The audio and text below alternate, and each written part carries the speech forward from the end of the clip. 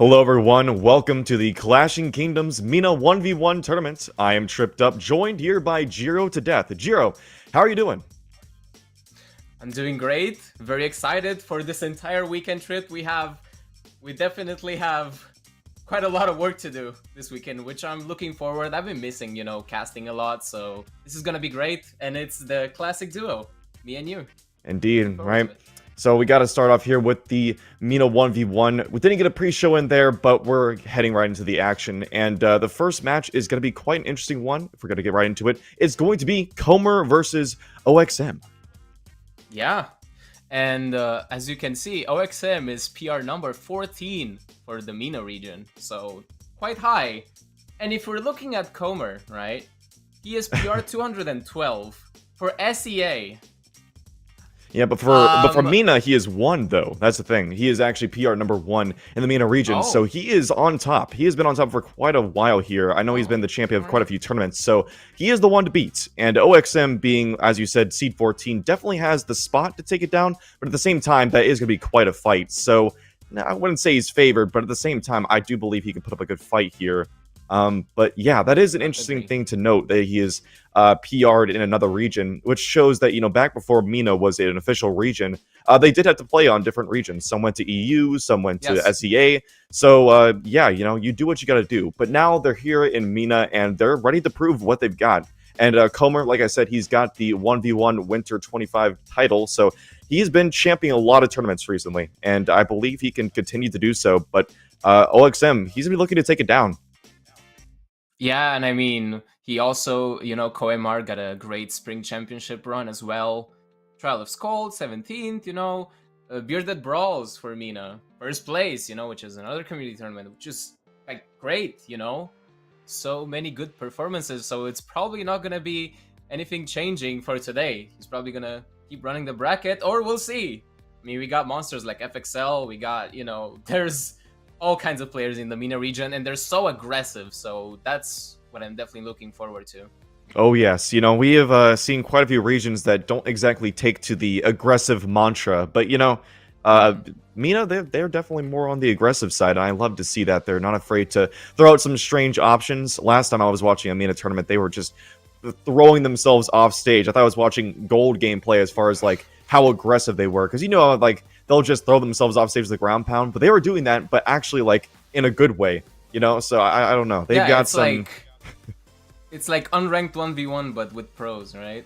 Kind of. Like, they're just doing it. They don't care about the elo, or at this point, it seems like the tournament even, almost, even though they definitely care. They definitely care.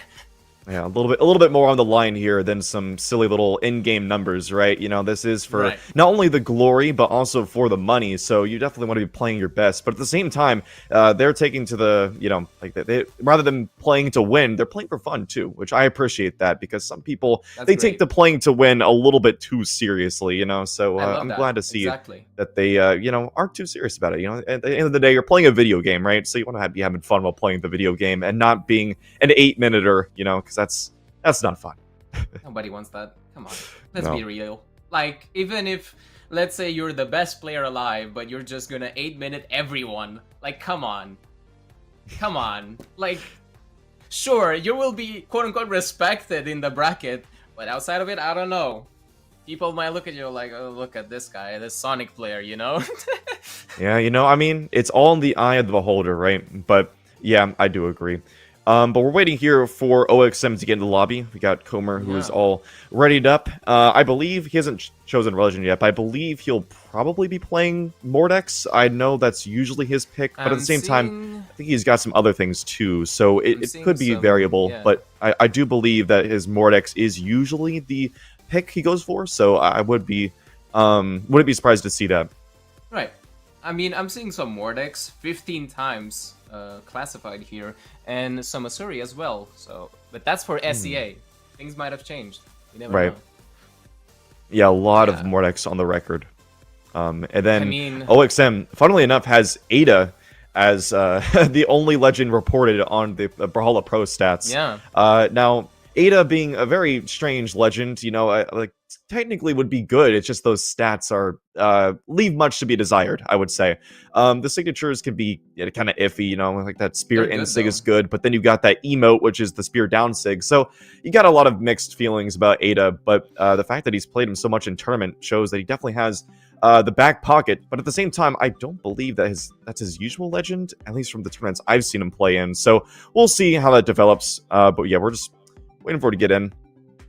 Yeah, I mean, I would say Ada is a solid pick for now. I mean, Spear has been meta for how many years now, Trip? Like, it's not even funny. Yeah. At least in twos, but even in ones to a certain extent. And you got the blasters, which definitely had some sort of renaissance for the past, like, what, 3 patches? And it's scary. Ada can be scary. She has a lot of strength as well on those signatures, a lot of knockbacks. So I believe in the Ada pick. Definitely a bit strange when it comes to, like, top player, you know, but we'll see. Yeah, well, you know, you've got obviously a bit of a lower defense, and that is never going to be good when you're going against some high damage legends, which nowadays that seems to be kind of the meta. You know, people understand that if you're playing Taros, like, you're going to be getting that 9 damage more often than not. You know, you have Zol, which people don't really play, but still that 10 damage adds up so very quickly. So when you're playing a lower defense legend, you've really got to be careful, but it doesn't look as though that's going to be the case. Oh, he's left. Okay, then. I thought we were about to see a 7 pick come out, but it was got invaded by Dante from Devil May Cry. Oh no, but that's that is OXM. But yeah, OXM. for just like, a second, wait, he's Dante? picking the 7. Yeah. Who's that? I was like, I don't know. By the way, a Devil May Cry crossover would be so sick. Just saying. Oh man. Like, that would be so hard. I think you're gonna be holding your breath for a while on that one. But I mean, cool. Capcom worked with BMG, okay, for Mega Man. This is true. This is true. But truthfully, if we're gonna get any sort of thing like that, what we need is Dragon Ball. That's what we need. Okay, like let's be honest here. Everyone knows. Stop teasing me. We've been saying this for years. You know I mean, let's be honest. We already know. This has been a long, drawn out conversation. Yes, Dragon Ball. I mean, just everyone's talked about it at this point. Ever since Goku Petra. Black, slashing the screen. I want to see that sight, that key sight, those keyblades. I need those. Oh my goodness. Okay? Listen. I cannot anyway. wait. Yeah. But just so we are waiting for OXM to get back in here. Oh, okay, he changed his name. Yeah, just wanted to get rid of that Dante, you know, just so it doesn't get confusing. Very respectable. That appreciate it. Yeah. Okay, so finally getting into this a little bit here, we got both the legends coming out. So Comer is going to be going for a Gauntlets pick, but it's not going to be the Mordex. Instead, it's going to be Val. Now, that's actually pretty interesting because Sword has been kind of on the back end recently, ever since it got gutted in a couple patches ago. It really has not been a good weapon. Gauntlets are still good, but yeah, Val just hasn't really been that much of a used legend. And on the other hand, you got 7, which really is a strong legend. The cannon, you know, leaves some to be desired, but at the same time, that spear, oh my goodness, that spear kit is insane. So, yeah, we will see. Sig that swaps, you know, from the a lot heavier fire sigs to the quicker lightning sigs. So we'll see how that dynamic works against Comer here. Again, as you said, PR #1 in MENA, so definitely scary.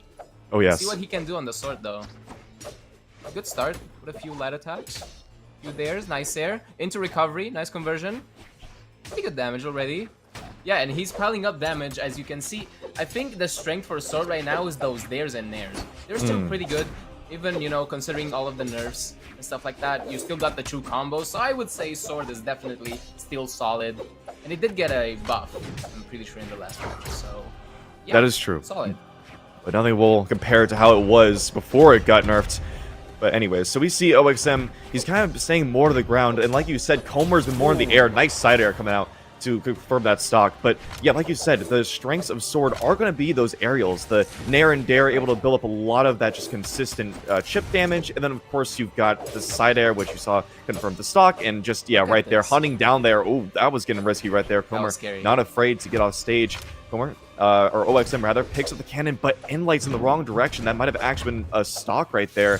Just getting into the lower damage of 180 almost. Oh, that's just not looking good. Okay, OXM finally clears it out. Breaking that stock away with a Nair. OXM finally showing some signs of life against the Comer's sword. So far, no gauntlets, and we might see something. There we go, nice and light into neutral stick conversion. Did not work though, nice ground pound. Trying to cover some space in the air, OXM. Honestly, interesting choice. 7, as you said. It's definitely not the greatest pick out there, or at least the most meta pick, but Cannon has been pretty good, pretty solid nonetheless. And I mean, especially if you got one of those dodge reads, you're gonna be brutal. You're gonna be carried all the way to the side of the stage, and probably get yourself a KO. That nice was a very nice GC KO. Neutralite though. Wow. What a nice and swift edge guard coming out from C0-MR as well. Absolutely, and OXM, he is looking right now to get a dodge read. He knows that he's going to be getting a more consistent KO that way, but it's just going to be really difficult. C0-MR is doing a good job at mixing up his dodges, doesn't want to be too predictable, and then like comes out, tries to get a side sig, but unfortunately C0-MR just expected that a little bit too much and gets a dodge read too. That's a quick 3-piece, nice down air, but at the same time, that's not really going to do much on stage. He's got to be more on the off stage for that to work, but there it is, a side air to confirm the stock, and he's going to stick to that cannon. We saw earlier that he was on the spear, but he's showing that the cannon is kind of his pick. And yeah, he's just going to try and get that big opening. There it is. Oh, but the dodge up gets him out. And C0-MR, I actually thought it was a D-Sig for a second. Then I was like, oh no, don't land on top of that OXM. But he's able to get out of the way. And now things are actually relatively even. Yeah, 91 to 120 damage right now, but that Seer might be detrimental for OXM. Nicely dodged that downlight though, went below. Side air. Downlight Seer coming out from C0-MR.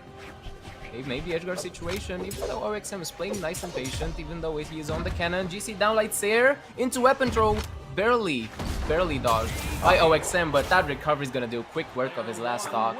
C0-MR takes the first match. Pretty convincingly, on the sword at least.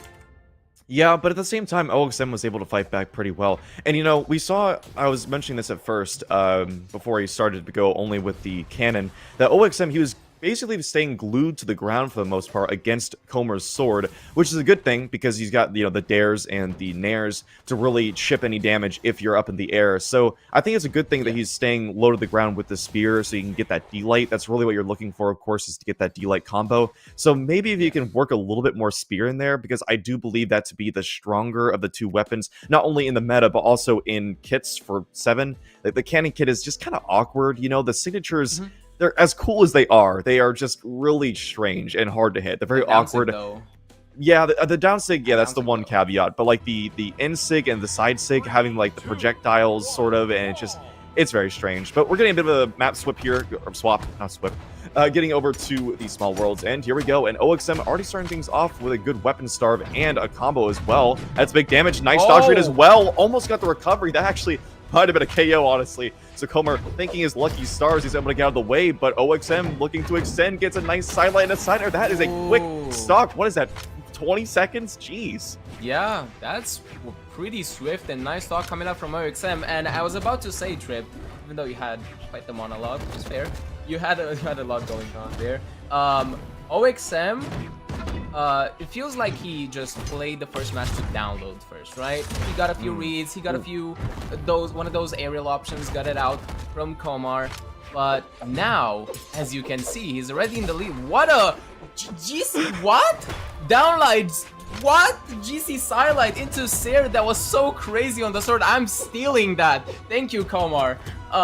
That was so good and absolutely shocking. I didn't even know how to cast that. That was such a good string. Downlight recovery, taking that stock and equalizing, now with only 89 damage to his name. Yeah, C0-MR looking like light Yogmi right now, able to just get these 200 IQ plays. Yeah. I have no clue what that was, but it clearly worked out. And now he's looking to try and fight back on this, and he is with the gauntlets. Now, usually it's not really a good matchup against the spear, but OXM struggling to find his way in and just wasn't able to get a punish onto that end light that whiffed, and now they're relatively even. There's a down air, tries to throw the weapon up, but gets ground pounded. C0-MR starting to run away with it a little bit here.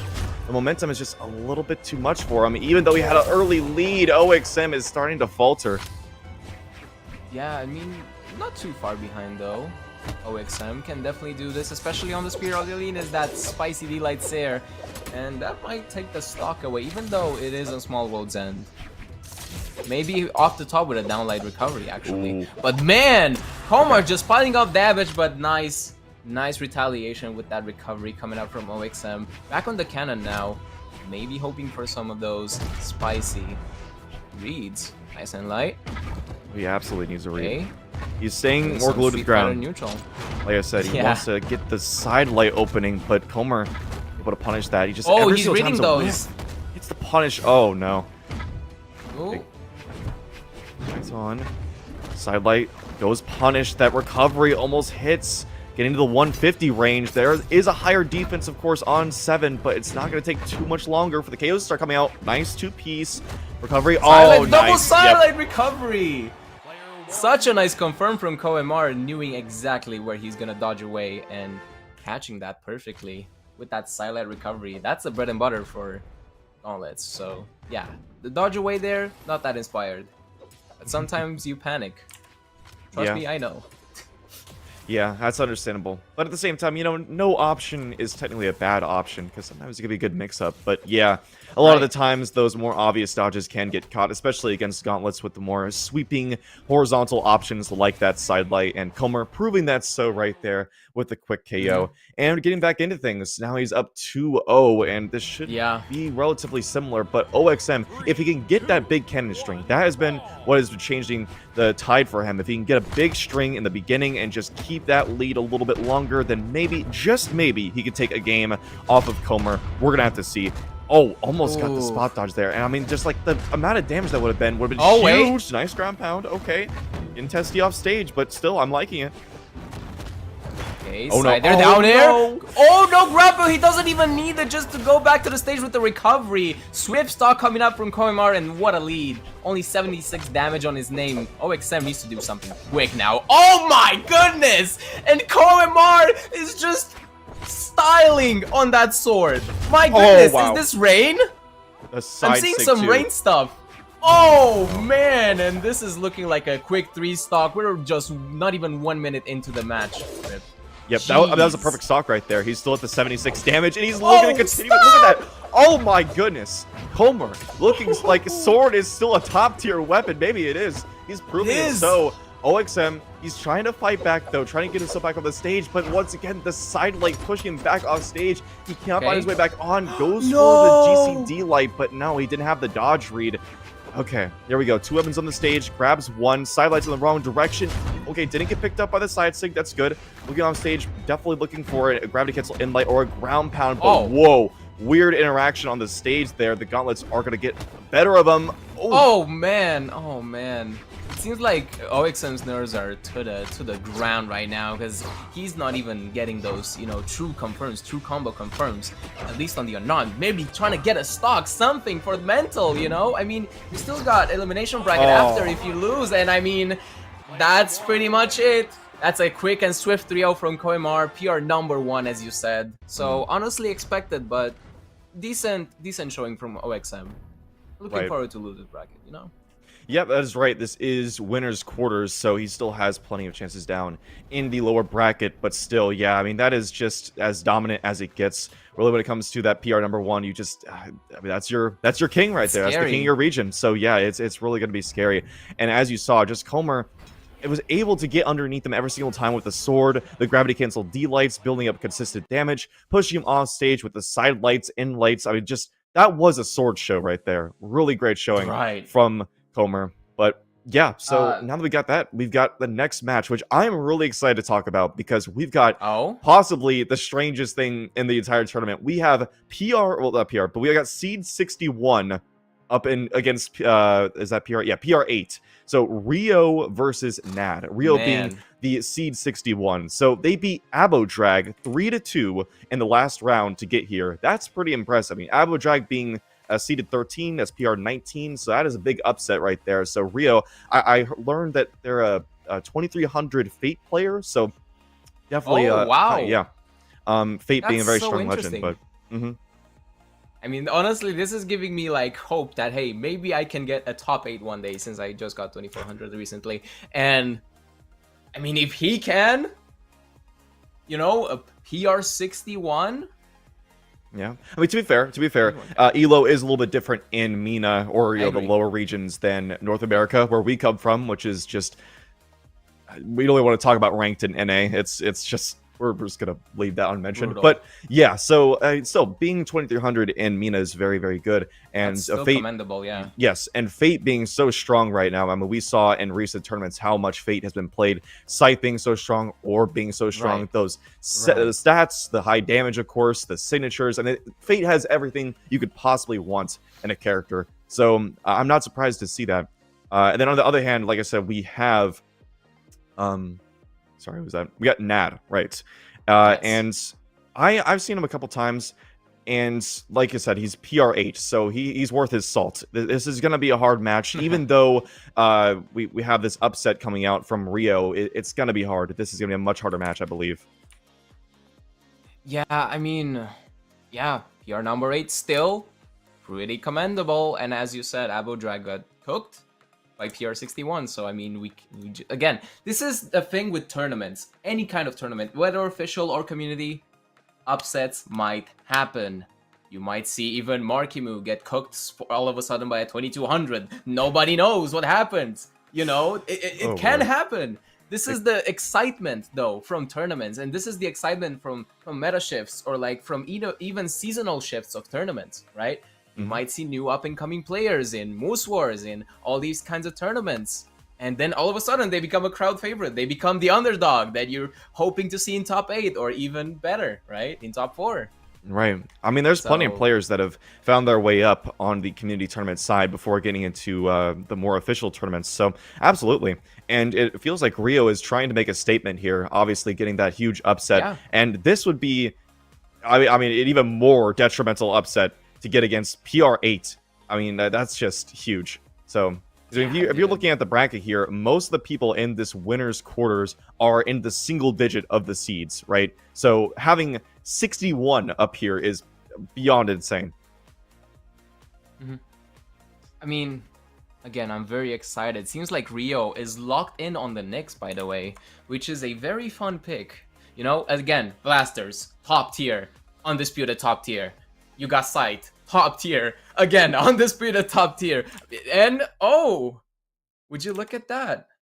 I am looking at that. I am most definitely looking at that. Go ahead. Yeah, so we have a Sentinel pick coming out.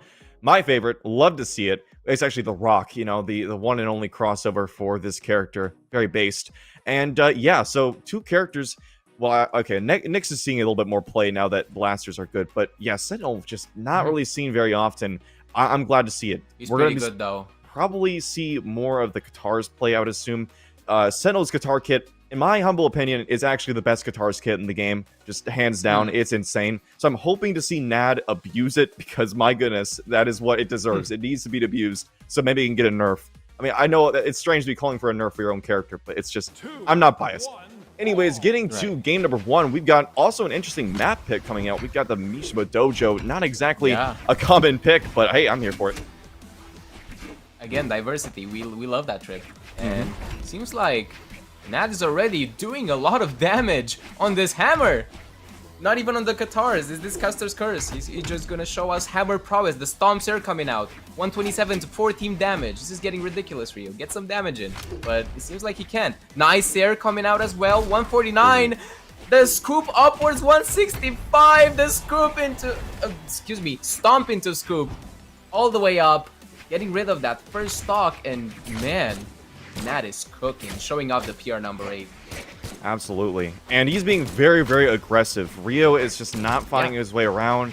He's trying to back up, especially with these blasters, but Nad able to find his way in. Nice gravity cancel D-light in the opposite direction to grab that, but no extension afterwards. Still, when you're up an entire stock, it's not too big of a deal. He's gonna opt for the Scythe, Rio that is. Gonna get himself a side light, but there's once again another quick piece, and that damage is adding up very quickly. Although not being a super high damage legend, it's not bad either on Sentinel, so it's going to add up quickly, especially with that hammer. Look at that. I mean, just a quick D-light, which only does, like, what, 8 damage now? But the Sair and whatnot, it just does so much. Look at that. Rio, now down 2 stocks against Nad, is looking dominant for him. Yeah, a pretty filthy 3-stock situation already for Nad here. Rio definitely needs to pick up the slack, or maybe, again, it was just a fluke. We can never know. Seems like it so far. Rio's absolutely getting cooked on the unarmed. No! Don't let that disrespect go, Rio. You got blasters. You got the D-lights there. You got so much damage potential. But it seems like, okay, there we go. Downlights there. There we go. Nice down sig. Confirming that first stock away from Nad. Perhaps switching to the site. No, going back to the blasters. Probably his comfortable pick. Yeah, well, we saw at first he was trying to get the scythe, but maybe he saw that the only little bit of success he got was on those blasters. He wants to keep him away, because Nad's aggression on both the hammer and the guitars have been relentless, and there it is, a quick GC D-light into the ground pound to confirm the stock, and that is a very quick 2-stock coming out from Nad, dominantly so. Yeah, I mean, there's one more thing when it comes to like higher PR players. Their option choice, right? Their option choice is so good. Sometimes you don't have to extend with a signature. Sometimes you don't have to go for a recovery. All you need is a down like ground pound in the right spot for the right spot dodge read or dodge in read. And that's gonna win your game. And as you saw, that was perfect right there from Nad. Yeah, this is looking like a wash, at least for the first match. Hopefully, hoping for a download, you know? I want to see a close set. I want to see the underdog succeed. At least, you know, for a bit, right? That is right. I mean, he made it all the way here in the first place, so that in itself is just impressive. But yeah, we do want to see him put up a little bit of a fight, and we see Nad actually. He is swapping over to the Bodvar. It's the Xavier Woods crossover. So I guess he's trying to showcase off all the WWE crossovers. Yeah. The quick advertisement, I guess. You know, that's fair. Yeah, why not? I mean, it's here for a reason, right? It's here for a reason in game, and now to Miami Dome trip. We're seeing so many maps already. Wow, I love just in second set. Yeah, usually it's just it's just the Small Fortress Alliance, so we are not upset at this at all. Oh wow! Not at all. We saw some Mishima Dojo as well, but man, look at this prowess on the hammer as well. It seems like he just wants to show hammer prowess, Nad, right? He went on the Sentinel. He was like, you know what? I'm not gonna play Qatar as much. I'm just gonna show you how good hammer still is. And I mean, I'm sorry, whoever doesn't agree, hammer is absolutely top tier, probably top 3 of all time in the history of the game, like bar none. Yeah, of all time. Look at this, and now showing off some sword as well. Again, Trip, sword is not that bad, even considering the nerfs. It did get a recent buff, so it seems like sword is definitely viable still. Oh, true. I mean, I would never call any weapon unviable except for a post buff or post nerf chakrams. That was not good. But anyways, they got buff too. it's fun. Okay, so Rio, he's trying to find his way against this hammer, but once again, just throwing out these signatures and not finding a mark on any of them. That is the bad thing about Scythe. You're not going to be able to get those quick KOs. It's going to take a long time to get them by force, so you've got to take him off stage, but against hammer, you do not want to go off stage. A quick recovery was the end of his first stock, and plenty of other stocks already in this the first game. So, yeah, oh my goodness, nice stomp into the recovery, a scoop as well, putting him up in the air. A quick nair would probably do the stock in right now, but a weapon throw stops. What is this, Nad? You're disgusting, man. Oh my goodness, the hammer prowess, like you were saying. Okay, Rio able to get himself a recovery and an insig, so he is putting same scenario. Yeah, but same scenario, Trip. Just getting one stock and then maybe hoping for the best against Nad here. I don't know. Maybe hoping for some sort of lead changing situation, but man, look at the sword, the reversal with the pivot nair. That was so clean. I love doing that too. So of course I'm gonna nerd out of that because I'm a sword player myself. I love seeing it. Okay, nice. Someone armed as well down there just to add more pressure with the aerials, and they're like, this has been a theme so far, Trip, today with the sword aerials, as you saw. See, man, GC downlights there that was so perfectly placed there into downsig, almost getting that to conversion through. Oh man, he wanted to style with the platform cancel of the D-light. Did not work in his favor though. Now Nad definitely with a damage lead. Like, look at this, 139 Rio on his last stock. Not good. Yeah, and that might just take it, but not yet. Trying to style with the weapon throw into the GCD light, but not yet. Okay, Nad obviously looking for a GCD light, but it's going to be a quick recovery from Rio from underneath to take him to his final stock. So once again, we're seeing Rio fighting back, but oh my goodness, the quick haymaker with the slide charge. That is going to be a second game for Nads, and we see Rio is starting to fight back though, finding his way against this. Oh no! And now we got the ego pick. No. Oh boy, Nad. No. Oh man, see, some people keep telling me like, hey, if you don't have ego, you will not reach the top, right? At least somewhat. And I mean, it's looking more true and true by the day. Besides Marky, that guy is the most wholesome guy in the entire multiverse. It's crazy. But yeah, seems like Nad wants to add some salt to the wound and play Rio's own legend in this entire set. But at the same time, we did see that Nad has level 74 on this Nyx, which is way higher than the other 2 legends he played so far in this set. So clearly it is a legend that he has a lot of experience on. But yeah, it does feel a bit like an ego pick, and we'll see if that changes anything. Maybe this could be karma. You know, maybe Rio will find his way around this scythe way better than the hammer, but so far, Nad is just styling, able to find a lot of hits. That's quick damage, 106 already. A side sig as well, getting out there, the top part of the side air.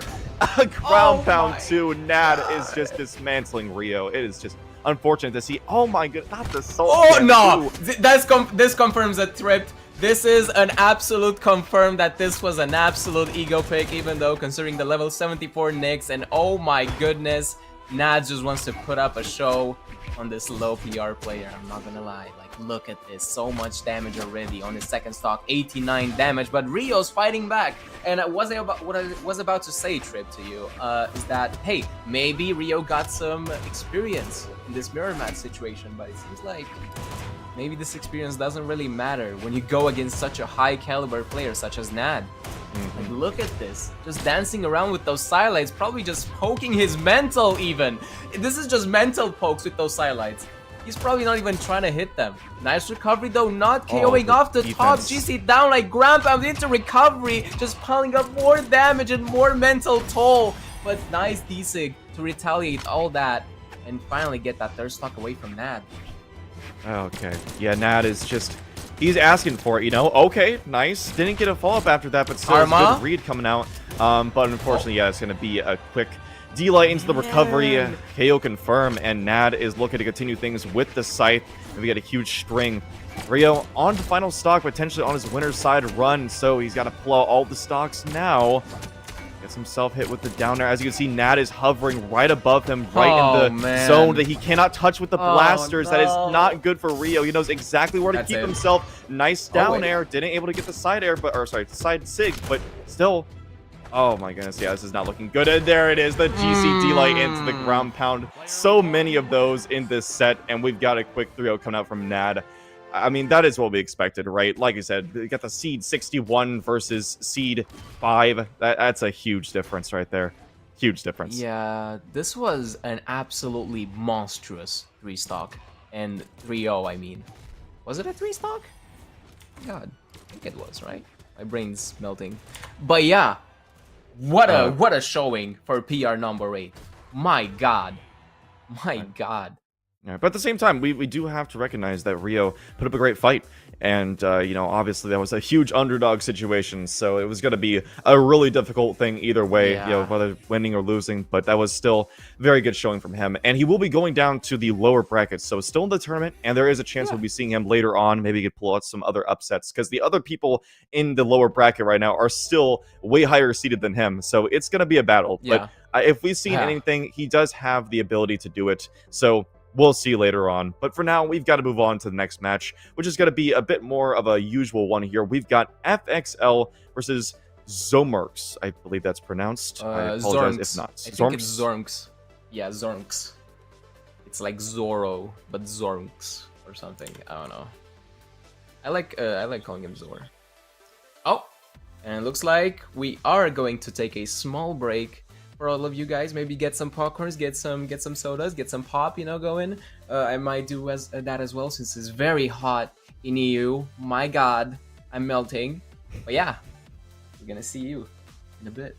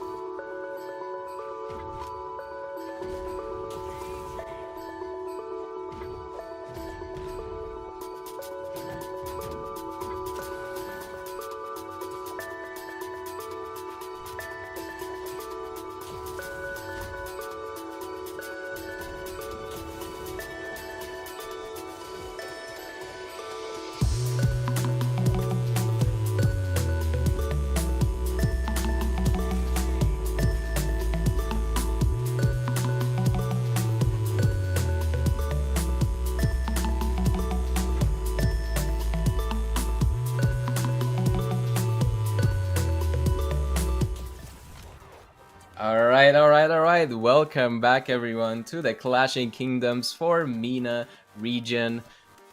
It's me, Jiro to Death, your beloved, or not beloved, Jiro main, alongside Tripped Up, your beloved Sentinel main, you know? Oh yeah, I don't know if everyone would agree with that, but you know, it's okay, because at least we're here. It's not about the gameplay right now. Right now, it's about our voices and other people's gameplay. And speaking of which, we've got quite the match to get into, which I teased a little bit earlier, but we headed into break. But now we've got this. We have FXL versus Zormx. There you go. There you go. Like that. Zormx. Honestly, an interesting name, right? It's a bit hard to pronounce, but yeah, Zormx looks like on the level 90 Petra. Hold on, I never knew Zormx is based like that. I love Petra. I love Petra. Absolutely. Level 90. That's not an easy feat, especially if you didn't farm it. Got the Bearded Brawls avatar as well, nice and snazzy. Would you love to see it? So he has been probably fighting in the community tournaments, maybe. Since he has that avatar, I would assume so, right? Yeah, that is usually how you get those. But yeah, Petra being a very great pick. Obviously, you got that 8 strength, and the defense and other stats are not bad either. You got lower dex, so of course that's OP because dex doesn't matter in this game. So yeah, you know, I'm definitely supporting the Petra pick. Obviously, with level 92, you got plenty of experience to go along with it. So we should be seeing a pretty strong standing from Zormx over here. But then at the same time, you're going against FXL. Now, we know that FXL has been a beast for the longest time in this region. That Fate has been dismantling people left and right. I've seen it. Everyone's seen it. I'm not sure if that's what he'll be pulling out here, but I wouldn't be surprised because that is what he's on.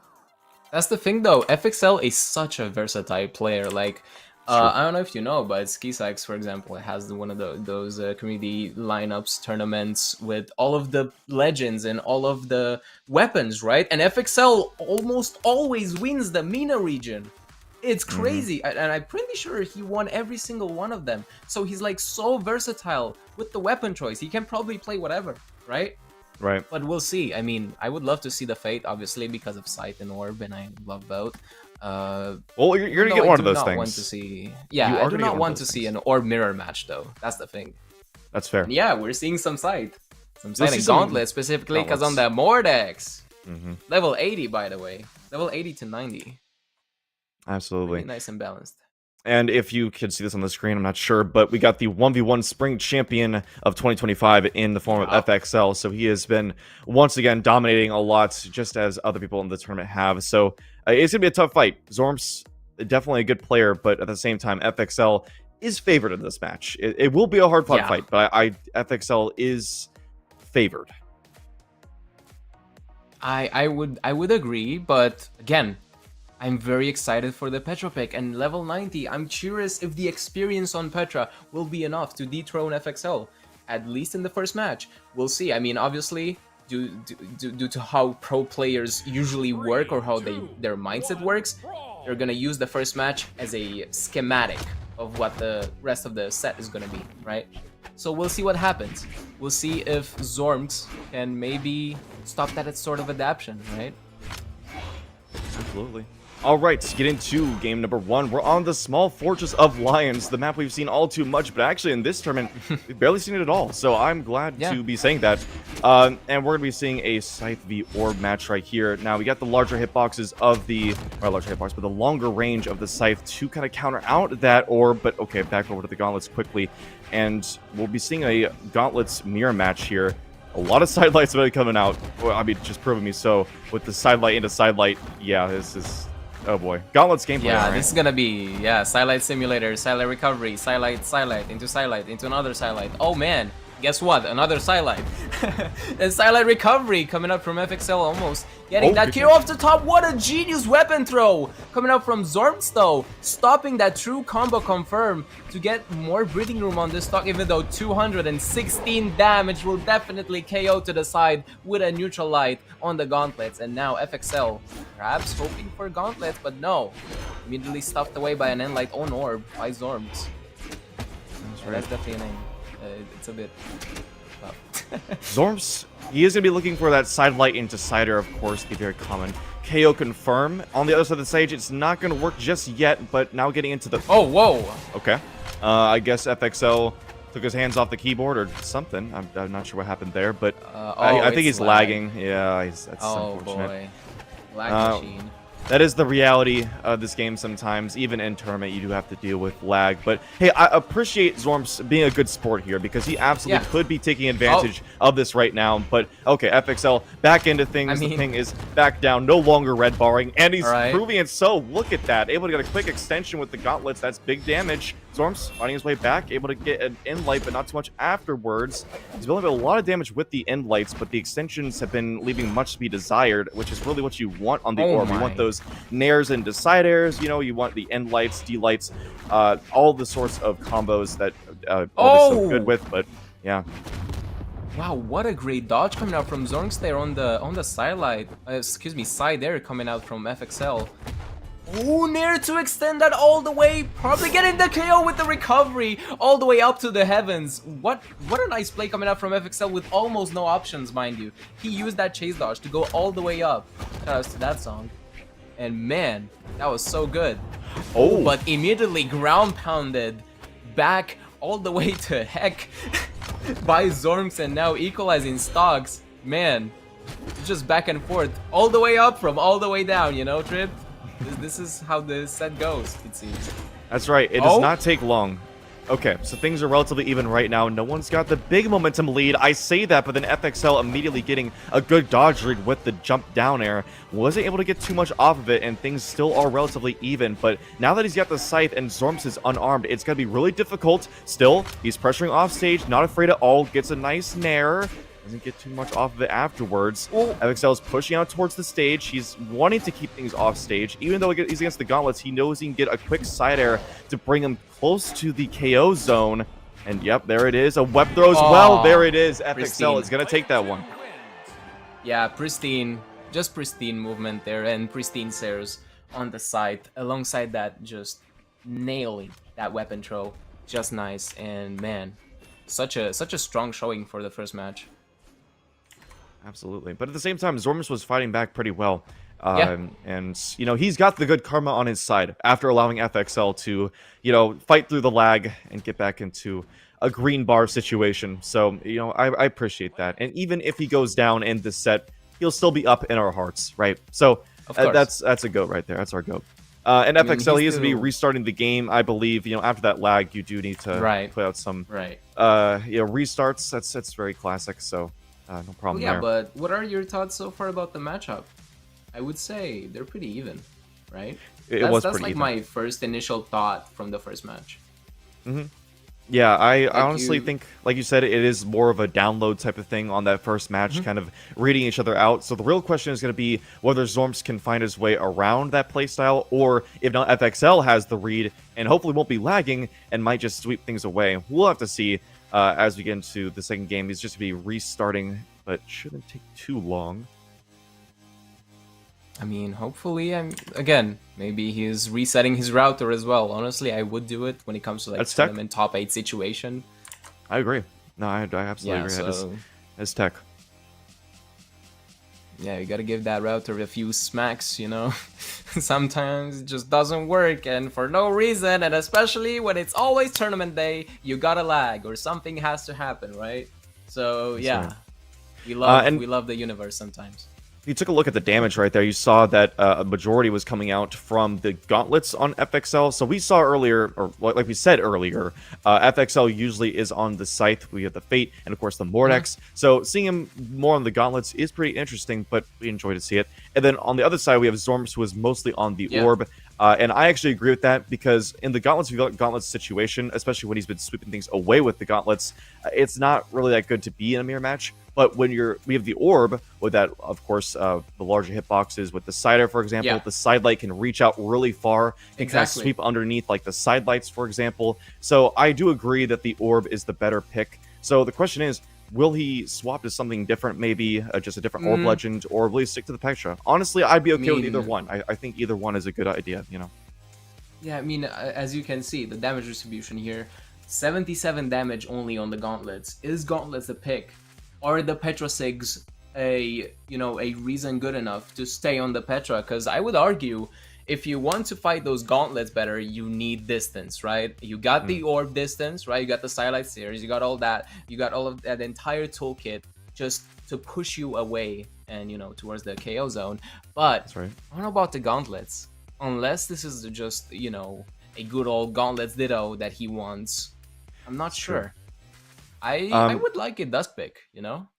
I think that would be work. pretty interesting, especially after Lores winning the mid seasons with Dusk. You know, that was pretty insane. So, but at the same time, it isn't exactly the easiest legend to traverse. So I don't know, but we're gonna be seeing him staying on the Petra. But one more thing I wanted to mention real quick about Zorm's orb. That's the fact that he is not going with like the spamming of the down air. We do see quite a few orb players who will really heavily abuse that down air. They'll keep their opponent away. They'll stay on stage, especially with the edge guard. They'll keep themselves in the air and just spam down air. You've seen, of course, that perfect down air where it's like they barely touch the stage, but the orb still goes through and doesn't touch the stage. But we didn't see that from Zorms. I'm not sure whether that's just not his game plan or if it's something that he might adapt into later, but we're going to get a game number 2. We are on the Demon Island. Haven't seen this one yet today. Glad to see it. Ah, yes. My favorite map of all time, pretty much. Demon Island, the final destination of Brawlhalla. It's been a while since I said that, huh, Trip? But yeah, man. I just love this map. I love its aesthetics. It's just so even Steven, right? And when it comes to like top 8 situation, it feels like a perfect map. No platforms, nothing to distract away from this absolute monster FXL on the side. Oh my goodness, perfect sider placement to get that almost 0 to that. That almost, it was close. 23 damage on his name though. Zorms needs to do something quick, because it seems like FXL just, as I said in the first match, he just adapted. Just like, okay, Zorms does this, I'm just gonna do this, and just fully take advantage on the site. And it seems like this is definitely the story he's trying to paint here. That's right. Well, okay, Storm's fighting it back a little bit. We saw FXL in that first stock. He was really hovering in the air. Oh, wow. What a bop on the head. FXL will take a quick early stock there from that. That is a really hard sig to hit, but if it hits, man doesn't have a lot of force. So, okay, but there's a quick GCD line to the ground pounds. FXL trying to take things off stage. We saw from the first stock that he was able to sweep things away very quickly just with down airs and side airs alone. Trying to do it again. There it is. End light to prop him up. There it is. Side light into the recovery. And that is a huge stock lead continuing for FXL.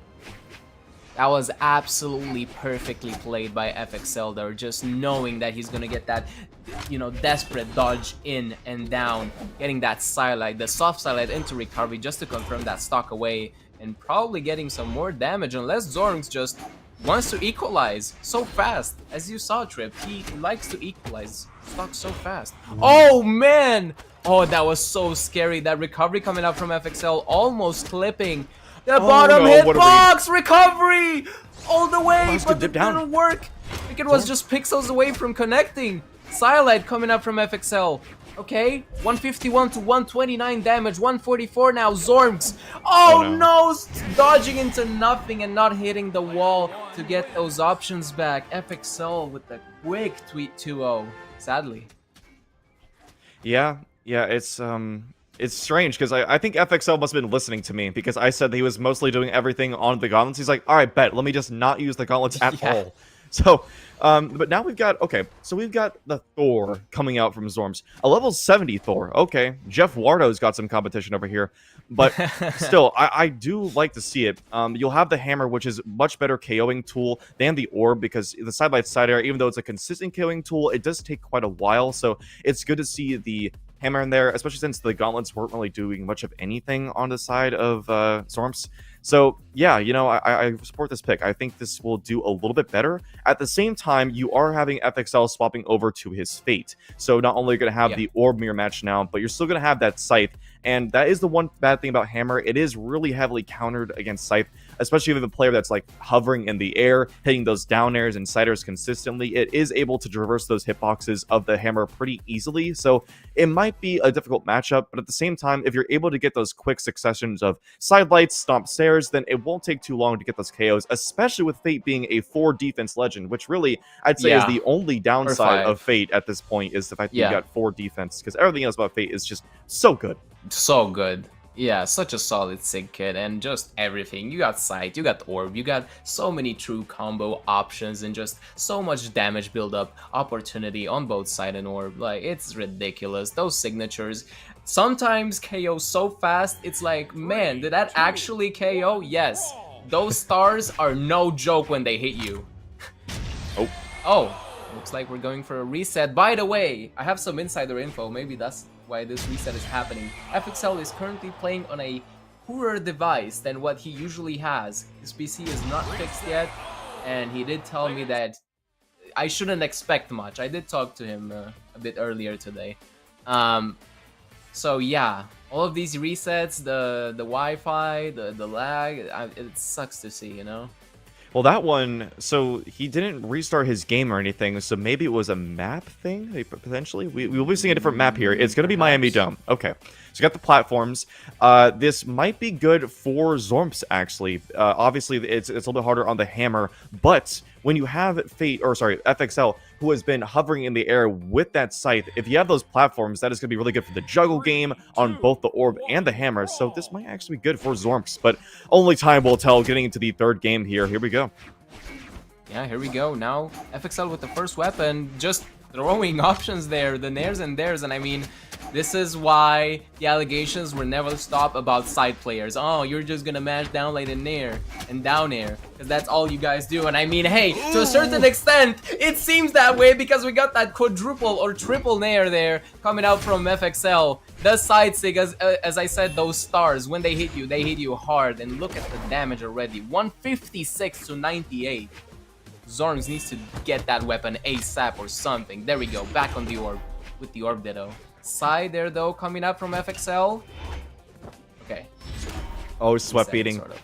That might be a stock. Nope, not yet. FXL. He is taking a bit of a page out of the book I was talking about earlier with the down airs, the perfect down air down the edge of the orb. So I do appreciate to see it, but at the same time, it's really hard for Zormps, so we're going to see how he can find his way around it. Gets a nice stomp Sayer. That's a lot of damage. Just one more could take the KO. Tries to rip a side sig, but a bit premature. Now pushed off stage against Scythe. That's not where he wants to be, especially not above it, because it's going to be hard to get himself a reversal situation. And yeah, FXL is just looking to continue like a ladder combo. We saw earlier with the Nair. There's three Nairs. Speaking and of, tried to get the stars. He's taking him to the stars with that Nair ladder combo. And okay, getting tested off stage against Hammer, that might backfire, and it does. Zormps with a nice recovery, able to equalize the stocks, but not the damage just yet. And he's gonna, he wanted the hammer, but no, not able to in time. Will he keep FXL off the weapon? Gets a hit, but not too much. And FXL now on the orb, pressuring off stage, looking to get a quick Sayer to maybe confirm a stock. Not yet, though. Maybe. Okay, Cider taking him to the other side of the wall. Oh, the pivot, the bounce down air from the stage there. That was so good coming out from FXL. I'm not sure if it was intended. Sidelights there will get that KO. No problem on the orb, and especially on the Fade, you got so much attack going on. And now back on the side, perhaps some styling to end this set away. We'll see. I mean, Zormps is definitely a bit far behind now, hoping perhaps for a weapon, but FXL absolutely denying that fact. And now just throwing the weapons just so Zormps is just starving here while another man is drowning on weapons. Oh my god, FXL, stop, just let him fight. No, I mean, I actually agree with this, because when you're going against a legend that has hammer, I wouldn't want them on the weapon either, because they only use a couple of stomp stairs to equalize everything, even from this position, so I don't blame him. But at the same time, he's on the orb and throws it away. Like I said, he wants that hammer. He wants the consistent KO option of the stomp Sayer. Otherwise, I don't know if the orb could do it quickly enough for him to potentially bring things back, but even then, he is in a pretty dire situation. A nice snare, not going to KO just yet, but it is going to leave the door open for a quick side air, maybe even just a raw side air to take a stock. He's looking for a recovery, but it's not going to work just yet. There it is, the stomp Sayer. And this time, I'm sure he'll stick to the hammer entirely. Yep, not even going to question the orb. There we go. Okay. So we're gonna need a big hammer string here. Probably a couple of reads, but otherwise it looks like FXL will take things away. Nice D-Sig, charges up an N-Sig as well, just barely not clipping him. Oh, the D-Light. Oh man. Okay, finally some neutral. What is FXL? Is this Aura?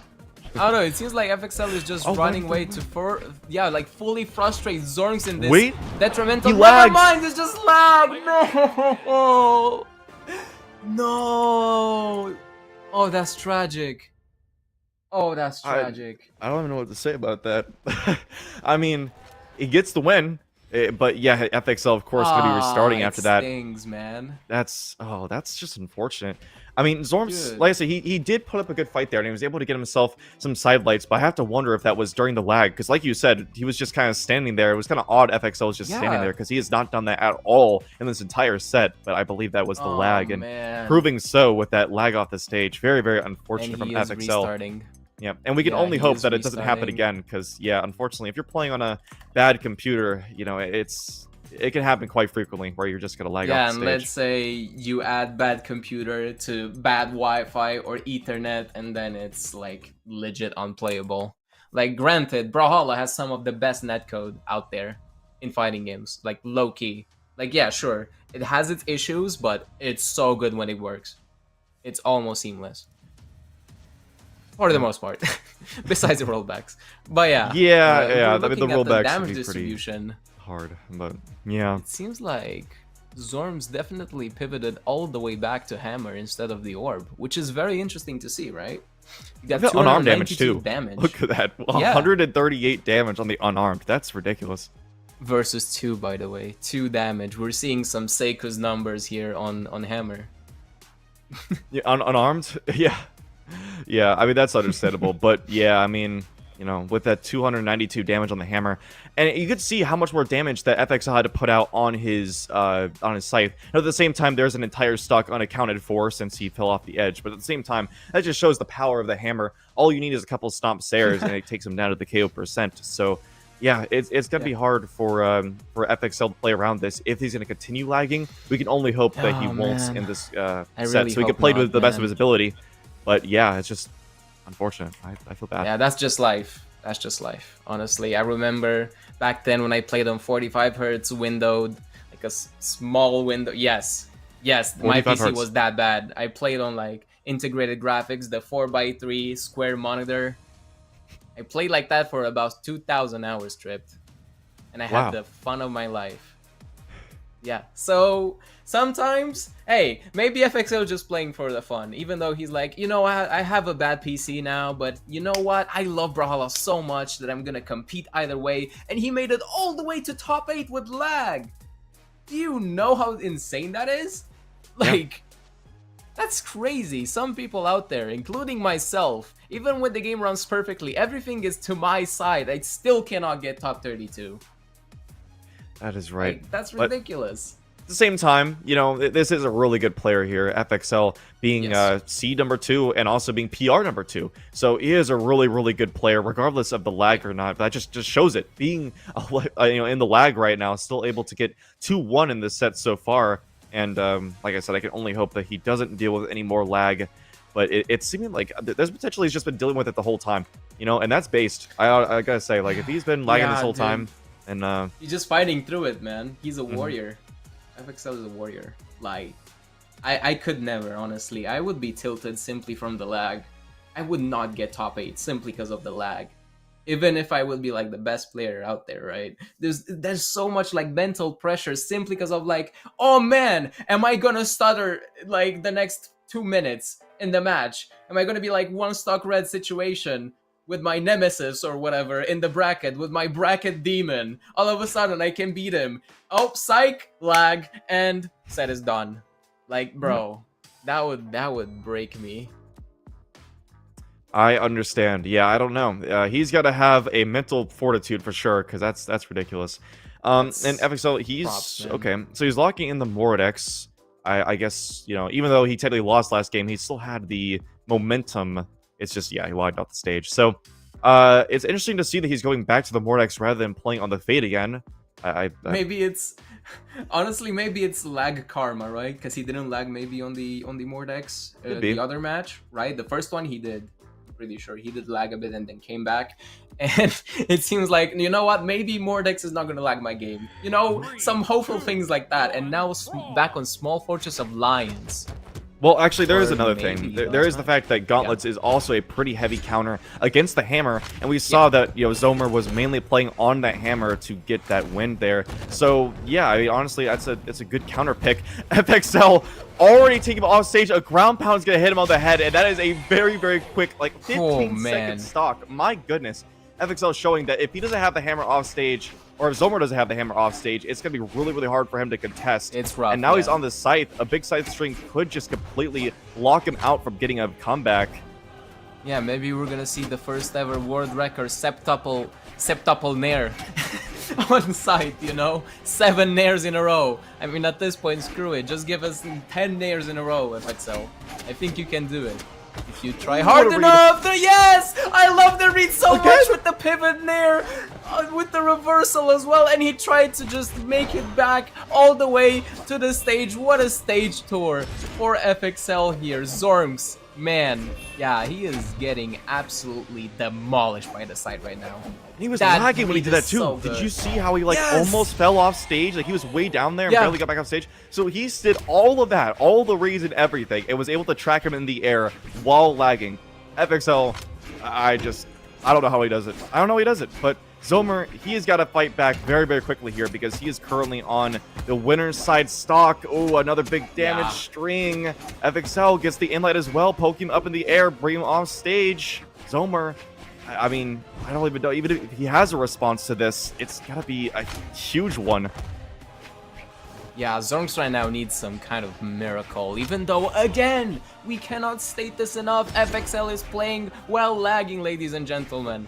This is crazy, and he is now in a 3-stock situation for himself. Oh man, but what a nice string coming out from Zorms on the orb, getting that full damage with that pretty much optimal string with the chase dodge in slightly, nair sair to end that. Man, but I'm not sure if it's gonna be enough because, man, FXL is just hunting on this side and oh my goodness, just there after there into the weapon throw upwards.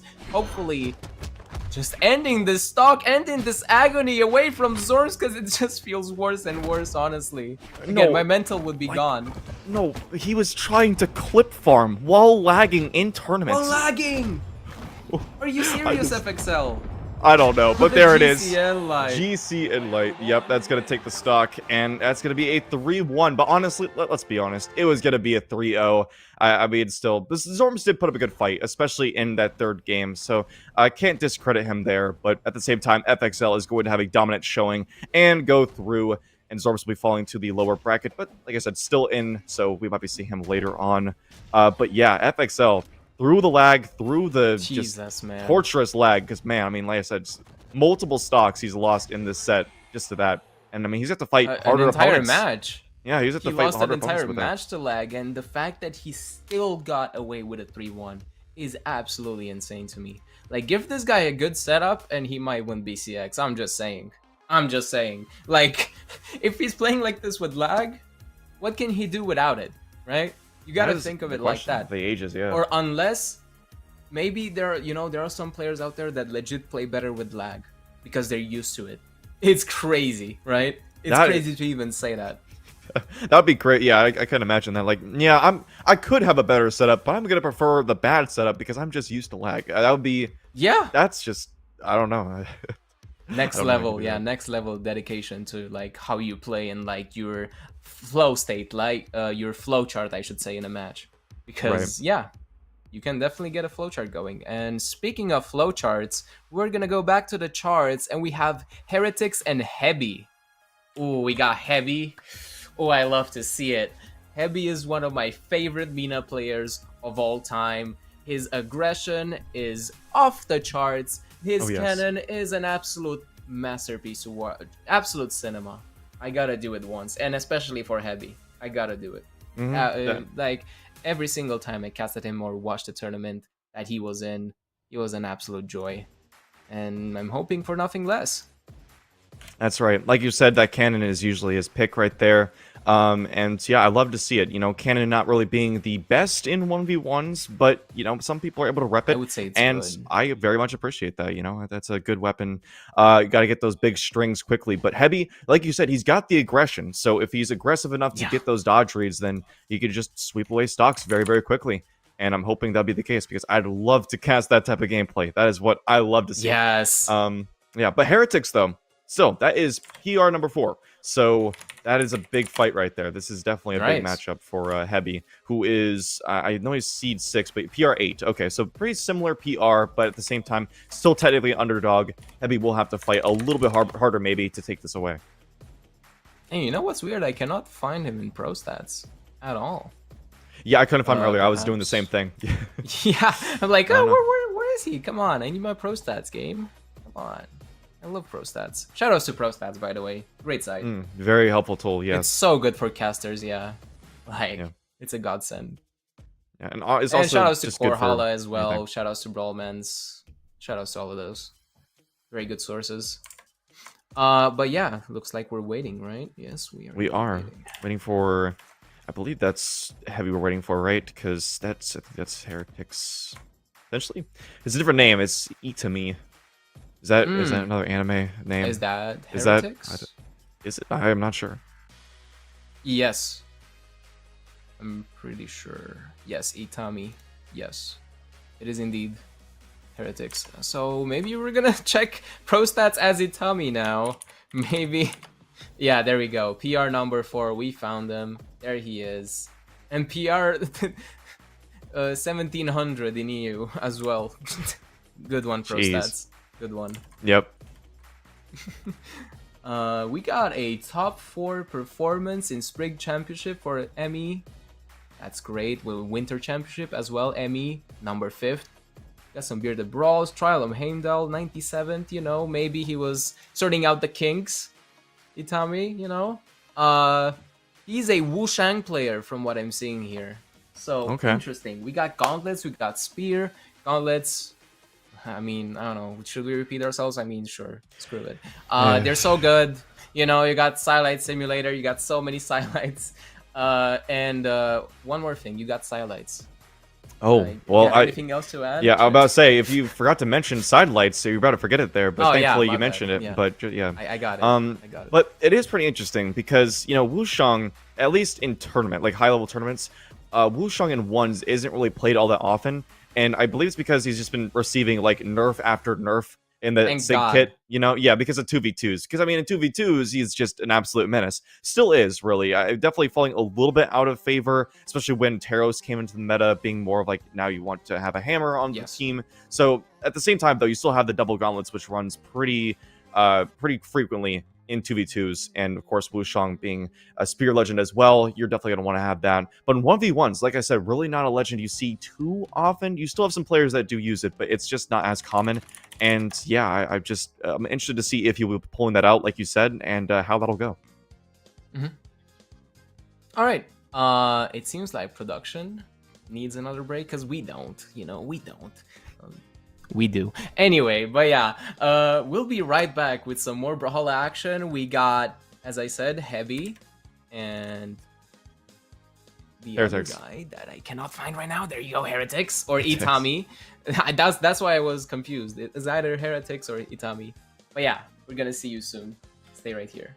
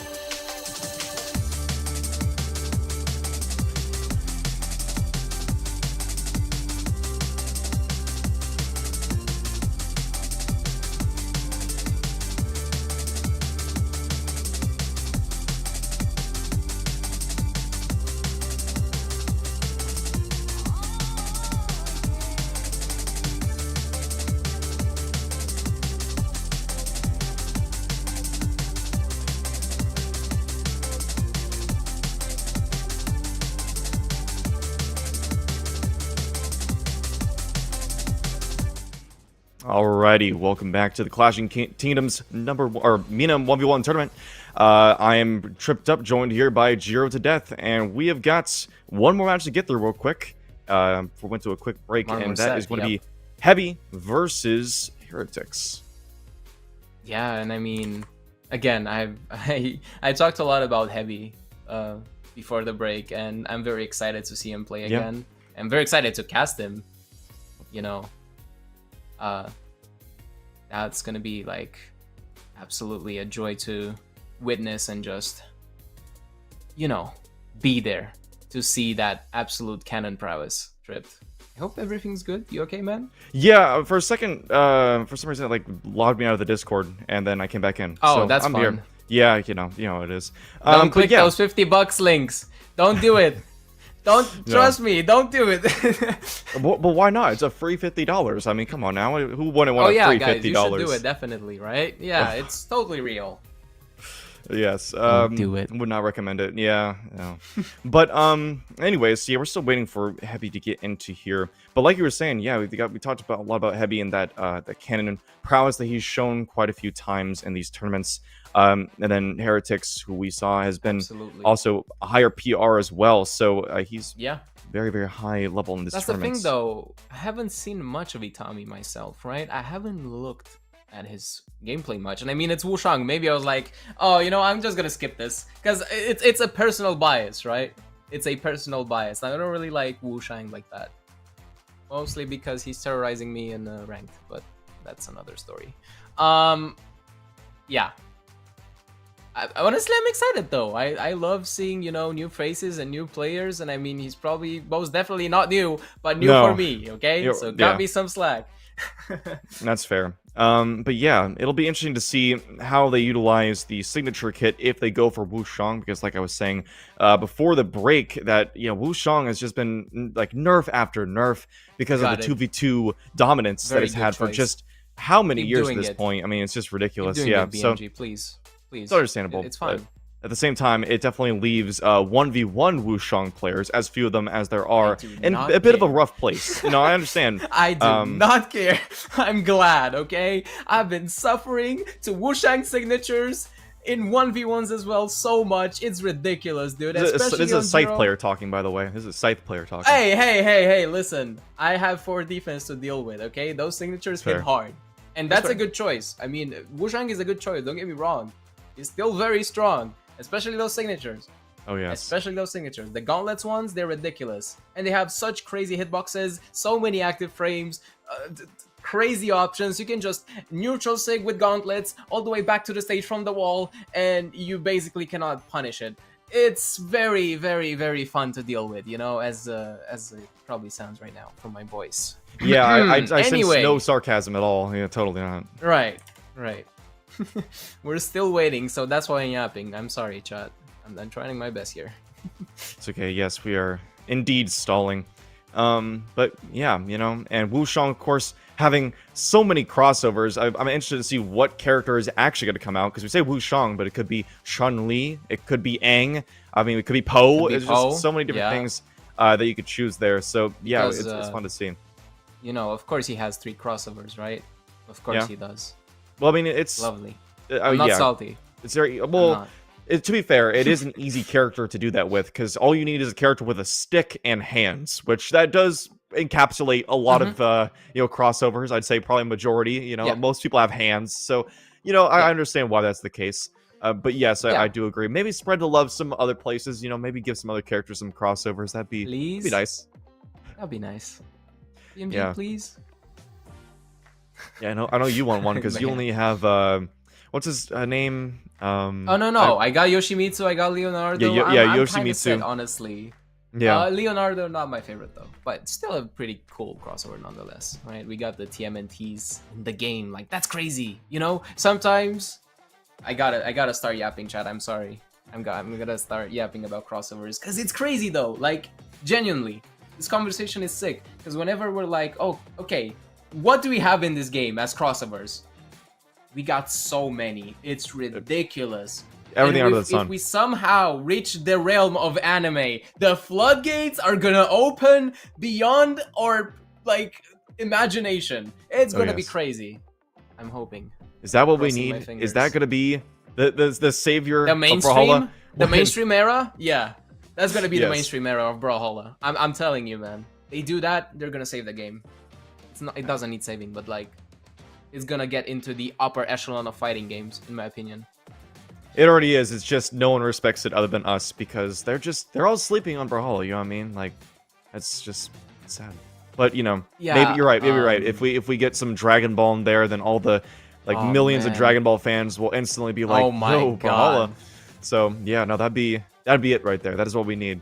But unfortunately, you know, it's not exactly easy to get the rights to Dragon Ball, so you know that'd be a hard sell. But at the same time, you know, if we got Star Wars, then I'm It's sure we possible, could get Dragon dude. Ball in The there fact too, that right? Yeah. exactly, we got Star Wars, dude. Star Wars is one of the biggest franchises of all time, like in history, right? That's the crazy part. The fact that we have it in this 2D silly Billy goober game called Brawlhalla, it's crazy. Yeah, Yeah. okay, I called it a goober game, okay? Because I'm a goober and I'm a part of it.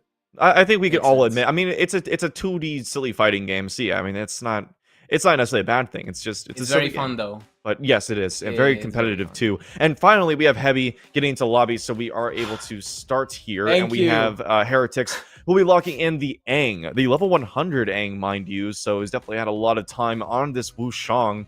And then Hebi, on the other hand, we are going to be seeing, of course, a canon legend, I would assume, because he actually hasn't locked anything in yet. But as far as what it's going to be, I mean, it could be Onyx. We've seen quite a few ME players, especially, like they love the they love Onyx. They have Hebi and Abodrag are the two that I know for sure are like big Onyx players. But there are some other good. We have, of course, what is it? 7. That's a good one. Not too many people play him, but still, that's a good character. Honestly, and then even Shidra is pretty solid, I Yeah. would argue, even though Sidra is not at all play. Whoa! And we're seeing the level 11 King Zuva pick coming up from Hebi. What is this? that is certainly a pick. That is certainly a legend you can pick. Is this now- random?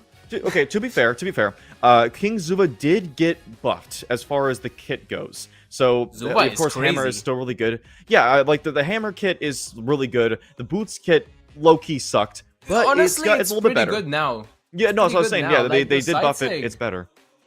The side sig KOs at like 125 now, by the way, or something like that. I labbed with a friend. I was like, wait, really? And here we go now. Anyway, small terminus for game 1. Itami versus Hebi or Heretics. Let's go for Itami, because that's the in-game name. We're probably gonna get cooked if we don't.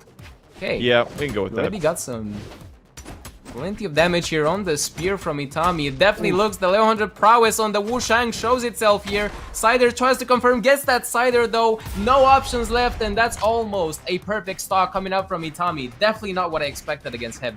But then again, this is not the pick I expected from Hebi at all. That When is it comes true. to Zuba, like. Yeah, but you know, I do believe that part of that was a matchup issue because Boots, of course, having very small hitboxes, it's going to be hard against something like Spear. So I do understand. As you can see, the Hammer's already starting to rack up quite a bit of damage. Against the Gauntlets is a little bit difficult, but still, nice those D-Sig. That signatures. almost KOs, actually. He's hunting for the ground pound and gets it my heavy God. with a very quick equalizer. Only 60 damage built up onto him, and he's going to be sticking with the Hammer. Now, having that high damage, you know, it's only going to take a couple of hits. As you see, 17 damage with that scoop. That is pretty insane. So if we can get a quick couple of openings. He does see that Itami will be going into the air, jumping up and down. So maybe he can get some juggle game going. You can see that he is going for a lot of scoops and a lot of nairs with his hammer. So he wants to get the juggle game going. And it's working out pretty well for him so far. Oh, that was such a good platform cancel with the downlight coming up from Itami, just extending so much more damage on Hebi. 160 now from that side sig. Itami trying to end the stock, but nice nair coming up from Hebi just to retaliate a little bit of that damage away. Still, tries to go for the the down green. sig, but no, immediately get that spot dodge punish with the neutral sig that I absolutely despise. I'm joking, no bias. But very well played from Itami. I think everyone except for Wushang players despises those end sigs on both the weapons, honestly. And yeah, as well as that side stick coming out very, very quickly, and especially with these crossovers, it's hard to see sometimes. But yeah, this boots matchup into the spear is not looking good for Hebi, who will be swapping over to the hammer, but not before receiving a bread and butter combo. Okay, dashes away from the side light, but still at the same time, he's being hunted down. Itami is right on top of him, and Hebi doesn't know what to do. He's up in the air trying to get a scoop or a nair, but there it is, a nice GC. The gravity cancel. Oh my goodness, that was so very close with the gravity cancel and the platform cancel to get the stairway combo, but it isn't going to happen there. It's going to weapon throw combo to get him down, but look at that. 206 damage. Probably an end light with these gauntlets would be enough to take it out. Oh, just barely not going to, but one more will definitely do it, especially from this side of the stage. Hebi has to play a perfect game, but this is the weapon to do it. Gets a side light to build a little bit of damage. One around, and oh no, yeah, that's definitely enough now. Yeah, getting that jump clip there.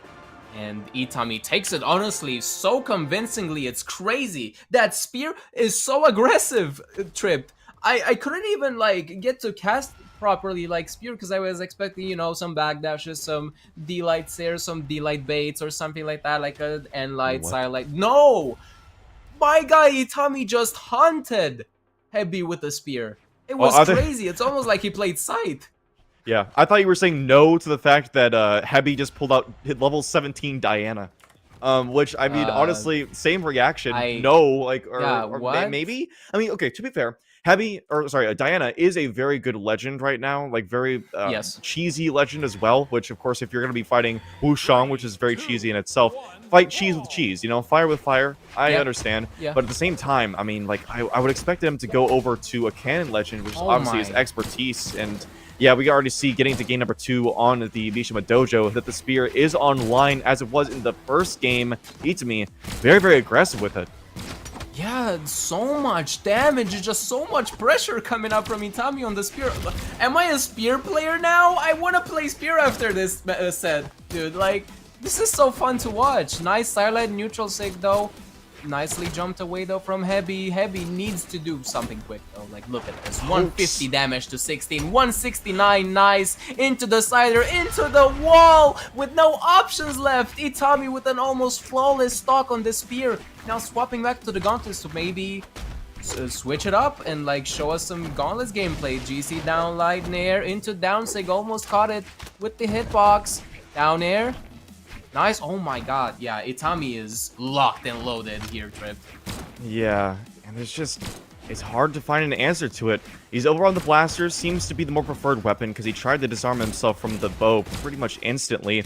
Okay, hunting in the air, tried to get a second side air, but it wasn't going to work out. Still, it did build up some damage, but once again, Itami is very aggressive on both these weapons, and especially on the gauntlets. You're going to need that aggression, and you can see, against the blasters, you're really going to be getting into those hitboxes. Don't be hit by the side light, and he's done a really good job of keeping around those hitboxes. Okay, once again, holding off stage. Hebi not able to find a connection, but a nice reverse in-sig that almost KO'd, and a delay into the side air. There we go, eating up the stocks. He's got a fight in him. Yeah, he's definitely getting some momentum on the blasters. Now swapping back on the bow, trying to get some platform cancels with the movement. Yeah, and he is trying to probably get his bearings now in terms of movement, because it seems like Hebi is a lot slower than usual, at least in game 1. And now he definitely wants to step up a gear. Maybe he underestimated Itami, and honestly, I wouldn't do it after that first match. That was absolutely ridiculous on the spear, and it seems like Hebi is respecting him a lot more now. Nice downer coming out from the blasters, trying to get the stair as well, all the way above from that platform. Okay. Sidelight Simulator coming out from Itami and Light, trying to get the weapon throw upwards. Sair almost getting that KO with 201 damage. Oh, does not get the reversal on the Sair. And Itami gets a clean stock once again in the lead. It seems like this is the Itami show. Like, wow. Yeah. I mean, I have to respect Hebi for going for that reverse side air, trying to get that, but unfortunately, he canceled his momentum after not hitting it, and that just caused him to fall. But at the same time, when you have 201 damage, you know, it doesn't take much to get yourself KO, but look at that. He missed it once again. Itami, that's the second time in this game that he's missed the D-light into the side air, but still, the amount of damage that builds up is not at all bad. So yeah, we're going to see he's going to continue the relentless aggression, and there's a quick D-light into recovery. Okay, that's a quick confirm. is actually going to make things relatively even. I mean, 81 damage isn't terrible, especially from these blasters. If you can keep Itami away and get several true combos, this might be doable. Okay. Nice, okay. Now trying to get some nairs or something, some sort of damage build up. Itami, it seems like he's kind of stepped on the brakes here in terms of momentum, because Hebi is definitely cooking on the blasters. Downlight recovery, trying to get the silent as well with the gravity cancel. Down air, okay. Oh, he can definitely end the stock here if he wants. The downside, the cheeky Akno tech, but it did not work in his favor here. Itami quickly punished with the side sig, and now Cider coming up from Hebi. Neutral sig, all the way the other side, punched into the face, into the bottom of the stage. What an option choice from Itami to get that second match away. That's just unfortunate there. Oh my god. Yeah. The disrespectful spike with the recovery. I've honestly not even disrespectful. He probably just wanted to go back onto the stage. But man, Itami got that last stroke of luck almost with that recovery. Yeah. And he's going to be sticking onto the Diana, but now he's picking the anti-drip with this very gross. I'm sorry. It's just, what are we doing? I mean, let me see. No, you don't want to see it. Yeah, block that out from your vision. That is unfortunately, that's please. The ancient curse. Yeah. Can I get a mod on or something? I want to cursed. get a mod for that color, bro. It's actually ridiculous. Yeah, but you know what? Like I said, it could be the anti-drip. You know, maybe it distracts Itami enough to where he's like, man, this is just, I hate looking at this. Maybe he closes his eyes throughout this set. Yeah, so, exactly. Closes the monitor. It could be. Getting number 3 here. Same picks, same map. Here we go. Yeah, and I was kind of interested to see maybe if like Hebi picked. Obviously the blaster's been doing very, very good, but I was worrying to see if he picked like Isaiah, to get the cannon, but also have the blasters, because the blasters have been doing really, really good for him, at least compared to all the other weapons he's tried so far. Right. But yeah, so far things are relatively even. Definitely getting very testy off stage. Oh no, downlight Sir whiffed on blasters. Boomy is crying in the corner. Okay, but gets the D-light into the pivot there though. Getting some more damage. Sair, nicely done. Back on the bow, trying to get the cheeky reversal down sig there. Okay. Okay, nice and light. Hoping to end the stock. GC down heavy, not enough on the unarmed. Itami now playing a lot more scared. GC down heavy again to confirm that stock away from Itami. Hebi probably staying on the blasters, and he is indeed. We'll see what happens. Trying to get the Sair. GC downlight into pivot nair perfectly executed. Oh my the silent goodness. Sair Oh the GC silent. Oh my god. Hebi definitely stepped up like 6 gears, not even 5. Nice down air. Okay. Oh man. Okay, now all of a sudden he's styling. What is going on? It feels like, was that Hebi's first match in the game today? Because it feels like that, because now it seems like there's another player on the computer. It's almost. But yeah, it just really seems as though, like you said, Itami has completely stepped on the brakes as far as the aggression has gone, and against blasters, that's not really what you want, because blasters does such a good job at keeping you away, and if you're in that blast zone, you're just gonna get hit by side lights, you're gonna get hit by the D-lights. The side airs is really, really not good, and as you can see, the quick D-light into recovery is gonna take the stock. There's an entire stock lead for Hebi, who's looking like a completely different player. As you said, this is insane. This is crazy. I love the momentum shift. In terms of even gameplay from both players, it seems like they're respecting each other more, but they're also more aggressive, which I love to see. Look at this side there. Sidelight, side there, side GC, sidelight into Cider again. So much damage built up already from Hebi on the blaster, 68, but still the mental damage is crazy. 97 damage with that recovery confirm, and now trying to get a downer as well. Sidelight, the downlight Sair, excuse me. Perhaps hoping for a silent Sair again. So many true combos into the pivot. Dash in. Sair coming out off the platform. Hebi. Oh my goodness. What a response in this set. It was the anti-drip. I knew it. I knew it was the anti-drip. No, but seriously, that was insane. Like I said, Itami completely braked on the aggression, and Hebi took full advantage, going aggressive himself, even on a weapon that, usually likes to stay back and get those openings with like the side lights. No, he was doing the stutter steps. He was getting plenty of true combos with the side lights and the side airs, the D-light recoveries, D-light side airs. I mean, oh my goodness, ridiculous. Yeah, and we're getting over to the small terminus. So once again, keeping a lot of platforms, which which really is starting to make Itami struggle. Unless he's got some sort of game plan cooked up, I am not sure. But he wants to keep those platforms available because otherwise he would have banned them. Yeah, and I'm not gonna lie, it seems like the platform movement from Hebi is definitely the advantage. Oh my goodness, this movement is crazy, and this is exactly what I expected from Hebi from game 1, and it seems like he's showing it here in game 3 now.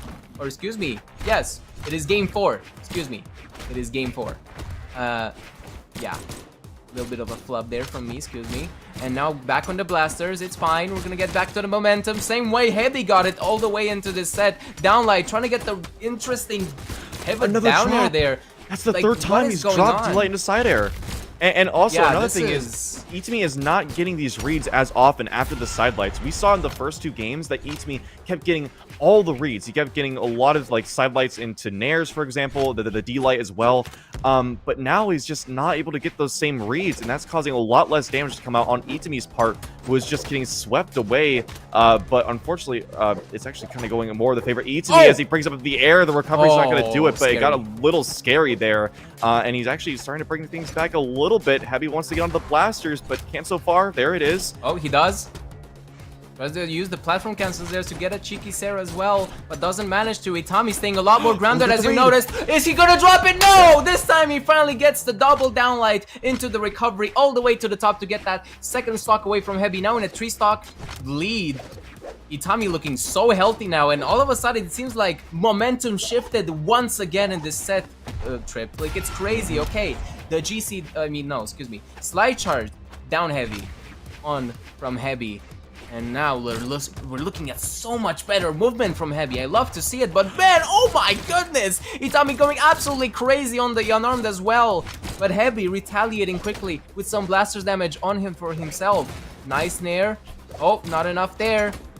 Man, this is a crazy one, Trip. Oh, he barely jumped! The D-Light out in the open snipes him completely, and that's going to be a quick game 4, a 3-1 for Itami. Like you said, the momentum just completely shifted in that game. I don't know what happened, because it was like the same map, basically, but somehow Itami was able to find his way around, get that spear read, and then there was just the GC D-Light out in the air to pick him up. Yeah. Oh my goodness, the spear completely activated there. Yeah, honestly, this set was absolutely amazing and probably the best set we've had so far. I'm not gonna lie. The gameplay off the charts. Hebi and Itami, such great players, man, and so aggressive. I love to see it so much. It's so entertaining. As you saw, probably even my casting got better simply because I got more hype as soon as I saw how fast they were moving, how many options they were throwing out, and they worked. The crazy heavy movement on the platforms is unmatched almost, but Itami with that spear prowess as well, getting those D-lights, getting those side-lights, finally getting that extension with the double downlight into recovery, not dropping that time, and winning that set for him. That was so good. That was so good. It was. And yeah, I mean, it just seems like so time and time again, Hebi kept dodging up or jumping, and he just kept getting caught by it. In the third game, he did a good job of getting around it. But yeah, in the fourth game, we saw multiple times that a jump or an up dodge was his undoing. So Hebi, unfortunately, falling out of the winner's bracket, but he still will be in the tournament in the lower bracket. So potentially we could see him later. And if that gameplay was anything to show, he will definitely be fighting to get back into things. So yeah, absolutely. So wouldn't be surprised to see him later. But as far as us to go, that is our time. So thank you all for having us. Hope you enjoyed. Thank you. And we'll be passing things on to the next guys. Jiro, have anything to say? Thank you. As always, I gotta thank production. I gotta thank AJ for always giving me the opportunity to just yap away to these absolutely beautiful sets, and just this entire region has been so fun to watch. And yeah, especially this set, as I said, very fun. Thank you, Trip, for co-casting with me. It's always been a pleasure, and it feels like we're just bouncing off each other. Just great. And yeah, I hope you guys enjoyed back at home. Thank you so much. We're gonna see you soon. See you guys.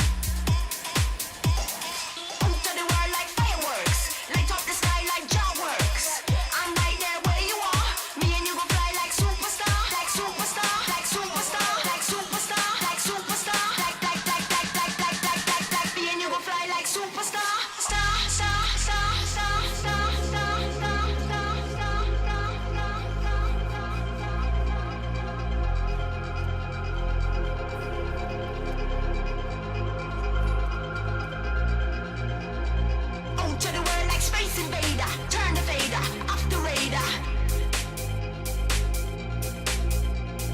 Out to the world like fireworks, light up the sky like jaw works. I'm right there where you are, me and you gon' fly like superstar. Star, star, star, star, star, star, star, star, star, star,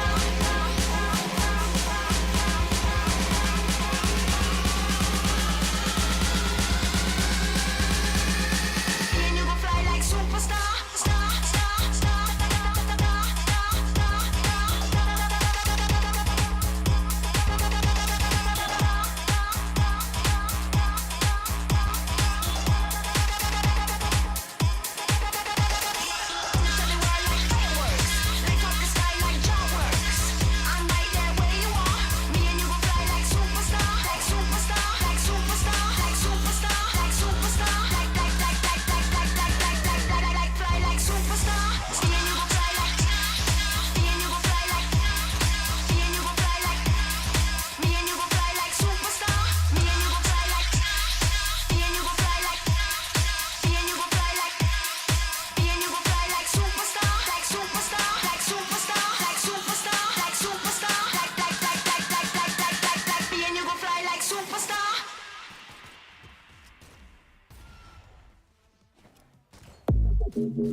Yeah, stay side. Aight, whether you ready or not.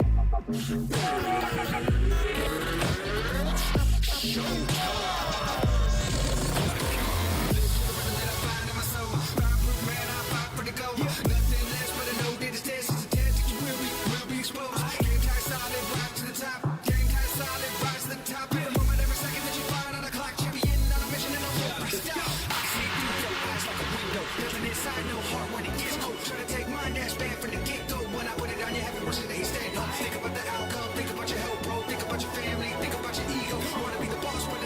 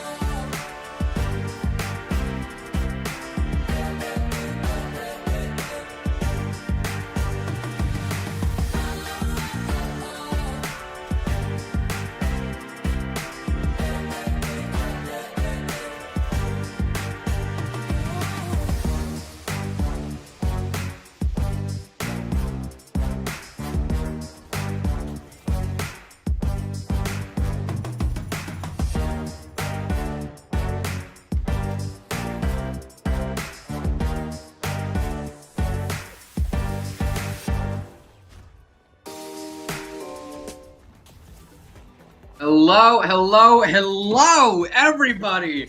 Welcome back to AJ Moore's stream. This, of course, is the first waking hours of a very, very, very exciting weekend. This is Moosh Wars Clashing Kingdom, and we have only had a taste so far of all of the action yet to come. My name is Graffiti, and I am joined by the wonderful, the ever so amazing, awesome Flaming. Give us a good word. Hello, everyone. I am so incredibly excited. We have MENA. You know, we're not in that big three region, but MENA is still an incredible watch. If you've watched really any Middle East, North African tournaments, you know. I mean, they're so hyper aggressive, and even if you were watching earlier, I mean, you've seen some incredible plays, some incredibly daring moves, and just an absolute brawl. And I'm just excited to get more into it. We're getting deeper and deeper into bracket, which means some of those 0-2ers are getting weeded out. You know, we're at the best now, and it's just gonna keep going. Up next to the chopping block, we're going to be, if you've been watching along thus far, you remember from earlier in the stream, we had Comer and Nad, both respectively come from their own 3-0s, still in winner's bracket, so definitely not any 0-2ers here. Yeah, as we're comparing their stats right now, if we're staying in winner's bracket, this is PR. For some reason, it's not giving me the right PR. Nad is PR 8 right now and has a few top 32s and is actually doing, I think, outplacing their seed here in this tournament. And for some reason, Pro Stats is not giving me the right PR for Comer. This is going to give me a second. Flaming, could you help me out for a second? Yeah, so Comer is actually There PR number 1, if I'm not mistaken, here in the Middle East. I mean, they've been doing really, really well recently. They picked up a gold and they picked up a bronze, and now I assume they want to keep it going with this Moose Wars battle. But what character picks do you think we're going to see? I believe we see Comer normally pick up that Mordex, and I didn't really get a chance to see how Nad plays or what they play. Nad, if we're going back earlier in the bracket, actually, does Challenger Mode allow you to report characters? No, it does not. And I have a very bad memory. It does, but it's just a whole... You got to go through a whole process, and it's just so much time. But all right. Anyway. Yeah, so this is a bit of a strange spot for both of these players to be in because Nad, PR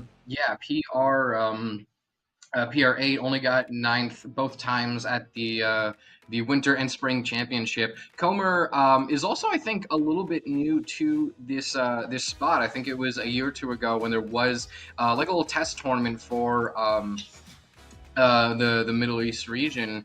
I don't think we saw Comer there much, or at least not the level that they're playing at right now. Just like you said, first place at it was Winters, I think. Yeah, first place at Winters, third place at Springs, and so this is a bit of a new spot for them being PR1. They have not been PR1 for that long, and so we're gonna see if they're able to hold up under that stress, or if they are if they're going to keep on going and keep on continuing to carry that mantle in good name. Both these players in the lobby, we're waiting to give them the ready to go ahead when everyone is ready to do so. Nad also could be locking in a Scythe or a Cannon.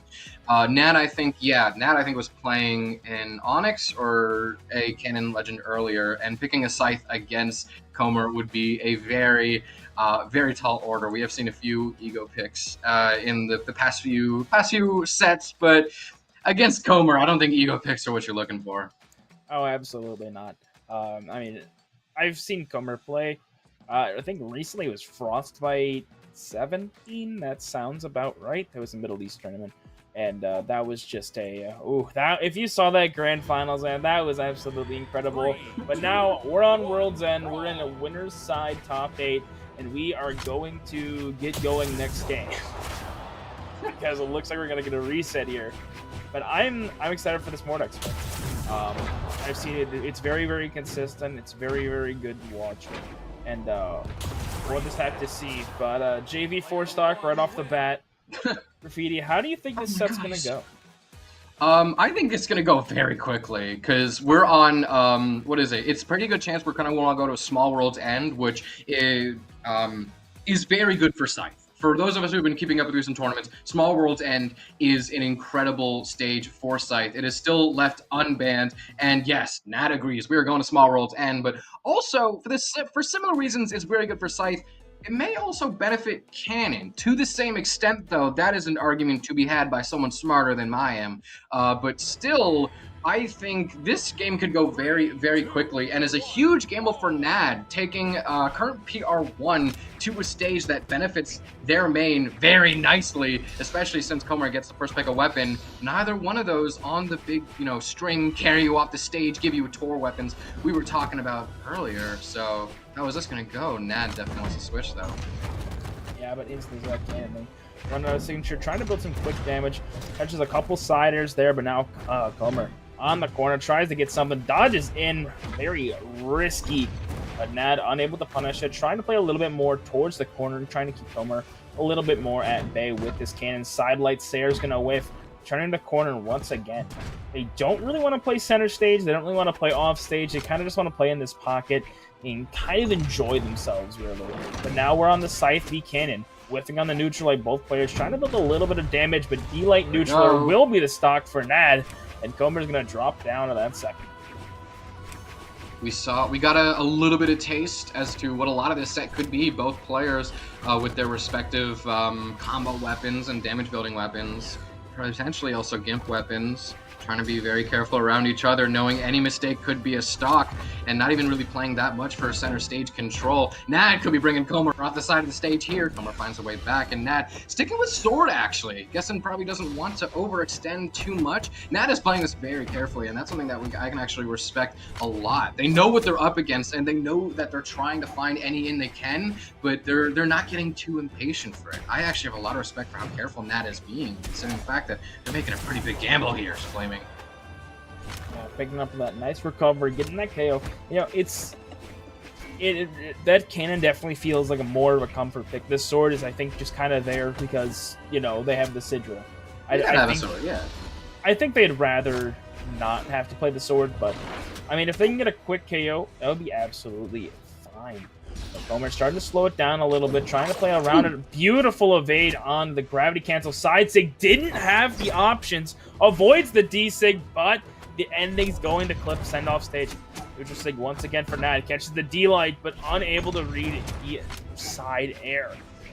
Comer once again resetting the corner, trying to play back, trying to wait for Nad to make an approach. Another soft sidelight. Neutral Sig gonna go high, but the neutral air to cover. And Nad, I believe, is going to prime that cannon, and they do so quickly. Comer back now on the unarmed, looking for a quick equalizer. Was at a little bit of a deficit, but certainly doing much better. Whiffs on the neutral six, hard sidelight now, looking for a potential side air.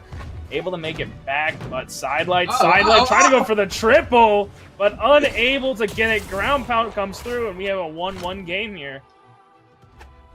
Absolutely what you said, Flamin. In the first half of the game, Comer had a bit of a hard time trying to find their way in into Nad, and the way that Nad was playing careful kind of built a wall around Comer, but now Comer was actually able to come back from the disadvantage that they were trapped in. They were able to climb out of the well a little bit, using that N-Sig to kind of distance themselves off as a bit of a zoning tool. Comer now sending Nade off the side of the stage. A lot of times Nade has tried to send Comer off the side of the stage, but this is one of the first times Comer has had Nade off the side of the stage. And is it going well? It could be going pretty darn well for him. Although, does Nad return the favor? Unarmed recovery there. Both players looking for a KO option, and Comer's sitting pretty comfortably, but Nad, one D-Sig, that stock might go away, whiffs on it, able to get the touch with the recovery, but slowly but surely trying to make their way back. Recovery will be enough, though, and now Comer's going to go up 1-0 here in game number 1. So, Nad is in a very tricky spot right here, because that was a very close game, and that means do you go next, do you just try again and hope that you're able to play a little bit better, or do you change something and try to make that extra adjustment thinking, oh, this will really put me over the edge. It was too close to call, and I want to have a good lead. And would that adjustment then be, too much if you switch off of a comfort weapon, or what was actually working and you just got to try it again? So, bit of an awkward spot for Nad to be in, and we're gonna be able to pick his brain a little bit more, seeing how this next few minutes of gameplay goes. Comer still sticking with the Mordex. I don't think we're ever gonna live in a world where Mordex is a low tier pick. That man is sturdy. Oh, absolutely. I mean, there's not a single region where someone has not picked up Mordex and done incredibly well with them. But this might be a pick. This might be a pick. I'll be honest. King Zua is right now locked in for Nad, and if anyone saw I don't remember who it was. I don't remember who played in the grand finals, but I know there was a King Zua versus the Zol of Poe, and this Zuva was doing absolutely incredible, and I'm excited to see it. The high strength hammer has been doing wonders. You have Terrors, you have Scarlet, some incredibly good damage building, and paired with the boots, maybe not the best, but some of those signatures are absolutely devastating to your opponent. So here we go, game number 2. We're going to Small Fortress of Lions. Madison pick up those boots, and now they have a little bit of a run game to play. They are down 1-0 in a set. But, they're gonna try and play a little bit more back. Catching a nice dodge. Comer finally gets the reset on the stage. Another thing that I have a lot of respect for Nad for is sometimes players wait a bit too long to swap off of a loss, and they get tired out and they didn't try enough options. What if it is that third try that really is the charm, and you tried the first try way too many times? Ooh. And it really could actually just be the second one for Nad, as we're switching both the map and the character. So yeah, Flamin, like you said, this is a lot of new stuff for Comer to try and adapt to, and you really do have to wiggle your way around some pretty tricky sigs. Nad, there's a weapon on the field, trying to defend Comer from it, not even trying to grab boots themselves. However, Comer does not, all the attempts to defend him from the weapon doesn't really end up happening. Now both characters on the weapons that are probably a bit better for KOs, but maybe not so much. Hammer's probably better for KOs than boots, and we have yet another very unfortunate SD Comer, buddy. Nad, free choice of weapons, picks up the boots, looking to probably spawn back on the next stock with the hammer. So yeah, never mind, there's hammer right here. What is Nad doing? Nad is just trying to get as many weapons away from Comer as possible, try and get a little bit more damage, and to kind of prep for the next stock. You're at 179, and you're about to go out here, but not just yet. Hard D-Light's not going to be enough. Returns the corner, and he just kind of wants a little bit of extra credit. Neutral Light from the Gauntlet's not going to KO. Still pretty hurt. 205 here. Catches the sidelight, but that Neutral Light should be the stock, and there it goes. 13-0. But who will get the upper hand? Because Nad definitely has the higher damage build. Fought a huge 5-piece 6 now with that last neutral air. So much damage by Comer. 87 now off one side string. And Nad is struggling to make it back. Side sig from the corner. What a steal of a lead. Good. Scythe might be top 1 in the current moment. I think summer of 2025 might be the summer of Scythe. Oh, it's always been the summer of Scythe. I don't know what you're on about. Side sig's gonna whiff there. Back to these boots. Whiffs on the down air. Unable to get anything. Nad can't touch it. Tries to go for the D-line, but Nad and Comer's still going for no reason. I respect it. You know what, Nad? I respect it. I respect it, Nad. You gotta take the wins you can. Comer completely shutting Nad out for that entire second half of the game.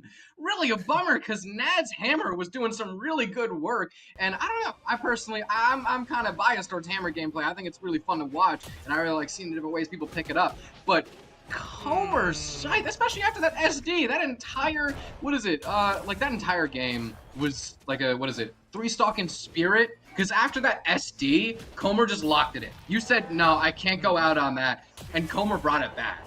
That is, an insane mental switch for Comer. Yeah, but this is an insane character swap coming out from Nad. You're keeping the hammer, but you're also getting rid of all the attack. And you're getting rid of the boots. Now you have greatsword, and you have the high defense. Maybe they want a defense. But honestly, against Scythe, maybe you want a little bit more speed. Because, you know, you're just going to keep getting pulled off of the stage, and it's just not going to be a fun time if you do. I mean, the aerial movement is so important, especially against Scythe, while trying to not only recover, but maneuver around it. And having this Great Sword, maybe they can make it work, maybe they can't. We'll just have to see here in game number 3. Ooh, good dodge to wait out. Yeah, no, using the spot dodge to wait out a recovery option and react to it. Very smart, very nicely done by Comer. Free choice of weapons. Let's pick his brain a little bit here, Flamin. I think it's hard to tell if they wanted to stick with the Scythe or not, because Nad was actually able to interrupt it. It's very rare we have people interrupt weapon starving cyclings like that. So seeing Nad interrupted is impressive. Oh, Could no. be a sign Oh, of things no. to come. Put a minute in. Nad already down to last stock. We're still in winter stock here, so Nad would still be in the tournament if they're knocked out right here. And I don't think we'll be seeing a 3 stock. Nad definitely has a lot of work cut out for them. Is it possible? Picks up the Greatsword for the first time in the set. Off stage. How in the hell did that Dare reach? But Comer's able to dodge the Dare. How do we find our way out of this pickle, Flaming? And I don't know. It's going to be real tough. Now with the X pivot down air, unable to get it. Good Falling dare. down air, still not enough. Ew, that was gross. What a combo there by Comer. But Nad How do you going to think of stop the 3 stock. There is still hope, but it is certainly dwindling as we speak. Comer is going out of the way to play a little bit unarmed for fun. But man, soft side light into Sig. neutral sig, not enough. Defense Dare off the keeping side that of the alive a stage. little bit longer. Trying to go for a gip here with the hammer. Needs to get that Hail Mary. Uh-oh. Nah, lot of whiffs. Eco is Don't just have any playing option around, that man. works. Oh, The clash, though, into the recovery. Stop that's even. huge. Stop It ain't over even. till it's over. That's what Nad needs. What Nad needs, Nad gets. Comer respecting the offstage now. Does not want to drop a single game. That is playing so slow. They literally need Comer to make any mistake. But D-Light, side light, recovery is going to spell the end for Nad's winner's side run. Comer's going to keep moving on into that winner's final spot, going up against our next winner. But man, what an incredible set that was. I mean, so many character picks coming out from that. I honestly think that might have been their downfall. They played the best with that Sidra right at the beginning. The cannon was working pretty well, if I do say so. And then they just went and tossed it all out the window. I mean, sometimes you do pick around too much. Like I said, sometimes players wait too long to swap off of a loss, and by then they're already tired and their opponent already has them red and whatnot. But then you do run into the opposite problem where sometimes if you're swapping around too much, you don't have stable ground to stand on. Magyar and Zuva can be very stable characters, but if you're hopping back in between them, then yeah, no, that could be very hard to stand on. But still, I'm still not over that one ground pound Comer let rip in that in the around halfway through that last game. Ground pound, I think it Ground beat out pound, the D-Light Hammer or ground something. pound. Yeah, that That ground was pound, gross. That was absolutely disgusting. How and why is that even in your playbook, and how does it work? That's one of the plays that I watch, and I'm like, how do you think of this? How do you look at all your options and choose that one? I am still not over that. That was crazy. It was definitely I a will go to play, sleep thinking about and that. that was gross, man. I gotta be honest, that was really gross, but certainly a good option nonetheless. But now we have our next set coming up here, Graffiti. We have our friends FXL and Heretics or Itami. Now FXL is, I don't want to say the best MENA player, but one of, if not the best MENA player, because I mean, multiple championships in 1v1s and 2v2s. I mean, the first champion, I believe it was Trial of Heimdall. That sounds right. The first Middle East tournament to ever come from Brawlhalla Esports. And now, I mean, now this region's starting to get established. We have a couple of big names here. We have Itami here. We have FXL. We have Hebi. We have so many great players. And we're just going to have to see who's going to win this game. Yeah, FXL is definitely a lot more established in the region, and so I'm having a bit of a hard time finding Itami's PR right now because some of our sources are using European PRs since the players had to play on European servers for quite a while, and I'm not relying on those. We're here in a different region, so nah, to heck with those. But still, it could almost be seen as a bit of an underdog story, since FXL is a very, very dangerous opponent, and you can't just spit in his face like that, Itami. Itami now, not even answering back, starting the fray. It's now up to FXL to answer back. It's not very common for this to happen, but answer back he does. Going into it. I mean, absolutely. I mean, it is relatively even here. And now, Scythe versus Spear, it's always been a timely matchup. I mean, going on for years, trying to figure out, okay, who's better? But I mean, right now, I think Spear is just absolutely insane here. Trying to go for that D-Sig Itami, unable to get the connection they wanted. Gets that other D-Light side air. I mean, they're doing so well, spacing these out, getting so many good reads. Another side air. FXL recovers the wrong direction, and now Itami's up here 2-1 in the game. Only 100 damage on, but I mean that can change very, very quickly.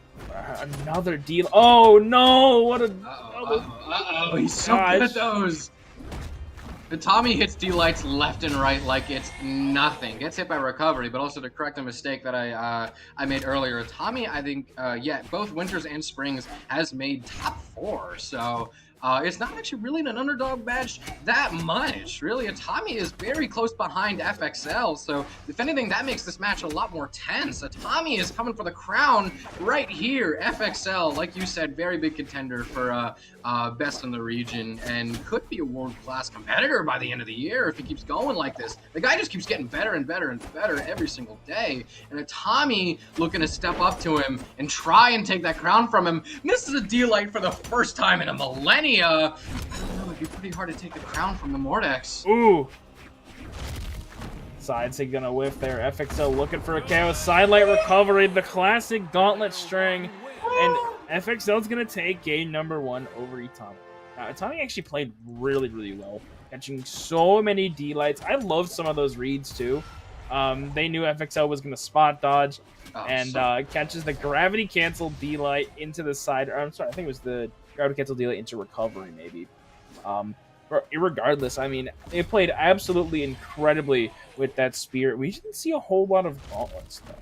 That makes me wonder, maybe they don't feel as confident with those against FXL, or maybe they just don't like playing gauntlets in general. I mean, if you're playing gauntlets, you're either playing them into a Ditto match with more gauntlets or Spear, and some people don't really like playing gauntlets into Spear. Maybe it's that, but also Scythe. I mean, like we said, Scythe is where it is right now. Scythe is really good. So FXL, we're also trying to see what map we go to. We're not going to Miami Dome. This is a map that might benefit a Wushang more than a Mordex, which is a little curious. But I mean, hey, it's got good visuals and good soundtrack, so it's never a wrong choice. Already starting off with some Spear shenanigans, but gets cut short. Itami now has to find their way off stage against FXL. FXL not really taking too much center stage control just yet. Maybe an Endlight will do. Itami has been whiffing quite a bit. Maybe that's not a good sign of things to come for the as FXL now has him off stage. A Sidesig just barely sends to the corner of the screen. The moment he gains stage control, Itami starts sweating, starts getting nervous. We have ourselves a pretty sizable lead here, folks. Yeah, I mean, FXL Scythe is absolutely incredible, and still building more and more damage, trying to play on the corner. Itami is just really unable to get a foothold. Tries to go for a neutral sig, but is unable to connect. Ground Pound's gonna whiff. FXL resets, grabs another Scythe just for the heck of it. Trying to go for the double Sair, but still ends up making it back. Still has all the options. Itami running out though. Recovery's gonna connect.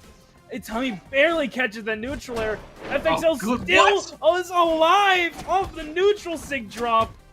Oh goodness, soft silent into recovery. Still on the prowl. Cider bounces off the backboard, looking for the KO. Itami and FXL back on stage. Neutralite finally KOs. But man, what a wild ride it has been this game. Oh my god, FXL is so brave. He's not scared to chase you anywhere. He will find you, and he will KO you. You chases people to the bottom of the stage, all the way to the depths of limbo, chases all the way just for a spare side air, or dare, or GC sidelight, or whatever the heck have you. It's a constant follow. It's constant pressure, even when, but maybe it costs him. Maybe it's a bit too much pressure. Can FXL handle their own pressure? I mean, they have such a sizable lead. I mean, I don't think FXL has to worry too much about this Maybe game. not. Recovery is going to be enough. Maybe not. But, man, 205 coming out from Itami. What a rough match it was. Now FXL only one game away from moving on to go against Comer up in winner's side finals. Honestly, it's like, man, after that game, if you saw that game first, you'd be like, game one probably wasn't even that close. No, FXL just adapted so incredibly well. I mean, Itami just could not keep up with the damage and the output to the site. So they're gonna have to find something else here. They're gonna have to try and play around a little bit better. And I don't know if this map pick is going to help all of that much. We are going back to the same one, so we'll have to see. Does benefit Spear, but I don't know, Flaming. The first game was a bit closer, and FXL just got better and better and better, being a lot more aggressive, being a lot more brave. FXL was a lot more brave and confident, and despite an SD, still was just able to pile on hit after hit after hit, and endless amounts of pressure. However, with a few nairs, could Itami try and find their way out of the pressure? Yeah, no, Itami's starting to change their approach a decent bit. We're starting to see a few more nairs, a few more touch me nots, and being a bit more careful about these commits. But what? Go for the true combo! What are we doing? Up and out. Oh! Itami got so greedy there. Just go for the triple Sair, man. Come on. We all want it. That's so unfortunate. They're gonna lose their stock because of that. And FXL once again starting to run away with the game. Already has 100 built onto Itami, 120 now. This is not looking good here for Itami's chances. Can not even find a single opening. Neutralite's not even gonna KO. FXL's back and he's hunting. Leverage sends high. Itami, not as bad as I guess, a deficiency as opposed to earlier games, but still not the best spot to be in, and it starts getting to look like a repeat of game 2 here, Flame, and Itami has a lot of work, and boy as hell is it going to be hard to do. Slide on a Deolite. Do we have any more Deolites? Not quite a Meg D tech, but that dodge gets punished and gets sent off the side of the stage. Itami just barely finds their way back. Both players trying to grab stage control, center stage, plant their feet in the middle of the ring as tough as they can. FXL though, scythe in hand. Could we be seeing the end of this set any second now, or does Itami have a lot more fight left down in them? Because you can't go out without swing, and you gotta go out with a bang, and even then, because the reason you gotta go out with a bang is because what if that's the reason you don't go out in the first place? I don't know, man, but sidelight recovery. Itami is gonna get dropped 3-0, and now once again, we have a winners finals. 2 3-0s heading in there quite quickly. Now, Itami needs man. I don't even know what to say. I mean, maybe a character swap could have hit or could have worked. Maybe a map swap could have worked. It's very difficult to say. You know, it's easy to propose the what ifs, but it's never easy to fully understand the extent to which they would have affected the game. And FXL just adapted so well after game 1, and they got the momentum they needed pretty late in that game too. They were at a pretty big deficit as well. So seeing them being able to adapt to not only the D-lights but also it being able to zone out most of the moves that Itami was able to throw out. I would like to correct something that I said earlier. I said FXL gets better every single week. That is wrong. FXL gets better every single minute and every single game. I think this is like an exponential curve, and the guy will be world class ready by the end of the year. FXL is eyeing down what could be a pretty confident win, and is also one of the fan favorites to win. So being one of the more established players, being one of the fan favorites, I mean, you could argue like, hey, that's a lot of pressure to hold up, but that's giving him a real good confidence boost. The guy is now guaranteed a top 3, waiting winners finals, yet to even touch lower bracket, yet to even look at it and say maybe. No, lower bracket's not a possibility for this man. The guy is going on pretty confidently. We're waiting on a word from production to see if we're going to a break or not, but these past few sets have been quite a ride, Flamin'. What say you? I mean, we have PR 1 and 2, the spring and winter champions in that winners final, and I am super excited for whoever gets to cast that, because that is going to be an amazing Mordex mirror. However, we do have a little bit of a break before our start of elimination side bracket. So Graffiti and I will be right back momentarily. Don't go anywhere. There's so much more Brawlhalla Esports to come.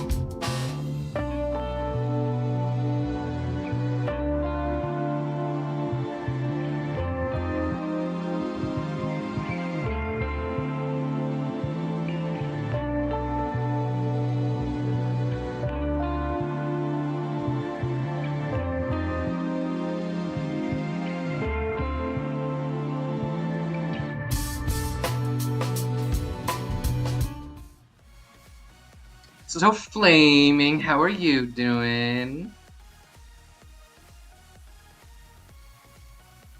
Are you feeling excited for Great, today's I'm doing matches? good. Okay, anyway, let's go. We have some really cool video games to watch. Uh-huh, yes we do. What are you doing there? I don't know. I ain't no hairstylist, but I don't think you should be doing that. Anyway, we got more MENA coming up. We have our lower side, would it be bottom 8 or top 8? I don't know. It doesn't matter. We have our lower side, top 8, and now we have Hebi and Moser coming up first. And, we don't really normally see Moser out here. We know they don't really get too much spotlight. Coming at PR 17, they have a couple tournaments underneath their belt, but 17th at Trial of Ymir, 49th at Winters, and 13th at Spring. So certainly on their way up, but they still need a little bit of time to brew. They gotta hone in their skills a little bit more. But we get to see them on stream and see how they perform against Hebi. What are your thoughts on that? This is going to be a very very tough, but also very interesting match. Hebi, I'm also trying to find their placements in the recent spring tournament, but yeah, Moser has been on a very quick rise, actually. I feel like a lot of times you have people who just slowly grind out and slowly make their way up, and Moser is one of those people who I guess does not need as long as a grind. Moser is really climbing pretty quickly.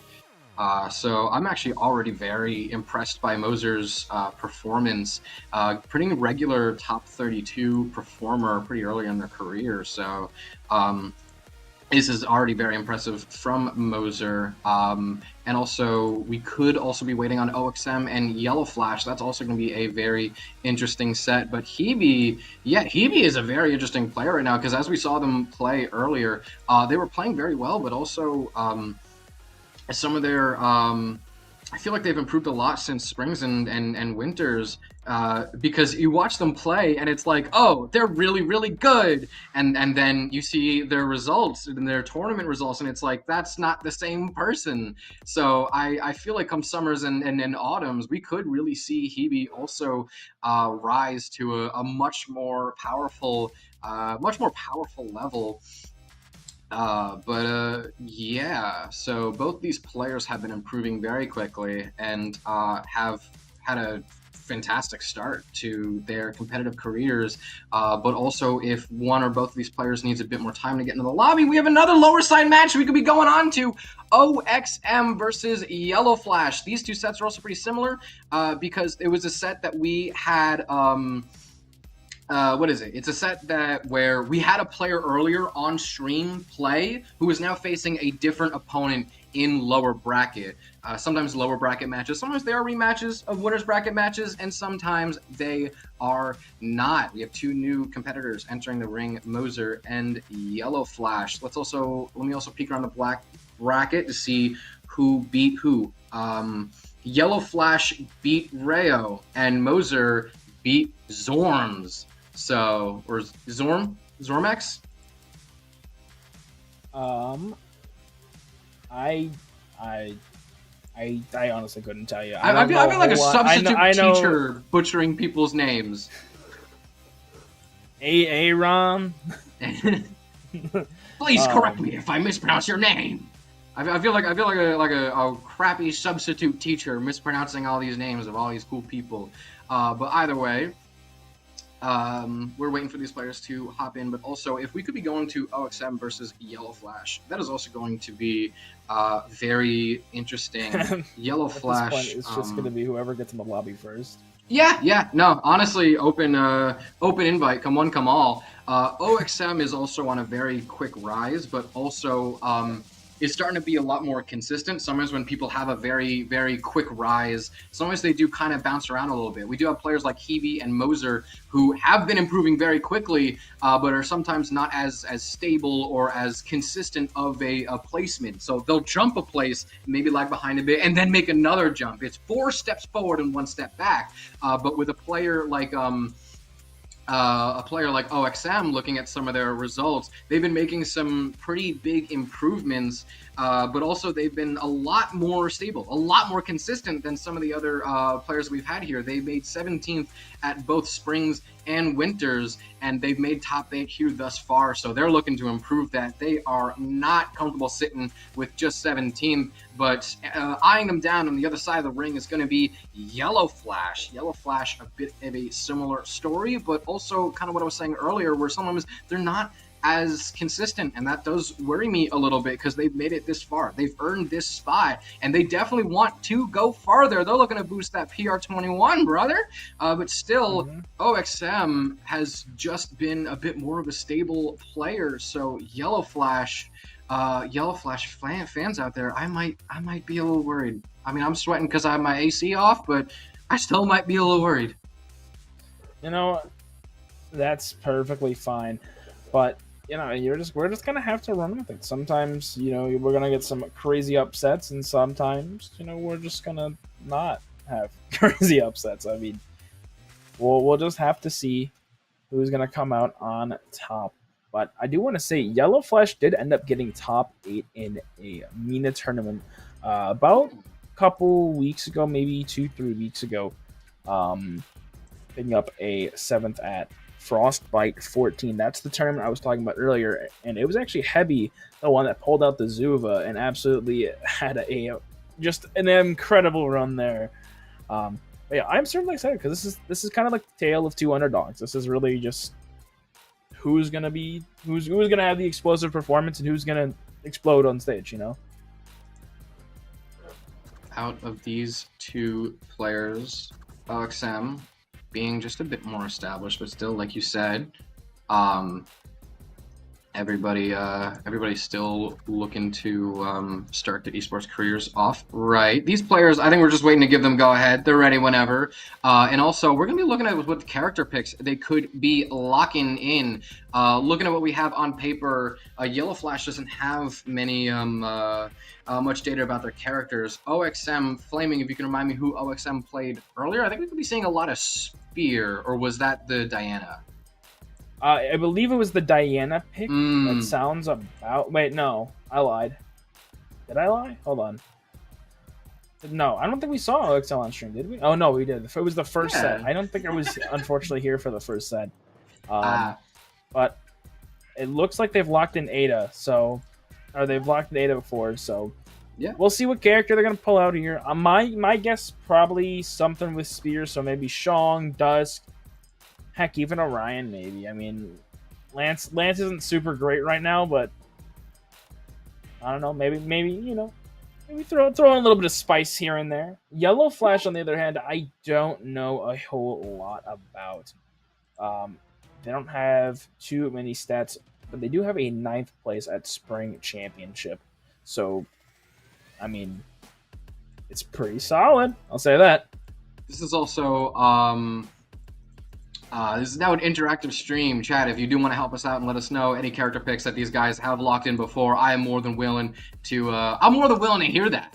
Because yeah, there is not really a lot of information on Yellow Flash. I was trying to do my research earlier, and there's not really much about this guy known. Bit of more of a dark horse compared to OXM. But if any of y'all have any close connections with him, please let us know who we could be expecting to see. But we did see Diana earlier, but yeah, I have a very bad memory. If that was OXM, then we could be seeing some more blasters, because you are right, we do have an Ada locked in quite a few times actually. Ada is one of their only reported legends for any bracket ever. So that either was the Diana player earlier, I could go back and check, or we could be seeing a bit more Spear, which, to be honest, following after the set that we had with FXL,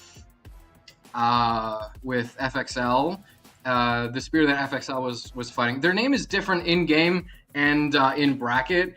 But Itami, there it is. Itami Spear is going to be really hard to follow up against. But still, we're going to be having a Taros into a 7. That's right. OXM was the 7 earlier. Y'all, I'm sorry. I got a very bad memory. We go. No, it's okay. I think we all know bad memory. But anyway, Taros coming out here.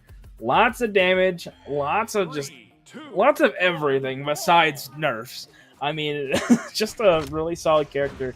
And 7. Honestly, heavily underutilized. Lots of pretty good signatures. And I genuinely do not know why 7 is not played more. I mean, just really, really strong. But double side light neutral coming in from Yellow Flash, catching that downer on the corner as well. Already 114 onto OXM. Able to return to stage, whiffs on the D-Light, tries to go for another one. Side light on from a gravity cancel, catches the D-Light, whiffs on the Sair. Unlucky, just slide charge D-Sig. Now has the Flame variant. Tries to go for a side sig, but a neutral air side air gets a huge amount of damage. OXM is just feeling the hits, getting taken out off the top by the down air. Man, this is not looking super great, but it's only game 1. It's only stock 1. Anything can change. In a bit of a difficult spot right here. D-Light Dare. Interesting way to lead into another Dare. And Yellow Fish. Yeah, Fish just SDs off of that. No way coming back to that. Why waste your energy? OXM trying to defend the weapons. Cannot stop Fish from picking up the hammer, which does a bit of damage, but still OXM is able to get some damage in response, but Fish responds back yet again. A stomp there. Send him out of the blast zone. I'm just shortening the name. Yellow Fish is a lot to say. I call him Fish. It's Flash. Flash.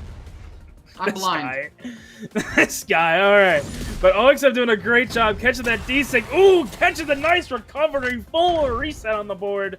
We have 0-0-1-1 for stock count.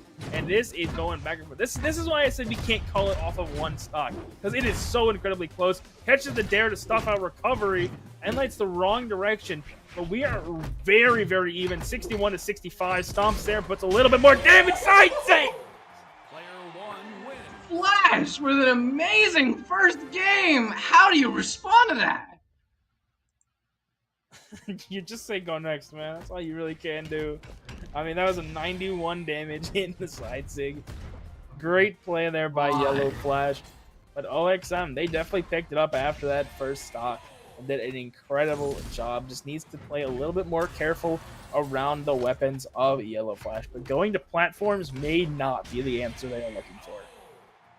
I mean, platforms could help Spear a little bit more, but still, that is a lot to answer on. That's not just the map. That's just Flash calling you out, being good at what they do. So there's only so much you could really blame the platform for. Maybe it is a go next. Maybe it is some kind of other adjustment. We're going to a map with a bit more space, so maybe OXM has a bit more time to breathe, a bit more time in neutral, can give himself some space if he really needs to. And some of 7 Sigs, and wow, that's a tough thing to say. Try saying that 7 times fast. Some of 7 Sigs can be pretty decent zoning tools, could probably give him a decent bit of space, and the Spear's already looking a lot better. Maybe not using the platforms to their full potential. Never mind, I guess they are trying to dodge out all these end lights and all these side lights. Flash, though, picking up hammer, gets caught by the end sig. OXM in a much better spot come game 2 compared to how they were just a few minutes ago. Can Flash bring it back? I mean, it's definitely possible. You have the character, you have the weapons. I mean, it was down like 100, or it was down like 30 damage and was able to get like literally 2 moves. Side air, not gonna KO. But OXM running out of options slowly but surely. Able to make it back with that unarmed down air. Down air coming from the hammer, though, will get the KO. And now Yellow Flash has the lead. Now, I'm kind of, like, I'm intrigued by OXM's use of the fire and lightning signatures. Obviously, you know, yeah, it's one of the only characters, it's the only character with mode switch signatures. And, you know, being able to utilize them so well is absolutely incredible. But going to keep on the cannon, let's see how they perform with it. Using 7-2, her full potential is a skill and a talent. And this legend, I mean, like we say, she is good, but she does take just a little bit more time to learn compared to a few others. Flash trying to be careful at the side of the stage, respecting the area around OXM, which very different from the first game. So OXM definitely doing something different, something good. Stomp Sair could let him reset. No, Flash actually does not really want to spend that much time in neutral, looking to get any opportunity to approach that they can. They're just trying to be careful about it and only trying to land punishes. They're not trying to get the first hit that often. They're looking to get the second, and then the third, and then the fourth, and then the fifth, and then the sixth. But no, the first goes to OXM, leads to an uppercut, and Flash is starting to whiff a lot. That breakdance does hit, but Seven's defense is a pretty darn good. Whoever gets this next stock is going to be OXM, giving them a lead in the game, but still only just barely. Flash is starting to whiff a bit more, though. Is that concerning that Flash is starting to whiff a lot more? Not really. I mean, you have. I mean, realistically, you can hit 4 moves and be fine. So if you throw at 8 and go 4 for 8, I mean, that you're fine. You're doing okay.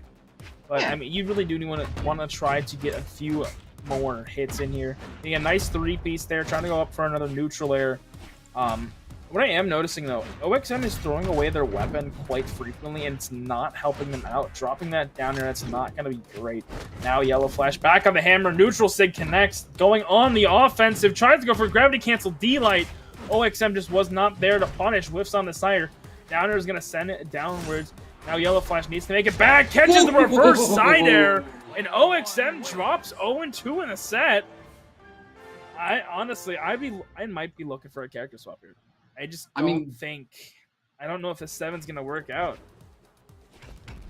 I can see it working, especially since maybe OXM just needed a bit of time to warm up. That second game was looking a lot better. Maybe they just woke up from a nap. Maybe they're a little rusty. You know, maybe they had to take a break or something. So as they're warming back up, the fact that the second game looked a lot better than the first game, and they kind of had Flash on their toes. They're back against the wall for a few parts of that. Like we were saying, Flash was starting to whiff a lot, even though they were able to overcome that and eventually grab the win.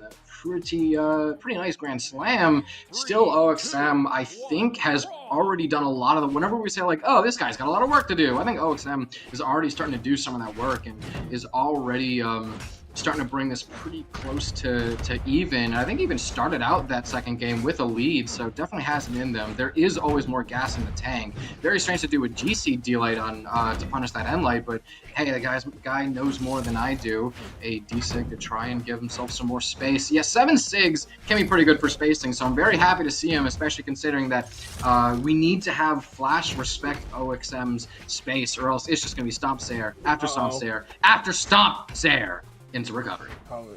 Bad positioning here. OXM gets bounced off the backboard. Yellow Flash able to get a KO with it, and that's a pretty decent lead here. I mean, I don't think any 7 signatures will be able to get the KO quickly enough, but another sidelight putting another 18 damage on, I believe. I think so. I don't know, something like that. It's either 18 or 16 or something, but yeah, Yellow Flash still putting the hurt on with the axe, getting through all the soft spots of the spear, catching another down air, neutral air, ground pound already at 100. Down air once again. OXM struggling to get anything, unable to get a full touch, and still struggling to get on stage.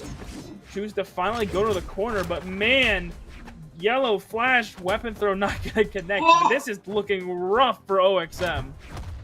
OXM still playing pretty carefully. You know, a lot of other men that would have crumbled under that ledge guard, but OXM is still able to get the KO. So yes, it is looking pretty rough for the Robo Mechanic, but still, I still think there's a spark in that eye, Flamin'. I still think that we have at least a hint of determination to be able to bring this game closer to even. OXM was just a few frames off from getting a massive touch of death, and Flash trying to predict the approach, but says, never mind, if you're not going to approach, I will. Slams that side air into the Robo Mechanic space. GC N-Light to continue the lead. I mean, listen, maybe I was coping a little bit earlier. OXM, I know I said if you're a fan of Yellow Flash, I'd start to worry, but based off of the way the game is going, maybe I'm wrong.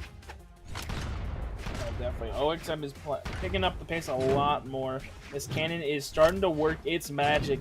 They cannot afford too many overcommits. I mean, Hammer has the ability just to ruin your day and everything else about it. So is that a sign of lag? Are we lagging? Or are we... Nope. Alright, interesting. Nope. Okay. I know sometimes people taught to like do a sign of lag, like, "Hey, hold up, I'm lagging," but nope. I guess it's just dance break. In my 6 years of playing Brawlhalla, never in my life have I ever seen someone use a taunt as a move to attack. But D-Light neutral air once again.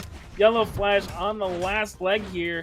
Side light, neutral air, neutral light again. OXM able to make it back. Cider catches the top of the Yellow Flash. The weapon throw hits him out. Trying to go for some kind of KO. Confirm here. Sidestick gets ripped by Yellow Flash. Unable to find it. Stop Sair. 150. Can OXM live a little bit longer? D-Light recovery. And that is game. Yellow Flash pulling a bit of an upset on OXM. One of the more, one of the more established players of the region getting taken down by yet another up-and-comer. This region is just getting better and better as players continue to improve now that they got their own space to practice. This is going to be quite a fun ride. That is going to be, like I said, I'll say it just again because it's so fun to say, Yellow Flash! Bit of an upset there, buddy. Nice work. OXM is unfortunately going to be eliminated, but Yellow Flash going to move on and go up against Heretics or Itami. So going from one Spear player to another one. And that is certainly going to be a set to watch. But I believe next up we have our set, the set that we've kind of waiting for, Hebi and Moser. Now, we did talk a little bit about them already. I do want to say Hebi was the one I was talking about earlier that pulled out a King Zuva and played just really, really well. And it's, you know, it's going to be interesting. You know, maybe we're going to see that Zuva come back. Maybe we're going to see, I'm pretty sure they pulled out a Zol. I mean, Hebi just plays literally whatever they want. I mean, it's incredible. I mean, what else can you hope for besides just fun? That's all you can hope for. But going up against Moser, Moser also did play in that Frostbite tournament I mentioned, picking up a 13th place.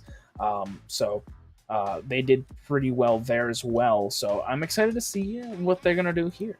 Maybe, you know, we're going to get a huge upset over Hebi.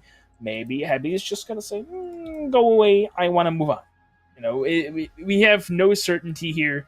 And, I mean, after last set, man... I mean, what do you expect? I mean, there's so much potential. There's so many what ifs. There's just so many unanswered questions, and one of them being, where are our players? Well, first off, for the question, where are our players? I don't know. The Moon players like I don't know. Players like going away before their sets. They're like going on vacation. But that is an issue for a different day. But still, I like to see versatile players. I like to see players that say, I don't really care too much about comfort picks or meta. I'm just gonna pick what bests you. The better. I'm just gonna pick the character or play style that beats you. Not that beats the meta, not that beats like my insecurities or whatnot, or I got something to prove, the meta, the whatnot.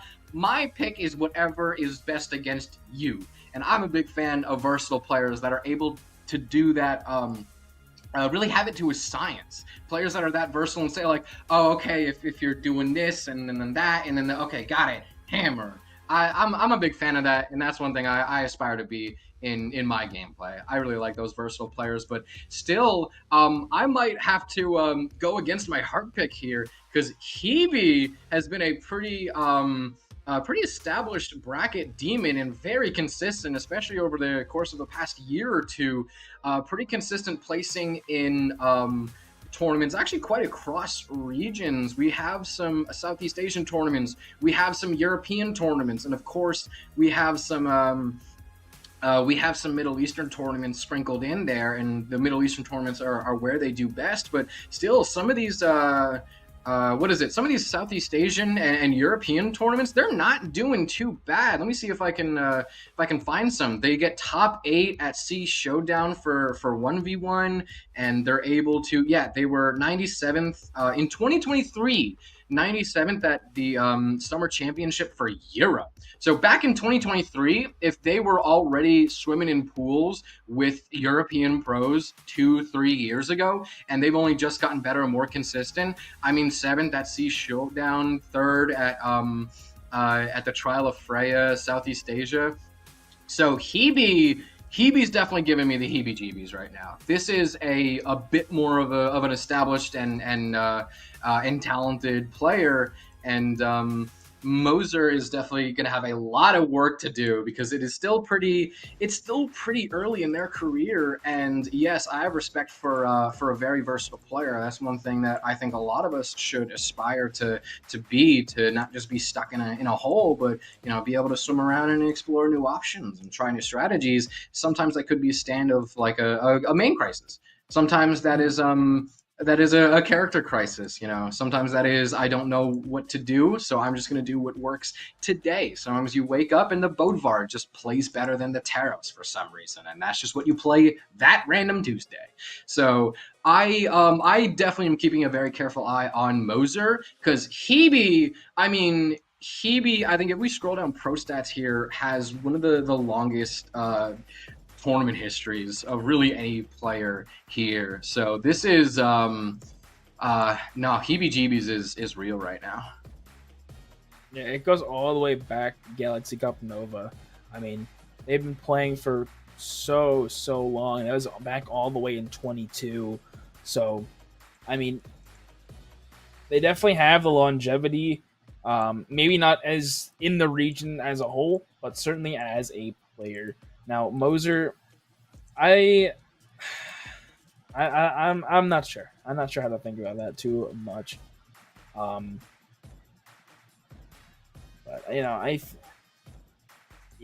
So, I know we just kind of came back, but we'll be right back. We have to go check on a couple things, but don't go anywhere. We still have our set coming. I promise. I hope so. So yeah, we'll be right back. So don't go anywhere. See you in a second.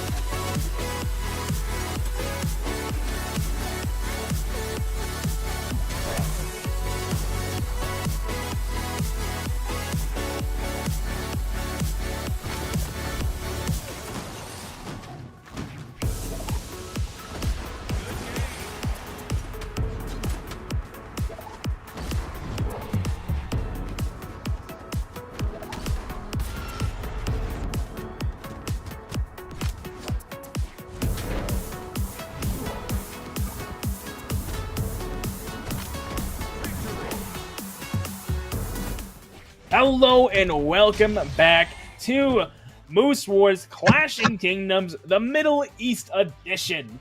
We are back for our well-awaited set. We have Hebi here in the house going up against Moser. We've talked about this multiple times. You've heard our thoughts. You've heard the characters. You've heard everything about it. And finally, it is time that we watch it be played here in lower side top 8. I'm once again back here with Graffiti. What is going on? How are you? Have you enjoyed your 5 minutes away? I have greatly enjoyed my 5 minutes away, and also it allowed us to do a little bit of research. Hebi was playing Diana earlier, and I'm not really getting much character information about what they've been playing for the past few months, but yes, recently they have been playing quite a decent bit of Diana, and Moser, as also we know, is a pretty being a pretty I just forgot the word. Pretty, what's the word for doing many things at once? Jack of all trades. Versatile. Being a very versatile player. Also, I think has an Ada locked in once or twice. So definitely picking blasters into Hebi might be a bit of a strange choice if Hebi already knows blasters pretty darn well. Hebi's in a lobby. And let's also check a few more things, shall we? Hebi is seed 6 and Moser is seed 12. And their PRs are pretty darn close to that. So this is looking like a pretty solid match we got coming up. But if Hebi's locking in the Scarlet, that'd be very funny. We do not see a lot of Scarlet coming through singles, do we, Flamin? Or just Lance in general. Really. I mean, who's like, I know Kostelix played a lot of Scarlet. I think West played a lot of Scarlet at one point. Yep. And I think M for Mini as well. That sounds about right. Yeah, but those were all a while ago. The West Scarlet has since been retired.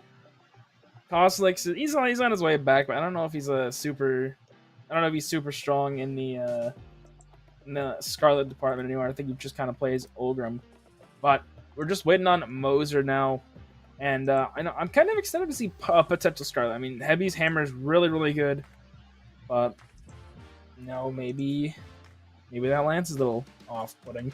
But now we're seeing a Jiro locked in. I mean, Hebi just has so many characters, so many different play styles. It's just, man. I think they're just playing around with this. I think these are just to keep us entertained. Hebi, if you're watching the stream, if you want to flex any fancy skins.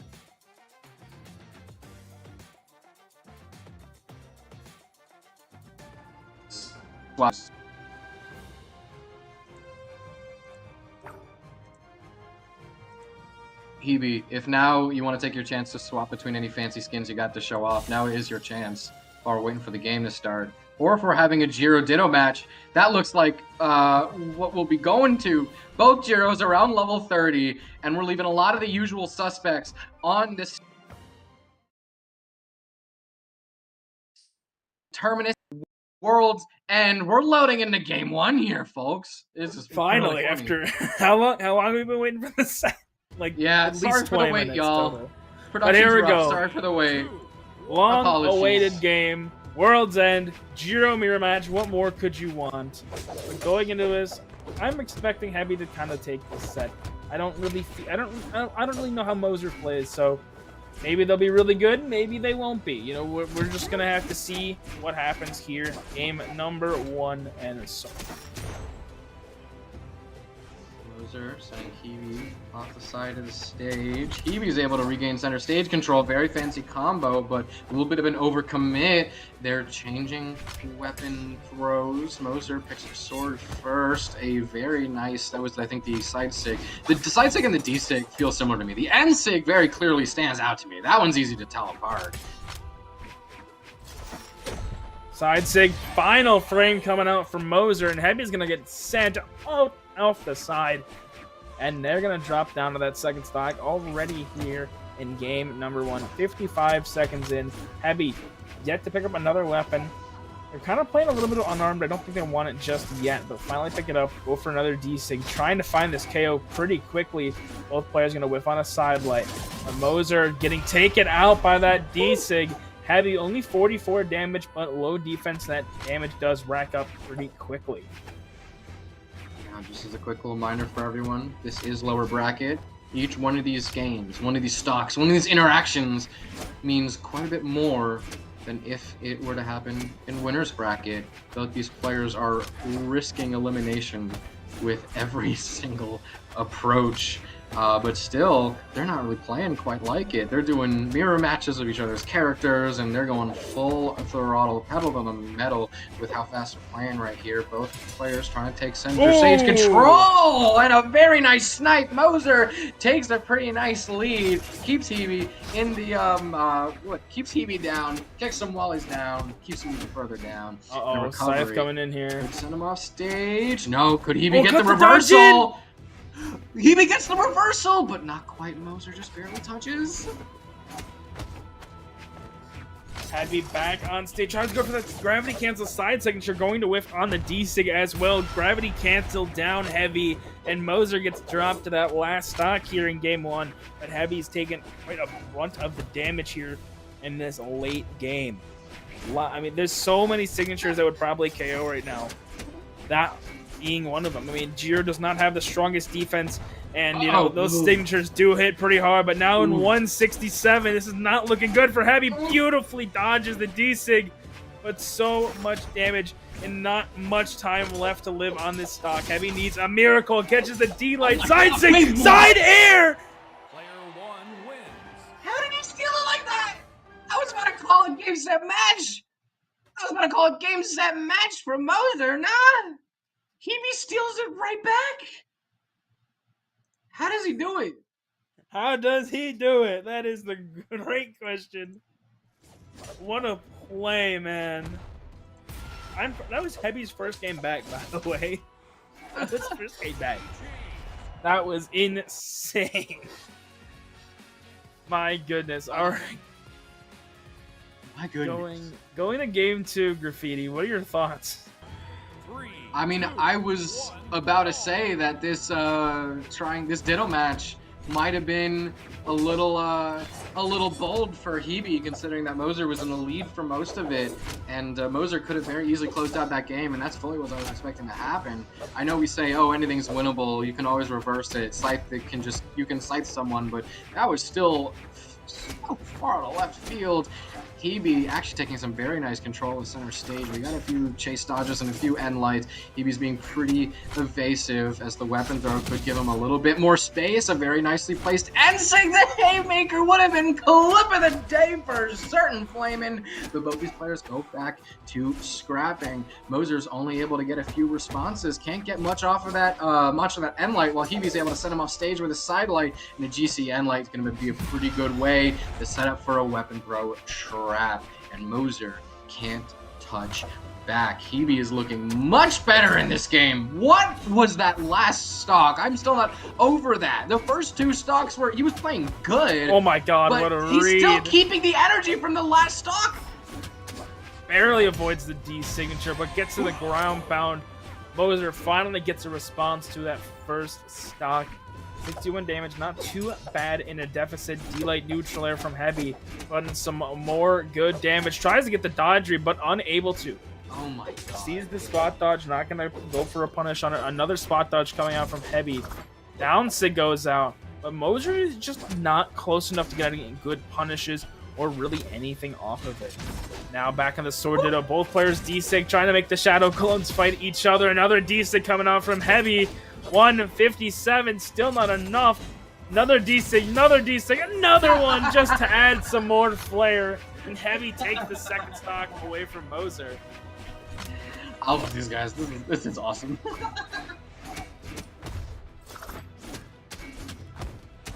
Oh, Hebi! Nair into Nair! Hebi burned all their options! Wait, never mind. How do they make it back? They were willing to bet the entire game on that, but they didn't have to! They still have another stock out of this. So maybe not the entire game, but pretty close to it. I think still that's a lot of options. Yep.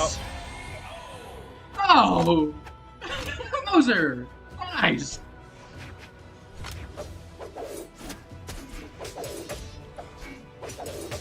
Man, absolutely incredible. Another neutral right there. I mean, Hebi is just doing so much, but Moser's starting to bring it back a little bit. Huge string. Hebi almost got a massive punish there with that D-Light, but it looks like it made it a little too hard. Moser kicks the downer on the corner. Now has a slight lead. Now with Scythe in hand, hard side light. Goes for the D-Sig. Hebi slowing the pace down. Doesn't want to screw with anything just yet. Ground pound. Moser trying to go for the neutral Sig. Gets sent away. Hebi once again unarmed. Now the unarmed match. Who will win it? Moser with an unarmed recovery. Not enough. Down Hebi. Hebi with another steal. How? Unarmed breakdance. GC breakdance beats out sword D-Light. I don't think I've ever seen that in my life. How? Hold on. I'm waiting for the replay to come back around. What? Hebi just clutches it. Hebi is just that good at the clutch. Moser is on their tail and is like allergic to neutral for the entire game. And even taunts, even like cries, laughs in your face. But Hebi just clutches it. Hebi just has the clutch. Nerves of steel. 3, 2, 1. Now this is game number 3. Hebi is up 2-0. 2-0. I mean, this is... I mean... Oh, man, it's just not looking good here for Moser. He's playing a very nice sword right now. Even though Moser has a slight lead. Moser picking up Scythe. Could we get any more work done? Hebi's sword is just looking impeccable, bringing us to a new age of sword gameplay. A lot of people were trying to say sword is not good in the updates considering the recent nerfs, but Hebi putting that all to shame. Finally picks up Scythe though for the first time in a while. It's having a hard time punish some of these signatures. Dancing a little bit around off stage, trying to keep their approach back to stage unpredictable, and it finds success. It finds its mark. Hebi likely trying to stick with Scythe so they can respawn back on the next stock with a sword, but that's not to say that their Scythe is any bad. We could be seeing a pretty tasty lead here, Flaming, but he drops the Scythe. Goes away, the sword still looking, trying to find this KO. Nice 3-piece there, trying to go with the weapon throw style. Catches the D-Light there. Weapon throw up just to add a little bit more flair. Punishes on the gravity cancel down Hebi. Hebi is just doing so well. Gets the soft D-Light, trying to go for some more style points. This is not Tony Hawk Pro Skater. There is no score multiplier here. Moser trying to throw the weapons, keep his space, knowing that there we go. Moser finally taking control back in the situation. Hebi's been control of the situation for the entire time. Anytime Hebi gets close, there's going to be about 2 or 3 hits of good damage piling on to this Jiro from the Yoshimatsu. Recovery sends high. Moser on game, set, bracket, tournament stock, money stock, if you will. All the stock. All the stock. This is his most important stock yet today. They need to find something here.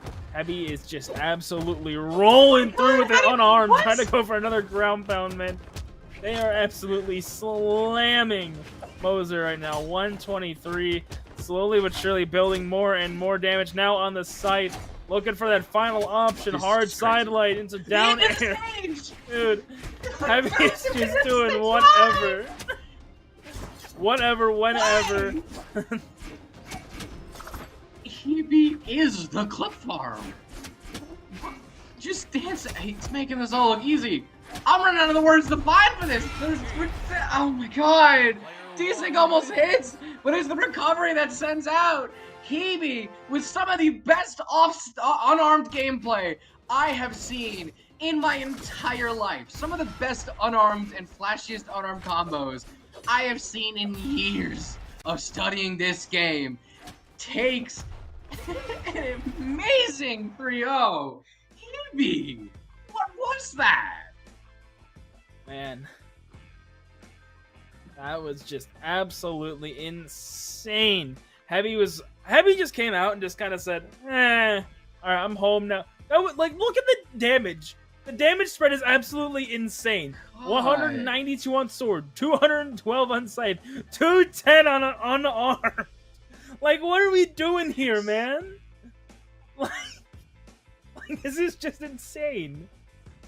It wasn't even that efficient with the KOs either. Like, Hebi was letting Moser live for a bit longer than he had to, and was still just clip after clip after clip. I mean, also props to Moser for also playing along with it. Moser also trying to go for some fancy plays and also trying to give us a good time. Moser was not completely trying to, you know, when sometimes people know they're up against a real fighting battle and they know they're climbing uphill, and so they try and play really slow and reserved and thinking, no, I gotta make this chance last as long as I can. Props to Moser for at least giving us a good show, being a good sport about it, and knowing like, okay, I gotta at least go out with a bang. I'm up against a really tough opponent, but hey, we gotta at least give him a show. We gotta at least have a fun time. So, You know, big props to Moser for giving us a one hell of a sentence, top 8 Elim side.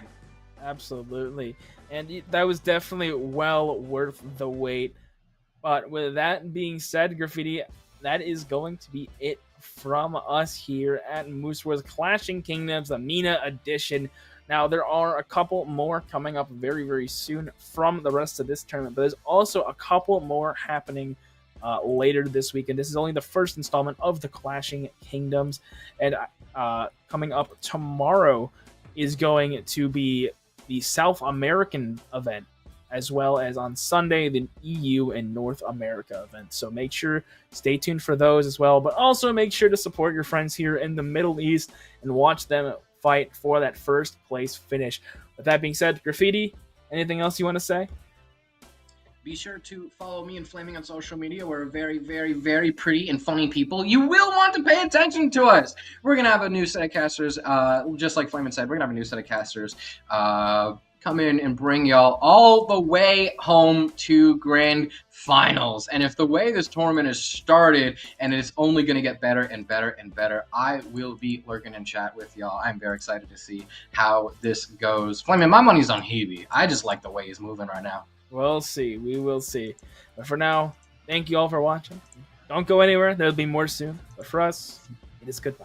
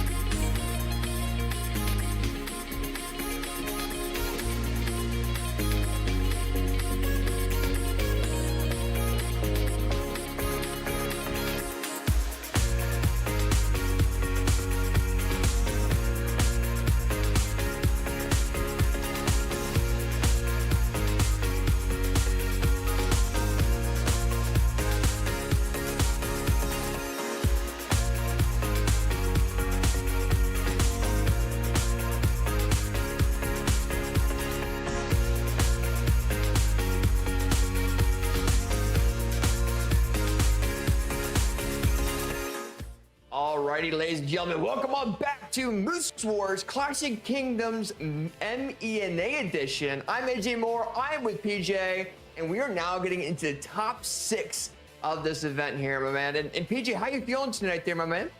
I'm doing pretty well. It's really exciting to do another event for MENA. Ever since MENA got picked up for the official brackets as well on Fridays, it's been really cool to see the microcosm of Brawlhalla and kind of make us all realize how big Brawlhalla really is in terms of how many players play it and where in the world they play it. And we get a very, very fun mix of legends here. We just saw a C0-MR, which I know Jiro to Death is really excited about, but also is exciting for a lot of players out there that feel the meta is currently very stale, relatively. You got a lot of very strong picks, especially Hammer being a very dominant weapon. But in MENA and SEA specifically, they're like, we don't really care about that. We're going to pick high dex legends. We're going to play very high octane. It's really fun to watch. Yeah, I think MENA offers a lot of diversity when it comes down to its players. There's no players going with the meta. They're just going with what they feel is comfortable, and they're going for these crazy clips that we have on the stream. We've had some crazy combos come out of players, and hopefully we get to see more of that going into the top 6. And we might get to see that a little bit more going into our next match on stream. We're going to be having Heretics / Itami going against Yellow Flash on stream here. They're going to be I believe the first matchup on stream there as well. And I believe Yellow Flash is currently seed 15 in this event. Yep. Beat OXM on stream and in the 3-0 fashion. So I want to see how he does against Itami as well. Yeah, I want to give like the proper context of what Yellow Flash's run has been, because Yellow Flash has been playing out elimination side since losers round of 16. So he's gone 3-0, 3-0, 3-0, 3-0, and then he went on to go 3-0, 3-0, 3-0, and then now he's here and he's playing into Heretics, and it's like, or Itami, yeah. So I mean, Yellow Flash has been literally running through the gauntlet of elimination side, and he's been trying really, really hard to make it through. And obviously, a bunch of big upsets to make it here, beating seed number 9 of the event as well as seed number 7, respectively. Seed 15 making it all the way into the top 6. Of course, Itami getting it in this spot of the bracket makes sense, especially seed number 3 losing to seed number 2 in FXL 3-0 fashion. So I feel like Itami definitely doesn't feel like they should be this in the elimination side this early on, but such is life in a bracket like this where you're seeded into the number 2 seed, obviously a seed 3, and then Yellow Flash is on kind of the Cinderella run. So it should be an exciting matchup between the two. Yeah, for sure, without a doubt. And we're waiting to see these players hop on in and see kind of how they do. I mean, we'll see. I mean, Yellow Flash has been doing really well coming in from the elimination side. And then, Itami's been doing crazy on the winner side. I mean, he ran into FXL in the upper semifinals, but hey, he got a little bump in the road. He can definitely come back in the elimination side of this bracket and go crazy as well. So we'll definitely have to see. I think we're just waiting on, I believe, Yellow Flash to hop back on in, and then we should be good to go. I'm particularly excited to see what legend picks we're going to see from Itami.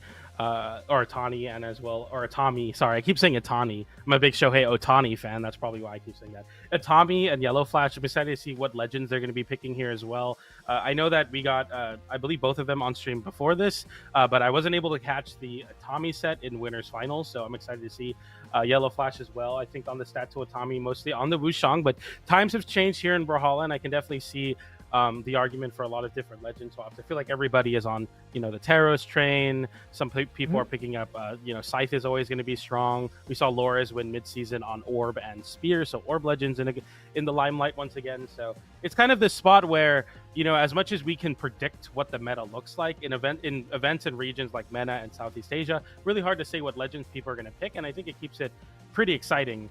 But then again, we could also just see double Taros, and we can be getting more of the same as usual.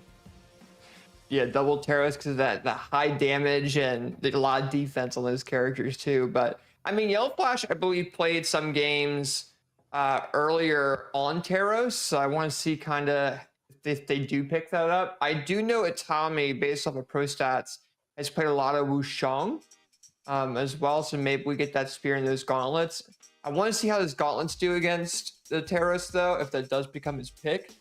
But I believe we have he's almost here. I think they're coming in now, but I definitely want to see how Itami it does against the Yellow Flash. There you go. There's that Terrace I was talking about. The Roman Reigns going against Itami's Dusk going into game number 1.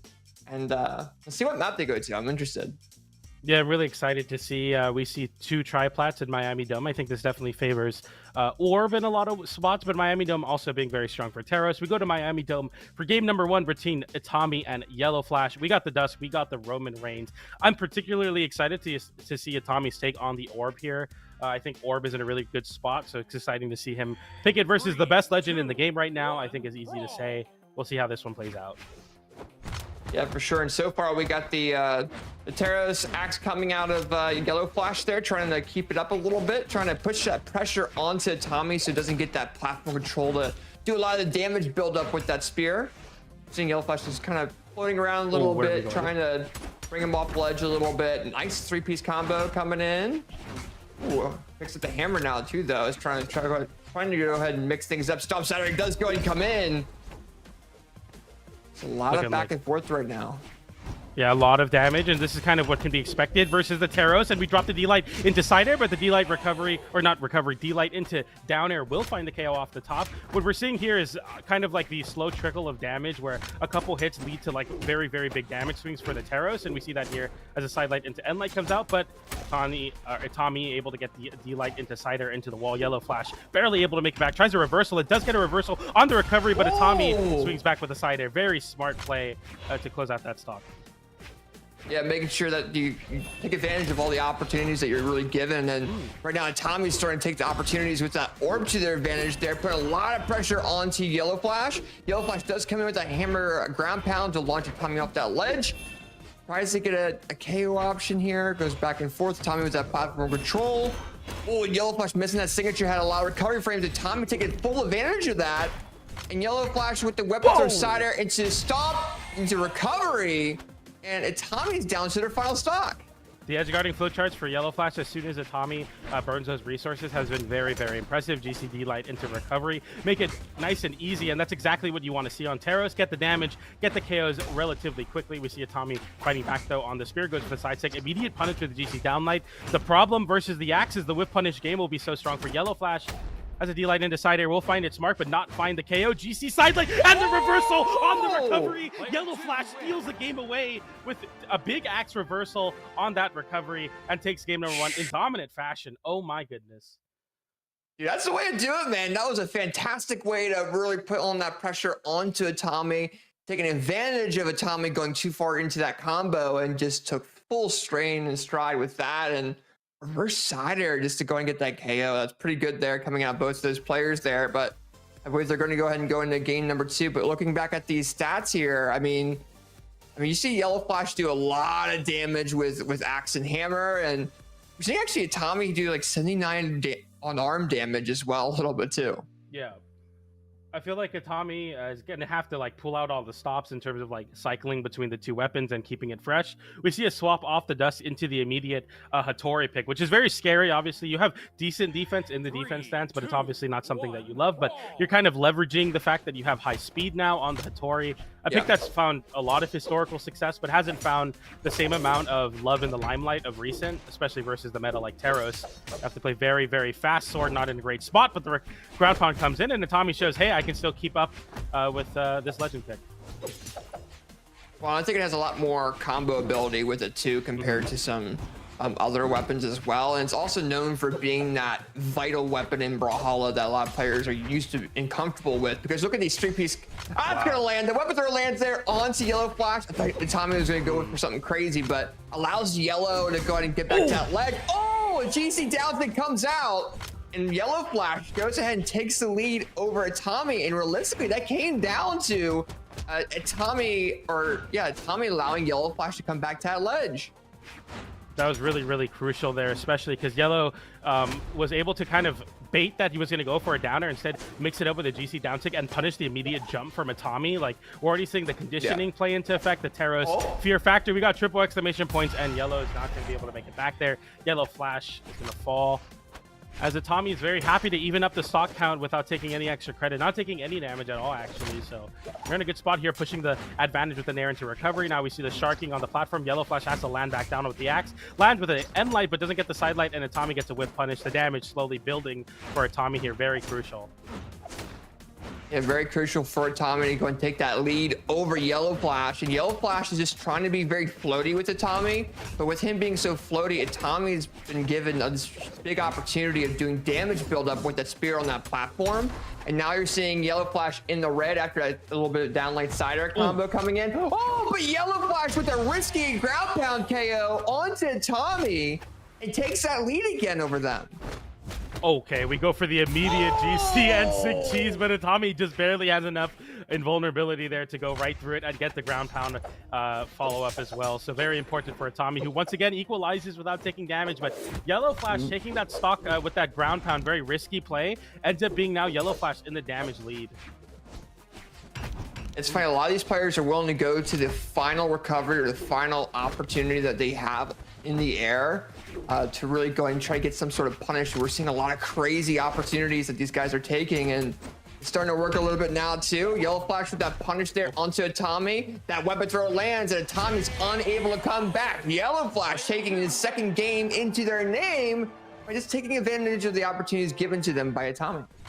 I'm incredibly impressed by Yellow Flash and his poise here. You know, obviously seed 15 of the event, not expecting to make it this far, and you're up against, you know, the 3 seed of the tournament, but somehow Yellow Flash seems very calm, cool, collected. That ground pound play we just saw there on the replay, kind of a great example of that, where it's like, even in a situation where you should be worried and should be scared and have respect, he's saying, you know what, I still will be able to like squeeze out these KOs, find my opportunities to punish slight mistakes. These are kind of the demonstrated or the examples of a very, very confident player. So it's really cool to see that from Yellow Flash. Itami swapping over to the level 100 Wu Shang, or the Aang, if you will. And this is going to be a very interesting pickup. Obviously a Spear player at heart, but maybe the Gauntlets will give you that string potential you need to bring this one back, or just the Spear in general. We go for the big flip there, but no one gets the GC downlight, and we go right back to the stage with Itami with a big lead. Yeah, Itami feels very comfortable in that Wu Shang, and we're really seeing those combos come out of Itami. And I mean, he's played Wu Shang for the past few events as well. He's got 17 sets reported. And double downlight cider comes in from Itami. Is really showing that comfortability with the speed of Wu Shang, but also the string ability with Spear as well. So we're seeing a lot of that gameplay coming out. You know, he's bringing out Old Reliable, and Yellow's going to be able to rebuttal against this.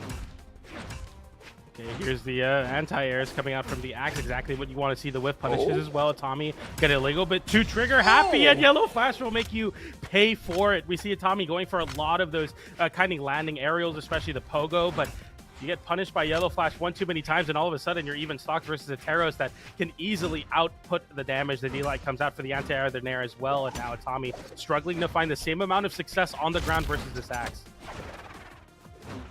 Yeah, one of the things that we see a lot of players doing, and we're actually seeing a lot pre-firing from these players too. Yeah. And you know, the main thing when it comes down to Brawlhalla is the accuracy of your attacks as well. You want to make sure you're throwing out all these attacks, because the recovery frames can be punished, and we're seeing Yellow Flash really maximize on those recovery frames on Itami. We do see Itami go ahead and probably get this KO on the Yellow Flash, but which we do. But still, I mean, Itami for this third game has been doing really, really well. Has a 1 stock lead, and I think if Yellow Flash wants to go forward, he has to be able to kind of find a way to approach the center control of Itami and get him off that platform. Oh, the mat. The comes in into another ground pound, baby. There we go. Itami down to his final stock with the Yellow Flash, and now there's only like a 49 damage difference between the players. That is incredibly funny to see from Yellow Flash once again go for a ground pound that looks so random, but is so smart, realizing that Itami is going to overheat off stage. But as I say that, Itami finds just the right amount of temperature to cook up that edge guard, the down air, the ground pound, the down air again. Itami seals the game away on the Gauntlets. He said, you know what, you can go for ground pounds too, but I won't just get lucky with them, I'll make you fall into them. And Itami takes that game off the back of the Gauntlets that we didn't see a lot of leading up to that clip. So good to see him still finding that accuracy there.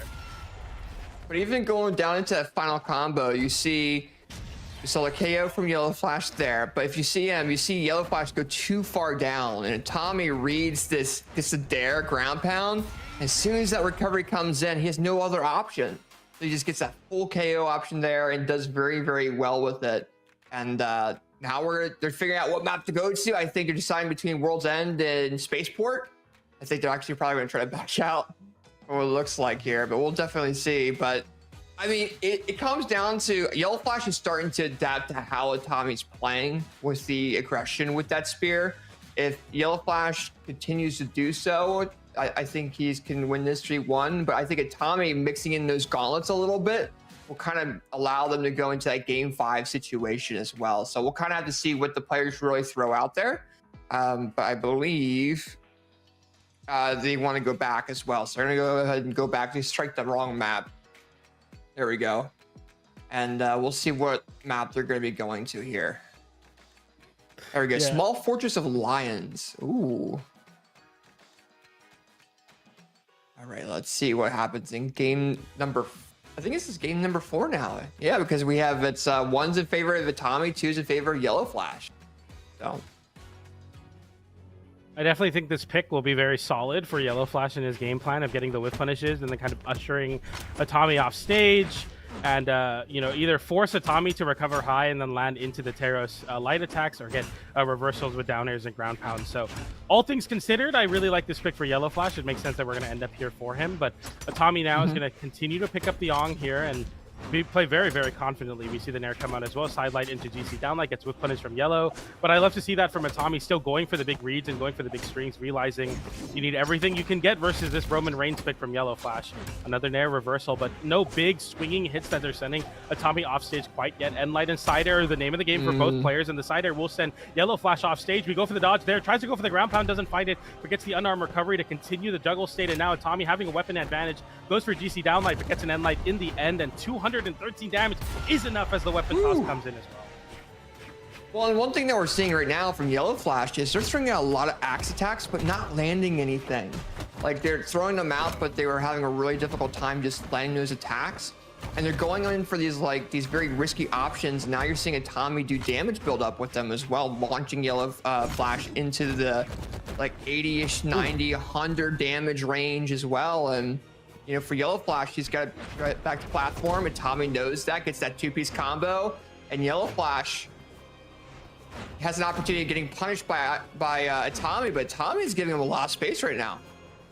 Big side air there, and we get a weapon toss as well. So Itami gets the GC downlight into the ground pound off the wall, and Yellow Flash is unable to make it back. Itami is completely steamrolling Yellow Flash now as Yellow Flash finds no opportunity to get really anything started. The chase dodge immediate down into the platform where Itami to refresh the resources. We pick up the spear once again, sidelight into wait. Yellow Flash tries a reversal with a side air and a D-light, but nothing connects as Itami is so elusive on the spear.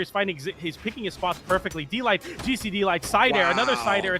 Yellow Flash still going for reversals, but can't find anything. Finally gets a Nair there to close out that stock, but Itami is running away with this game.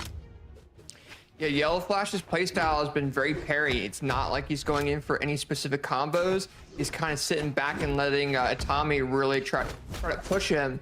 And with that being said, Itami gets that spear there. Oh, but Yellow Flash goes ahead and does fast fall all the way down to the floor of that map. Was almost getting that KO opportunity on Itami, but unfortunately gets KO'd in that process. And we're going to game number 5 at the moment. It's kind of funny to think about because obviously you lose the game off of that misinput, but if that side air connects, it might be Yellow Flash with an opportunity to steal that game away. So still finding, you know, even after getting punished so much, he's still really, really confident in his ability to hold on to those opportunities and say, I can still find ways to close out those stocks really early, find those cheesy KOs or early gimps. But here we go to game number 5 onto Terminus, and it's going to be quite interesting to see how the triplats play into effect. Well, yeah, and with Itami as a spear, a lot of it comes down to neutral platform control, and I think Yellow Flash might be able to take advantage of these platforms into their favor and kind of mix things up. But right now, Itami's gauntlets are just reading Yellow Flash to a degree, keeping things relatively even right now in damage. But now he's got the spear, the neutral are coming in, the dare comes out, it's kind of mixing them up. Yellow Flash gets the punish. Now you're seeing Yellow Flash off that ledge. Don't think he really likes his platforms because he's sticking to ledge a lot more and being floaty. Yeah, Mr. 33rd once told me that if you're kind of losing to somebody on the stage, the best thing to do is kind of hold on to the wall and force them to play off stage. And Yellow Flash is like very much so inviting Itami to go off stage and hopefully finding a way to get a reversal. We see the D-Light into recovery there to close out that stock, but all things considered, we see Itami with a lead, but not as dominant as a lead as the previous games. We'll see Yellow Flash once again put himself in the corner and try to bait Itami to go for an undershoot and get a KO off of it, but Itami's so fluid. On these gauntlets, the GC side light into recovery off that top soft platform, the weapon toss into end light, punishing the GC down light. We go for a big end sig and it gets punished to side air, but Itami is starting to heat up in a big way there. Good to stifle the momentum for Yellow Flash, but this Cinderella run might be put to an end by this level 100 Wushang. Well, and Itami feels so comfortable, and the opportunities that Yellow Flash was trying to throw out, Itami was ready for, but he wasn't ready for that signature. Oh, he wasn't ready for that KO option as well. Itami, with no opportunity to come back to that ledge, is now down to his final stock at a disadvantage in game number 5. This is a big deal for Itami. That's a sub 100 damage KO on the Terros. Everyone makes that joke of getting hit by side sig at you know, like early yellow, and it happens there, and Yellow Flash takes your stock in a flash with that side sig. Weapon toss comes out now as Itami goes for the D-Light, trying to punish Yellow Flash, jumping in the center stage, but we're not seeing much there. Goes for a turnaround D-Light on a read, gets the right read, wrong spacing side air. Will send Yellow Flash off stage, but Itami looking to swap over to the gauntlets, gets the read with the recovery, and only a little bit of damage separates, slightly under 100 damage for Yellow Flash here in the lead, but you got to be so careful because Itami can easily run away with this game on the spear.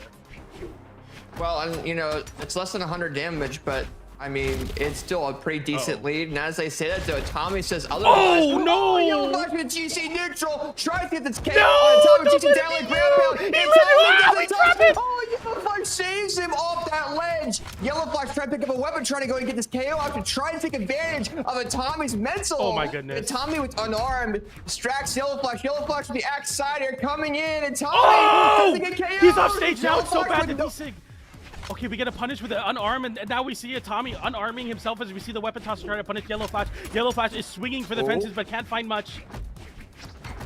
Oh, down there it to is. wires. Stomp side air coming in from Yellow Flash, and Yellow Flash advances further into this bracket on the elimination side, beating seed number 3 in this event. But man, was that a close game between these guys, man. I really thought it was over after that GC NSIG connected, and then he dropped D-Light into a ground pound, and I was like, oh, it's so bad. It was so bad for a moment there, but somehow he's able to clutch it out on the Terros. That was so crazy, AJ. That last stock was like insane. That's crazy. It's crazy. They were missing attacks, but they were going in for these different opportunities that were, you know, things that we don't usually see because we're used to seeing people hit them, like those opportunities. Yeah. And just going in for like, oh, what do we do now? Okay, let's go over reflexes. Think. But the Cinderella story, though, does continue with Yellow Flash. You know, he does go forward in this bracket and, you know, beat seed number 3 in a good fashion there. Do I think that Tommy or Heretics would have done better if they chose Wushang in the beginning? Yes. But I think they were very confident in the beginning of those first 2 games, and Yellow Flash took advantage of that. So that being said, though, I mean, phew, that was a crazy last game there. That was kind of like the platonic ideal of game 5 versus Terros. We saw a KO off a side sig sub 100 damage. We saw a KO off of the back of a GC NSIG reversal when somebody tries to go towards the corner, and then the set gets closed out with hammer D-Light side air. It feels very Terros in a way to see the game play out on that way, and obviously Itami wanted to go a different way, but Yellow Flash, you know, he stayed in it. It looked really bad for a moment there, but he was able to kind of get that very early stock on the second stock and then snowball that GC NSIG for the win. And Yellow Flash, PR number 21 in MENA, continues on forward, seed number 15 of the event, making the upsets, making that Cinderella run happen as he's now solidified himself into the top 4 of things. We get to the other side to see who he'll face in elimination side semifinals with Hebi and Nad. Yep. We got Nad versus Hebi right now, and I believe Nad's PR number 8. I don't believe Hebi is PR'd in MENA region at the moment. The last time these players faced each other, I believe was in the Bearded Brawls event back in May. And I believe, if I'm looking at scores, Hebi actually won this game here as well. So he has a history of beating Nad, but Nad's also PR number 8. They are very experienced with characters like Jaeyoon. You got Ada, Mordex, you got Artemis, you got Taros, you got Magyar, Azuri. You have a whole variety of different characters that Nad can play. But I want to see what is really picked from these players. Hebi has a history of playing Jaeyoon. So I don't know if that Jaeyoon's going to be coming out against Nad, because you got to consider like it's their last matchup. I mean, we saw Hebi beat Nad with that Jaeyoon. Does that come out again? Do they choose a different character? But we'll kind of see what happens going forward with these guys. I know that they're just figuring out when they start.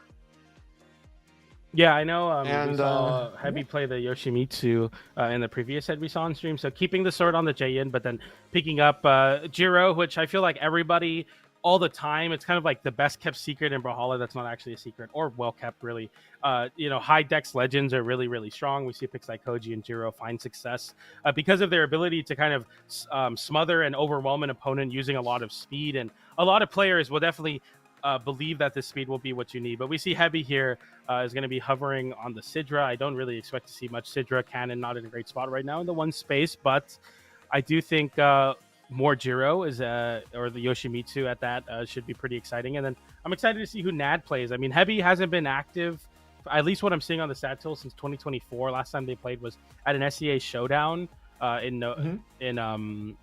November of 2024. The last time they played was last year in May. So it's kind of like one of those things where it's like Hebi is kind of coming back into his own and showing, hey, I was used to be PR. I'm very, very strong, and I can continue to do it. And then Nad now PR number 8 in MENA, who's had some consistent placing, getting 9th at both Winter and Spring Championships. So he's trying to solidify himself as a new talent in Middle East, North Africa. And then Hebi is like, well, I'm coming back for my spot at the top. We'll see who's able to win this one out, as Nad is definitely heavily contemplating what he's going to be picking into this matchup. Yeah, for sure. And I think you're even seeing Hebi in the in the Brawlhalla chat saying, Nad, where are you? He's like predicting this prediction there going forward, trying to get him in here, trying to get a little bit into his head and try to take advantage of it. But we do see a Sidra pick. I don't know if the Sidra is going to be the main one. It looks like it might be going forward. But I know Nad is currently probably restarting his game real fast before he gets into it. But we'll see. It should be pretty cool, though, going forward. Let me see here. Real quick shout out to Brawlhalla for the big raid of, I believe it was like 1,900 people. So if you're here from the Brawlhalla dev stream, shout out to you guys for tuning in. We're here at Moose Wars Clashing Kingdoms, Middle East, North Africa. Moose Wars will be running 4 brackets today. This is the first of 4.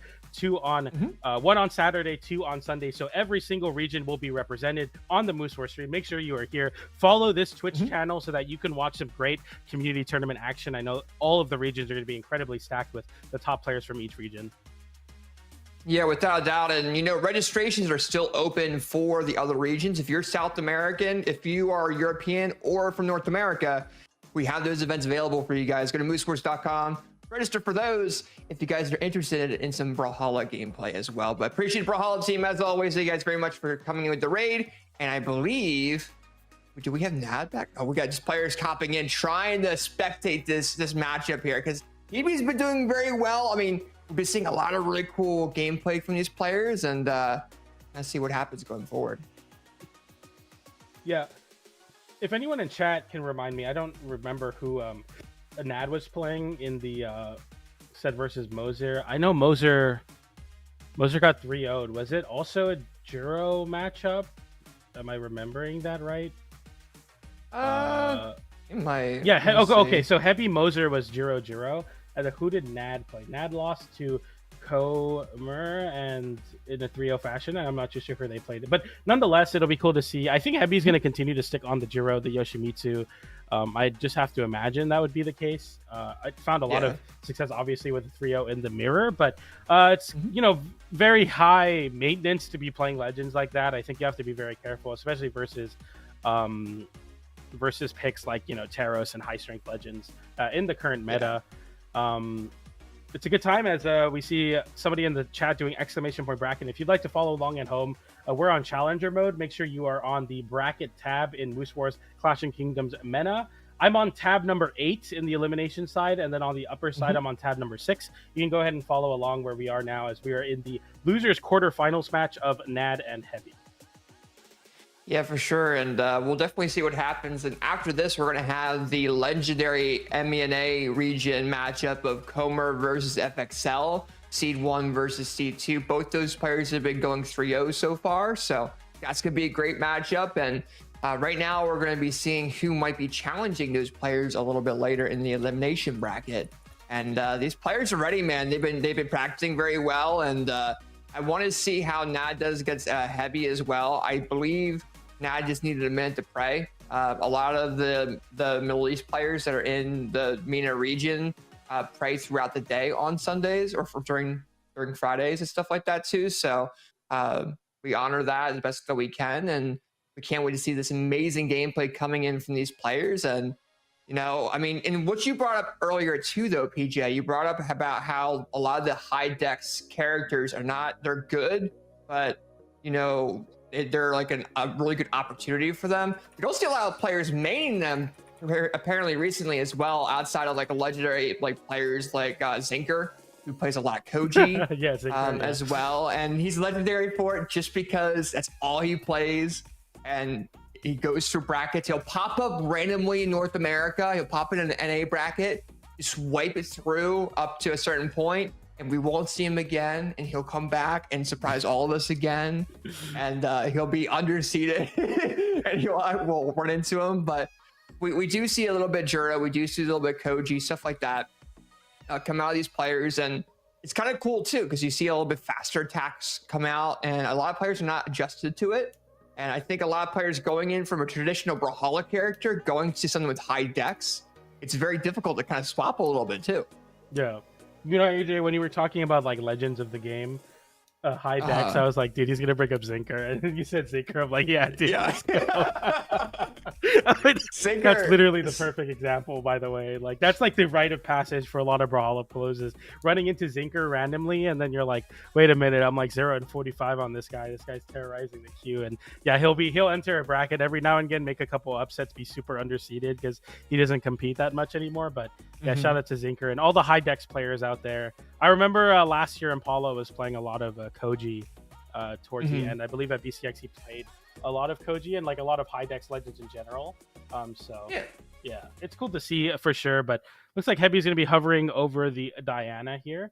At this point, I don't know. I'm like confused. I don't know if we're going to see Diana. I don't know if we're going to see Sidra. I mean, you're just locking random things in until they figure out kind of what their opponents can be really playing, right, of NAD. So we'll definitely see what happens with it. I mean, let me ask him in chat what he's going to be running. I think he's probably going to choose the character that he picked last game, if I recall, because remember he was bringing up in the chat like, this is what I'm going to be playing as well. So we'll see how he does with that. But we're just waiting on, I believe, we're just waiting on NAD real quick, and then he'll be right back in here. But let's see. But Legends of the game, I think for like MENA, I believe like as it's been building up, I think Comer and FXL have been known for being the legends of MENA at the moment too. And you also have like players that are known within the MENA scene that have been active as well. You got players like Moody, you got Fox MENA, stuff like that. So I would give Comer and FXL, when it comes down to gameplay, they're kind of the legends right now at the moment. There hasn't been a lot of people really challenging them. You do have players from Europe that are trying to challenge them as well, but keep in mind, there's a ping difference between Middle East and Europe. So there's a little bit of a back and forth there, I know, between those players, like who's better, right? Which we don't really see until we go into a LAN. But yeah, we'll definitely see how that goes out. And we'll have that legendary matchup coming up here shortly as well. But should be interesting of what's going to happen. Let me see. And we're asking for a final update from NAD to see where he's at. And then we'll kind of go from there. If we don't get any info from him, we'll take like a 1 or 2 minute break, and then if he's not back, then from there we'll figure out what we're going to do. But no, I mean, we've had some really good gameplay so far tonight. Is there like a certain moment tonight, PJ, that you've kind of seen where he's like, okay, this is like a crazy moment for this event to see it take place? I think that there was a moment. I mean, I feel like the last set ending in the fashion of like very Teros fashion, DC Ensig, and then it dropping, and I'm like, for a moment, you have some hope for Tommy, who's potentially able to take it over Yellow Flash. Hebi with the 3-0 in the Yoshimitsu mirror.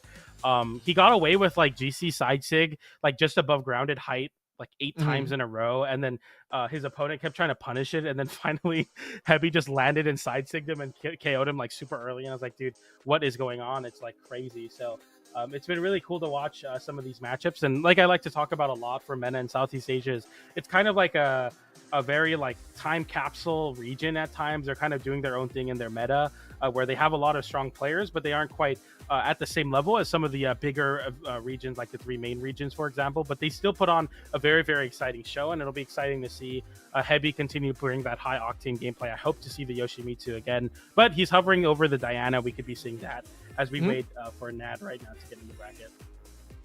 Yeah, and I mean, Nat's, I think, just hopping in now. He just responded as well. But when it comes down to this event so far, we had some.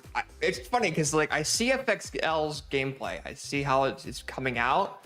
Like his style reminds me a lot of a North American player, Marky Moo, in the North American scene with that scythe gameplay. The way he does that, the scythe strings going into a lot of these players, we see a lot of that similar style coming in from FXL. And I think we got a couple of really, really good clips from him earlier when he was going against some players in the winner side.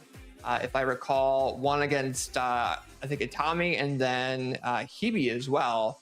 But there were some really, really cool clips coming out of those players as well, and we'll kind of see if we see that a little bit later. But looks like we have the person that was our contact for Nad here, and he's hopping in now and getting himself all figured out, so should be pretty cool. Good stuff. I see some people in the chat asking when Sandstorm and Pavelski play.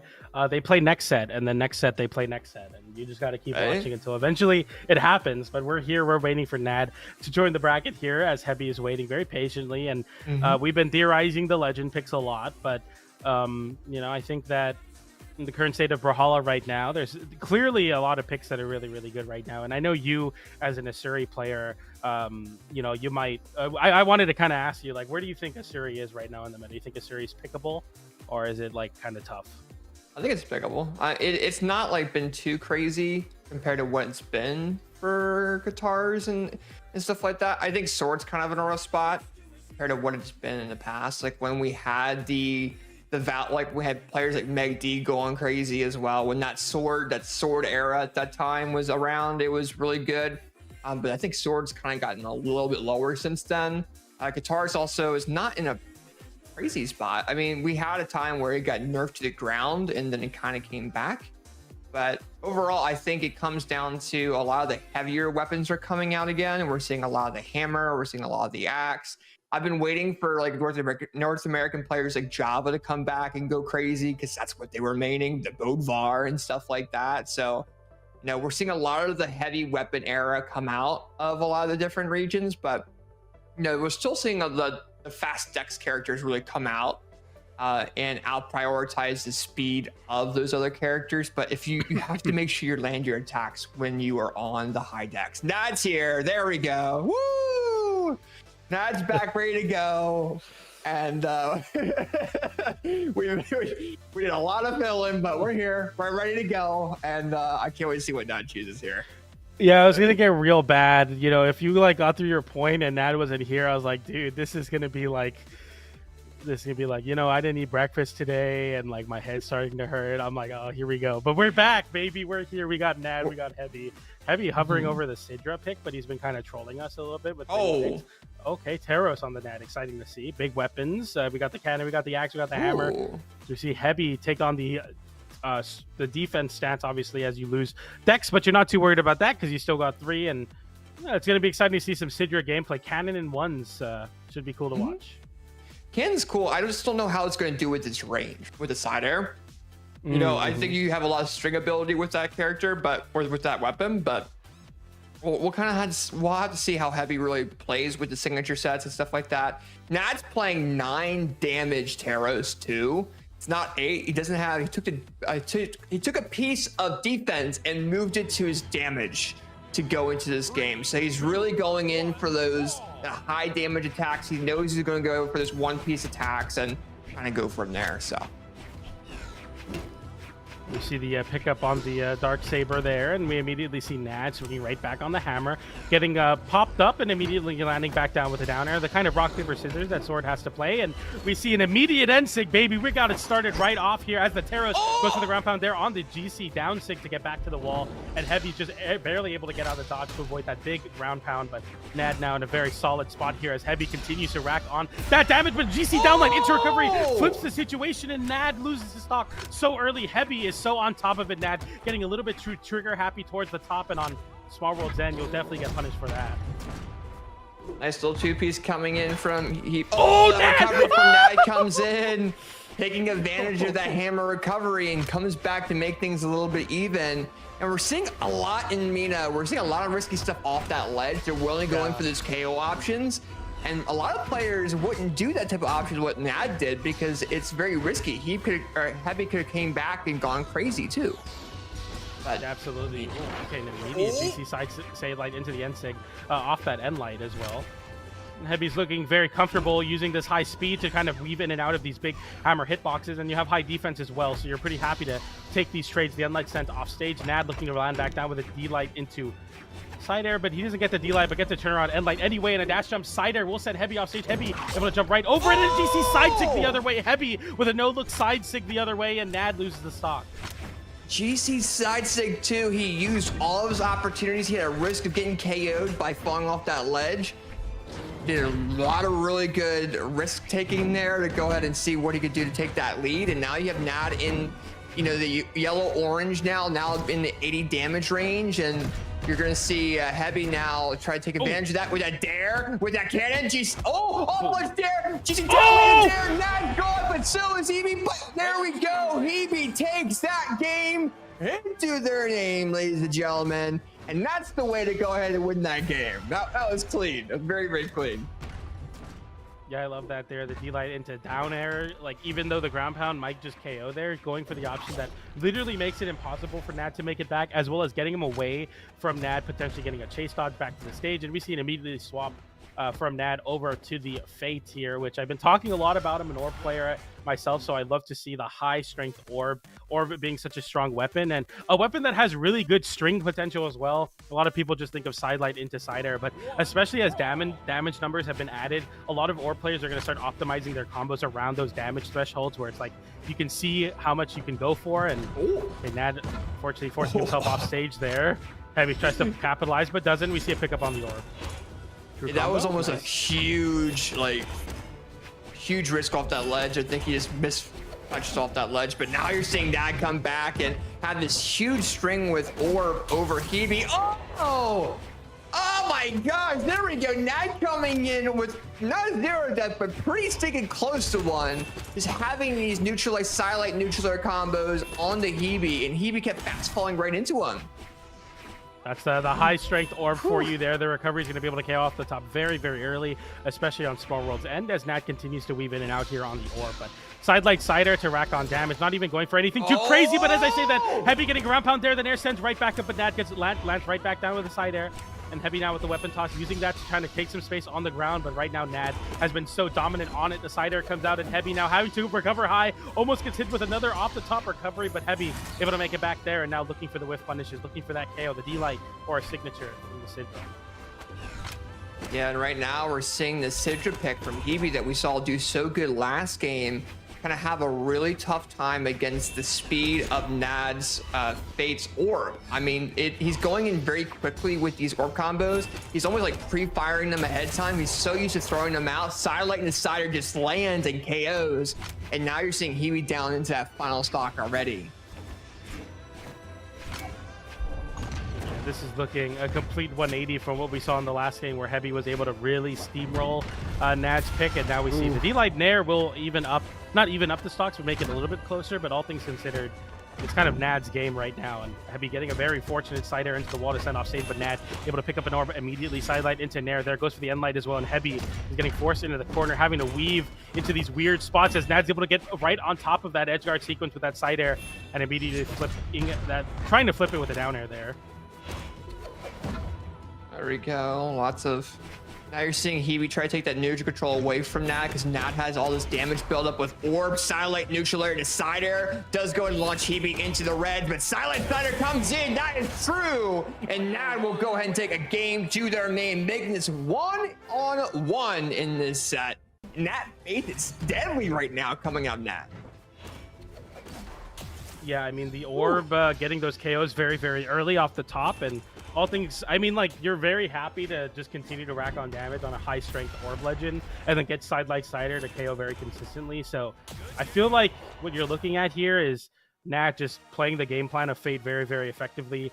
Either what, you know, whether you like play heavily into the orb or the scythe, Fate's going to be really good at getting like 1 or 2 hits over and over and over again, and then eventually out damage you and outpace you. As we see a swap here from Hebi off of the Sidra into the immediate Yumiko pick, which is a pick that kinda found a lot of success in versus uses Fate, for example. Obviously the down 6 is going to be really good on Hammer to get an anti-air, so that Nat has to really think about how they're going to be approaching the Yumiko. So I like this pick and this counter pick. It's both effective as you have a Hammer, but also very effective in the signature kit, as we see triplats come out as well. A very common pick for Yumiko players. Yeah, for sure. And right now you're kind of seeing, you know, kind of a unique, this is definitely a unique pick there coming out of Hebi compared to what we're used to them seeing them play. You know, you got the hammer, you got the bow. We don't see that sword coming out of them as well. So that was one of their main damage dealers in the previous games. So we'll have to see what Hebi can really replace that with, or if he can, because right now you're seeing Nat on Scythe, and his control in that Scythe has been crazy so far, and I thought his orb was crazy. Okay, a little bit of, you're seeing Hebi trying to use and take advantage of the signature set of Yumiko to kind of catch Nat off guard. Hasn't been really working a whole lot, so you're seeing Hebi go back to that bow, throws the weapon away. Nat takes advantage of that with that side air. Probably gonna go in and weapon starve him. He does, gets that scythe, misses that down signature, but that was a good option there as well if it wasn't for that dodge. Now you have a cider from Hebi. Oh, a silent misses, but Hebi, oh, does the signature the wrong way. Does get some damage build up on the Nad, but I mean, he's doing a lot better than the previous game, but has to take that neutral control away from that, and we're starting to see that a little bit. It's signature misses, but stop lands, but he misses the dare option. He needs to get this KO option right now. Dash up cider, and that's going to be able to KO there, even in the kind of earlier stages of the red damage, sub 150 there. So you're very fortunate. Obviously, the high strength on the Fate is going to lead into those very early side air KOs, but not getting the action started there with a sidelight. Hebi looking to equalize the stocks very quickly here. We see the slight dashes or the slight walk forward there, and we're able to scoop right as Hebi gets that read on Nad, trying to jump back to center stage with that down air. And now with the weapon start potential, no, just going to be holding on to that hammer, keep up with the damage. I like the wait there, no dodger. He goes for a full combo, doesn't get the down air, but still some nice damage there off that D-Light sidelight into Nair. That's a true combo up into the Nair, and then you can dodge out of that. And we see Nad hasn't really been going for that because he knows Hebi's going to be on top of that dodge button. Oh, the movement.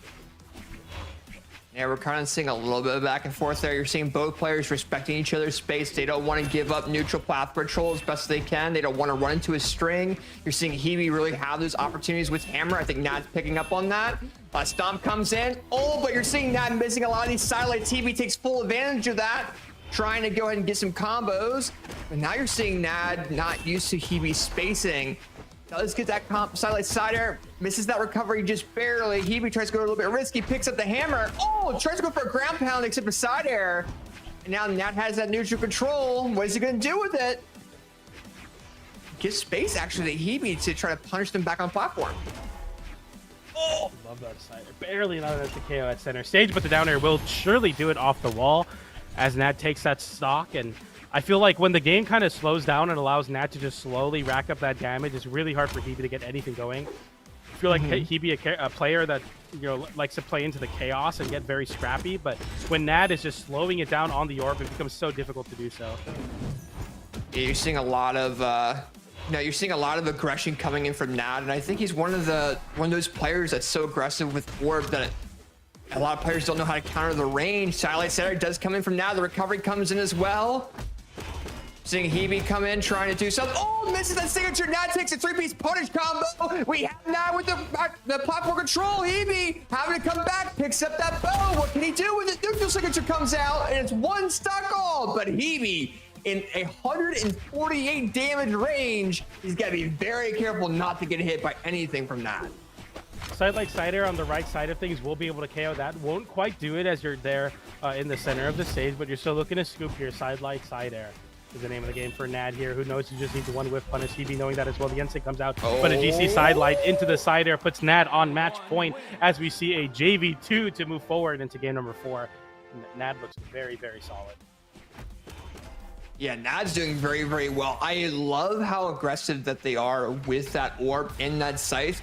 And they are basically pre-firing a lot of this stuff, which is telling me that they have non-stop spammed these style combos with orb and scythe and really got it down to the wire. Because when you're in these situations, you know, the more aggressive you are, the less recovery frames you give your opponent to punish you if you're able to throw out these different attacks the way that you need to. And I think Nad, with that orb gameplay, 440 damage on it, we're really seeing that come out of them. And I don't think I've really seen any other player, honestly, in any other region, be that aggressive and that speedy with that orb.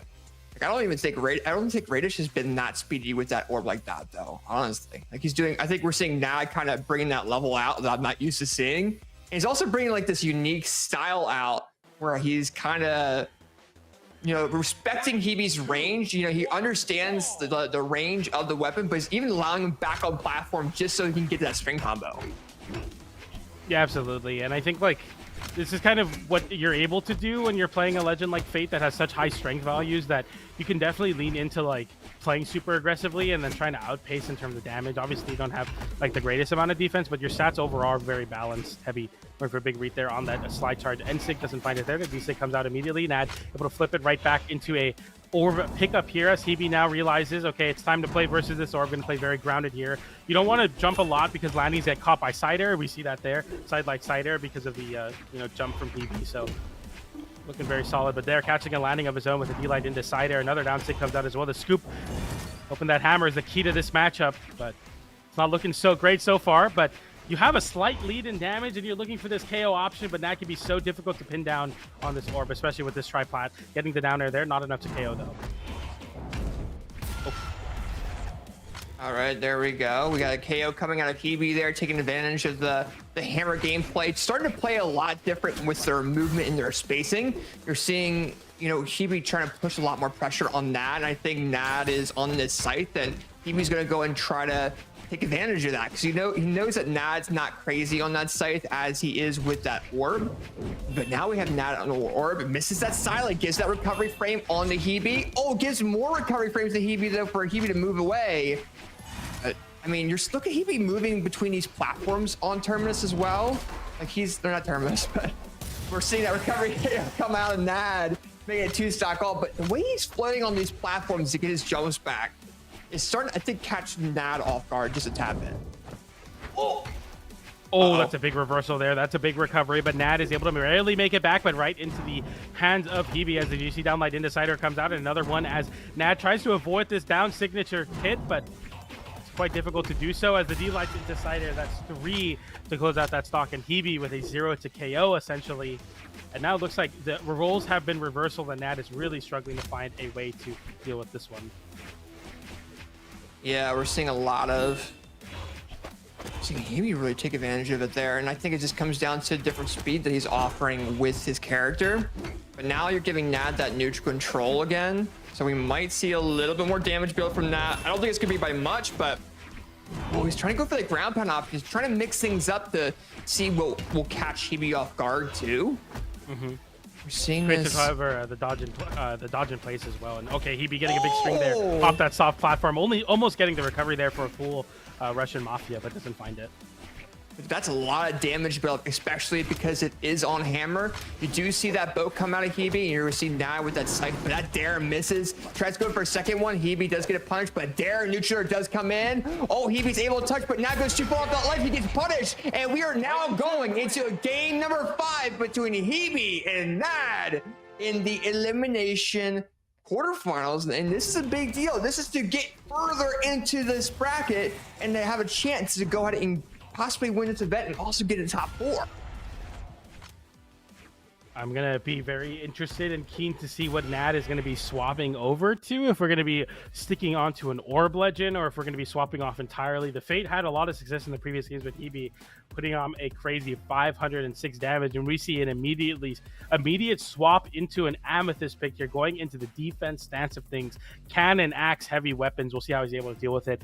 I can't imagine this is a comfortable matchup for a legend like Yumiko, who might struggle to get versus weapons that are really good at smothering you. So like the cannon could be a big mix-up here, but we'll see as we go to Small World's End for game number 5. No better venue for this matchup. Game 5, Nad versus Hebi. Yes, this is going to be a game number 5 in top 6. These players are going to try the best that they can do with their characters that they have. We have Nad going in for this Heck Mary kind of pick there, going in with the cannon. Oh my God! Are you kidding me? Coming out of Nad, the 0 to death with cannon.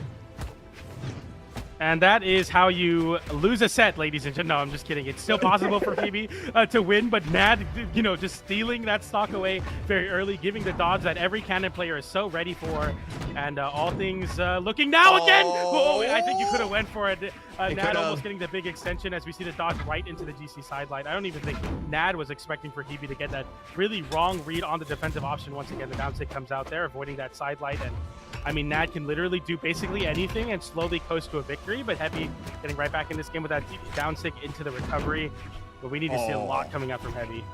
Yeah, Hebi's got to throw some stuff out now. He needs to take advantage of that hammer range. He's got to get away from the closest that they have tried to take away from Nad as well. They have to take advantage of that range, but you're seeing Nad come in with these 2-piece combos. He doesn't really have an opportunity to really push in. You're seeing Hebi like, do I just hop off? You're seeing him move like left and right, like he was considering it a little bit too. But now we have the bow. He's going to try to go back to that hammer, take advantage of the range of it. But he's giving all these recovery frames to Nad, and Nad's punishing them. Look, he's missing these attacks, and you're seeing Nad coming with a sidelight, and he's just able to string it. Recovery there, going for that down air attempt maybe, or going for that side air to try to close out a stock here, not give it a 3 stock. The sidelight into the GC sidelight doesn't find the read or the spacing, but now Nad having an opportunity to close out with some obliteration as the end light comes out, and Nad takes game 5 with a little shrug, saying, I don't know what to say. 473 damage and a very, very early stock in game number 1. This was a complete. I mean, this is just like nothing like the set. I mean, the set was very, very close, very, very back and forth, and then Nad swaps over to the Zol and gets a very, very early stock and just snowballs that into a win. 444 damage on the cannon. Oh my God, 444 damage on that Zol pick. That cannon was an extreme coming out of Nad. I didn't even know he had that. Like, he just kind of threw it up out of nowhere and just went crazy. So very nice job coming out of Nad there. I think Hebi was just so used to being aggressive against Nad to take that neutral control, but with how Nad played in that final game, there was no opportunity for him to do that. He had to take advantage of the range with that hammer. He kept throwing these attacks out. He's not used to swapping out that quickly, I think, and just was whiffing these attacks and those recovery frames. Nad just went with stride with. That was awesome. That was killer, man. That was a good game.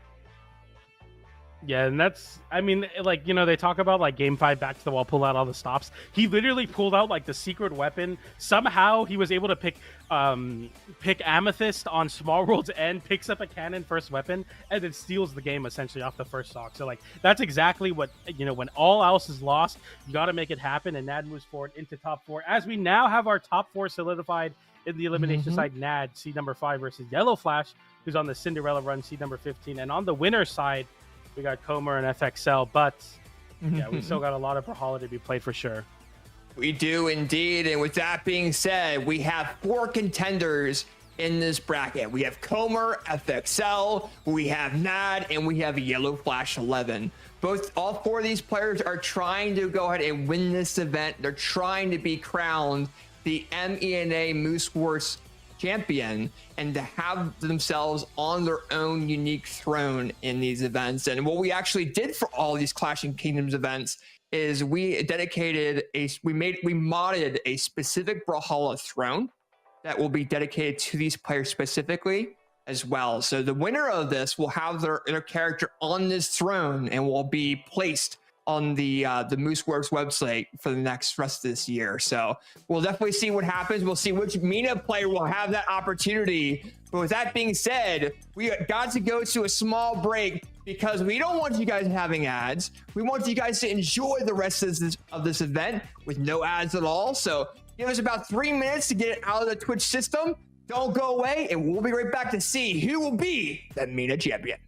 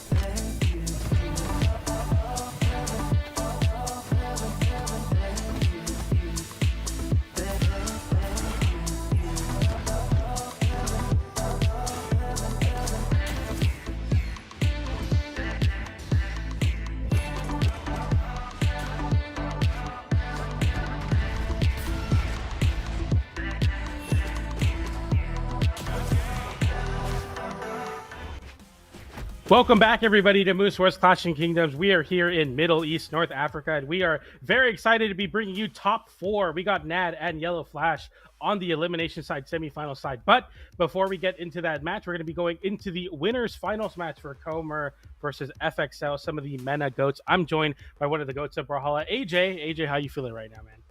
I'm feeling great, bro. I mean, we just cast a couple sets not too long ago. We had Nad and Hebi go against each other. We had Itami and Yellow Flash go to game number 5s. We've had 2 game 5s in top 6 already. And now we get to see the legendary MENA matchup between C0-MR and FXL. Seed 1 versus Seed 2 to see who is going to be going and representing MENA on the winner's side of grand finals. And these guys are ready to go. They are ready to show what they are made of. FXL is ready to play that Mordex again. And I can't wait to see how C0-MR does going against FXL as well. So it's going to be really cool, man. I have to agree. I think seeing these picks from Middle East have been very, very exciting. We get a lot of different legends, a lot of different weapons. No matter what the meta is, MENA will always find a way to kind of mix it up a little bit. We see FXL having this Mordex hover immediately. Exciting to see who's able to do this one. Yeah, and one thing that we do have to bring up too, I think when it comes down to MENA as a region, there's a lot of vast opportunity for these guys. And they go for clips. Like that's one thing I love about MENA is they go in for these really risky combos, understanding the risk that come with it, are willing to give that up to make sure that they land these things. Like we see some crazy stuff today. I think we're seeing a lot of close games in this top 6 too. So I want to see what FXL does with that scythe. I want to see how C0-MR does going forward, and kind of see those two really flash it out, because I haven't seen a lot of C0-MR. Like, I'm a North American TO. I've heard of FXL because I've met him through the community, but I want to see, is it gonna be scythe free scythe? Oh, sugar. Oh, it's going to be Mordex versus Mordex. Okay. Okay. Spring champion versus winter champion. Let's get it, baby. It's gonna be fun. Woo. Yeah, it's literally like a handshake thing where they either get first or third. I forget who gets seconds at these events. Probably PR number 3, if I have to imagine. But yeah, it's gonna be very exciting to see C0-MR versus FXL. Once again, spring champion versus a winter champion. Both in the Middle East region. This is the team that also comes together and tries to invade some of the SCA showdowns, the 2v2 bracket. So it'll be very exciting. Yeah. Let me see. I think they had to go back real fast here as well when it comes down to the game. But overall, though, I mean, when it comes down to both of these players, I mean, you know, this is a little bit lore there. There's a lot more. I didn't know about this until they got into these games, PJ. Spring champion versus winter champion, right? Yeah. That's a big deal to have these guys in the finals of this event facing each other for the winner side advantage. That's a big deal. And plus it's Mordex v Mordex. So we're going to be seeing scythe, we're going to be seeing gauntlets, we're going to be seeing strings that we usually see from the North American players such as Marky Moo as well here. And it's going to be really cool to kind of see what might be picked there. So I think they're just figuring out something real quick. I think something's wrong with C0-MR's PC real fast, but double Mordex was the pick that they chose going into map striking. And that's going to be, I don't know, it should be relatively interesting because we see FXL scythe all the time, like we saw it today. And I think I can't wait to see what he can really pull out here. I think once FXL readies up, it should be really, really cool. So, but either way, though, I mean, these guys are champions. They're ready to go at it. I mean, they've been playing very well. And we'll see what happens here. But another thing, too, is like going through the elimination side, too, while we're waiting for, I think, C0-MR to come back. Nav versus Yellow Flash. We have Yellow Flash Seed 15, who is PR'd in MENA, but he's making his breakthrough performance, I would say, in the top 6. Starting off in Moose Wars. And I mean, he's going to be going against Nad a little bit later. We saw a lot of really good matchups of Nad against Hebi. We saw him in the winner's side go against C0-MR as well. And we'll definitely see how Yellow Flash goes forward with that. And we saw him play that Taros as well. And we'll see what Nad can really do to rebuttal against it. So there we go. C0-MR's back. He's ready to go. All righty. Mordex. got that. Got the He's got the Mordex there. esports V5 Mordex too. Oh, okay. He's got to pull a Tai Long out. He's gonna try to mix things up a little bit. That's cool. Luck is- We got a Mordex mirror here, and as much as we like to talk about, how like set the meta is right now with the heavy weapons. This is MENA, baby. This is a winners finals. Yeah. We got Tai Lung versus Mordex. We got very high octane legends here. So the most popular legend in Brawlhalla history up at it here in winners finals. The spring champion versus the winter champion, trying to battle it out here for the crown. It's gonna be very exciting. This is like a villain versus a hero strategy here almost, because you see this esports V5, this gold and white color coming in from Comer, and then you see him win the winter championship, and then you see FXL come in with this Tai Long, which is known for being a villain in the Kung Fu Panda series as well. So we're having this kind of build up of FXL kind of setting himself up as the villain going against Comer, and we'll kind of see how that goes going forward. But it's kind of cool to kind of see that build up a little bit too. Yeah, absolutely. They're going to be sorting out their issues here as we get a little reset there. Might have been wrong bands, but nonetheless, we're getting into this next game very soon, hopefully. Should be exciting. Yeah, for sure. I mean, it's technical issues. It happens. I mean, that's what happens when we have online events. We're not at LAN. We're not, in person helping them fix it. So we'll kind of see what happens. Comer says he's all good now and ready to go. So this third time's the charm. I'm hoping third time's the charm's here, and we get to see some good gameplay from MENA. And these guys are going to go crazy once they go at it. So we're going into the first game of the winners finals between FXL and Comer. And let's see where they're going to go and choose for the maps. They might be Demon Island again. Yep, Demon Island. It's got that low floor there too, though, PJ. Yeah, this is definitely going to be, a very fitting location here. Obviously, Mordex players love having the flat stages with no soft platforms. So I'm expecting to see this. I thought we were going to see Small World's End. That's definitely like the more traditional Mordex mirror matchup, especially in NA. But we're here in winners finals. Game number 1, Comer is going to be the first one to pick up a weapon and find the first blood there as he gets some nice little damage. Yeah, for sure. And right now you're seeing Comer with that scythe there. You're seeing FXL with those gauntlets a little bit too. He's trying to mix things up a little bit compared to playing his scythe right off the bat. He's trying to get that damage build up against Comer and maybe going with scythe a little bit later, but he actually chooses now. He gets the neutral air. They clash. The dare read comes in from Comer as well. They're kind of going in for the same string against each other so much. Comer takes advantage of that, has the advantage there, but FXL the neutral air. Oh, neutral air misses. Oh, dare comes in from FXL, misses the neutral air. Comer misses their dare option. Oh, FXL save, double neutral air. Comer's barely able to make it back. GT neutral. Oh my gosh, what just happened? That's just the most ridiculous string I've ever seen, really. Like, he even went high on the recovery there to mix it up as well. Everyone always talks about, like, oh, you got to mix up the high recoveries. But there we see a swap off immediately into that, reversal there. Oh. Not reversal, but he, like, turn around N-Sigs off the GC, and we see a very even game now as both are on their second stock. Comer going for the deep downer, goes for the GC downlight, doesn't find it there. FXL looking to get back to the stage here and try to flip it on the Comer as the D-lights come out. We see FXL get a one hit, but they haven't really been getting the extended strings, just a lot of repeated singular hits here.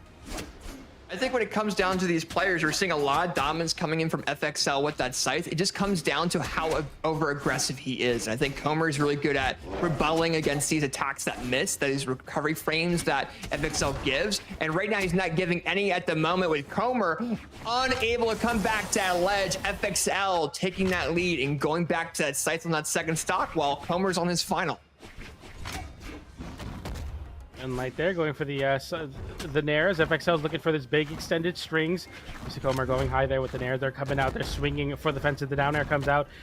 Another side air from FXL and looking for this juggle to continue as Comer has the stage to FXL. GCN light sends off stage, and now FXL looking to lose the stock quite quickly there as a D-light into side light recovery will find the KO. Comer only in the yellow here is FXL now looking to slowly build off this damage lead. Gets a nice little two-piece there. Sends Comer off stage. Recovery swing high, but none of them connect. We see the Nair immediately flipping FXL off stage, going for a very deep downer. FXL with the sweat beats goes right back into the action. The downer into the wall, going for another downer there, but Comer able to sneak right above it as another recovery comes out, and FXL is getting put through a little bit of a vortex of himself, but FXL continues the storm as the weapon toss comes out as well. The sweat beads, and we see the gauntlets pick up, but no extension into a KO. The end light sends off stage, and FXL now looking to close this stock out. Gets the ground pound. FXL takes game number 1.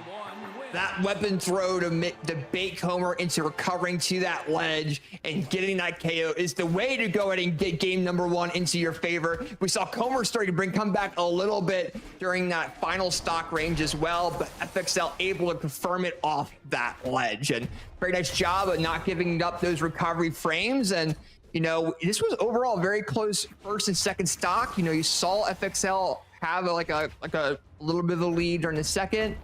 Get KO'd by a silent recovery with the gauntlet, and then during that final KO, it just came down to that weapon throw into that dodge read ground pound. And now we're going to game number 2 on Demon Island again with FXL up a game. Nice recovery there. I like that aggression from Comer, who immediately picks up the weapon. There's shades of game number 2, but obviously, or game number 1, but looking to you know, change the outcome for sure here. FXL getting a side light, sending Comer off stage. A downer catches the jump Nair, and now Comer having reduced amount of resources. The Nairs come out and goes for the recovery. Comer, is he able to make it back? The Nair sends him off stage. Once again, the recovery comes out, but Comer unable to make it back with a downer, and FXL with a clean edge guarding sequence to allow that very early first stock going over to FXL. Yeah, it's a huge thing for FXL. He wants to go and take that advantage over Comer, with Comer being seed number 1, with him being the winter champion. He's trying to go ahead and take that PR1 away from him one day, and this is the way to go and style on him. Ladies and gentlemen, he got this beautiful combo, didn't get the KO, but look at the control that FXL has. This mirror is definitely going in the favor of the Tai Lung. The weapon toss comes out as Comer looks to set up a GC downlight there into a potential KO setup, but he isn't able to find anything to connect. The side stick doesn't connect either as FXL dips right below the stage, rises right back with a sider, gets the sidelight into recovery, and FXL with a 3-stock-to-1 lead, and he is not looking to let up the gas anytime soon. He's looking to put pedal to the metal and put this set on game, or a 2-0 set lead for himself. The sider does come out. Will it KO? Not quite. Comer looks for the ground pump, but miss inputs there, unable to make it go off stage, and FXL with such a big lead. Yeah, right now, FXL having this huge lead over Comer right now with that overall control of that scythe. Comer's having a rough time really adjusting to, you know, usually he's maximizing on the recovery frames with opportunities that FXL gives. He's not really going for string combos. So we did see Comer get that unarmed recovery KO onto FXL to bring him down to his second. You're seeing him do a little bit of scythe, but he's not doing a whole lot of strings. He's starting to do a little bit now. But, missed that there. FXL tries to punish it. Silent comes in from Comer. He's going to take that neutral control away from FXL. But Silent comes in. Recovery comes in from FXL. Picks up the scythe again. Neutral from FXL, trying to go and get this KO on the final stock of Comer. Tries to go with Comer with the punish, the weapon throw, clash! And FXL is down to his final. Comer's opportunity of coming back, but he's going to have to do a lot of damage build-up first. And it's not over quite yet. You can never count out a Mordex as Comer now looks to hopefully find a way to cheese out this KO, but it's going to be tough. The Enlight into the Nair, into the side air. That's some nice damage there, and slowly leading to a situation where FXL is getting very trigger happy on these signatures, and Comer having all the stage to FXL, going for the big recovery. Sidelight into the side air. He's going flawless on this stock so far. Side air and disarms FXL, and the end stick comes out, and Comer gets the reverse 3-stock. He's still in it. The winter champion will not be put down in a dominant fashion as he takes game number 2, and we go to game 3, 1 game apiece. Oh my goodness. And that's the way to go ahead and show that you are here to win it, ladies and gentlemen. He has been building himself up, trying to take advantage of the opportunities that FXL gave him, and he just went crazy with that scythe. He got that KO in that second stock, made it to 1-stock all. He did all this damage buildup on FXL, kept FXL in the air, and got that neutral signature KO, and just didn't allow FXL to regroup, and that's what he needed to do. And we're going to game number 3 after that amazing reverse 3-0 coming in from Comer. Can he do that damage build-up again against FXL in this game number 3? Nice down air there from Comer as FXL has to recover, very, very scared, as these down airs have not been hitting its mark, but force a lot of these recovery options to come out. Sidelight into Wake, goes for the empty land as well to try to punish FXL for landing right back down as a defensive option. Sidelight into the downlight into the other direction, tries to flip it. The active input comes out. Down air sends off stage once again. Off the wall into the weapon toss, and Comer with a very clean string there as FXL couldn't find any reprieve from the site's pressure. Yeah, right now we're seeing FXL kind of being on the downside there against Comer here, and Comer is using that scythe gameplay very well, reading the jump options of FXL, and FXL's trying to mix things up a little bit. He's trying to go in with these silent options, trying to bait him into different things, but he does get the GC downlight in the ground pound and KO to make it 2 stocks all, and you know, now we're back to even stocks. We were used to seeing this. Comer did something smart, which is to double sidelight unarmed to go ahead and have that neutral control, because as soon as he has FXL off that ledge, it's an opportunity for him. Both players try to go off that ledge. The Ultimate downstick from Comer. He's willing to play unarmed against FXL right now. Oh!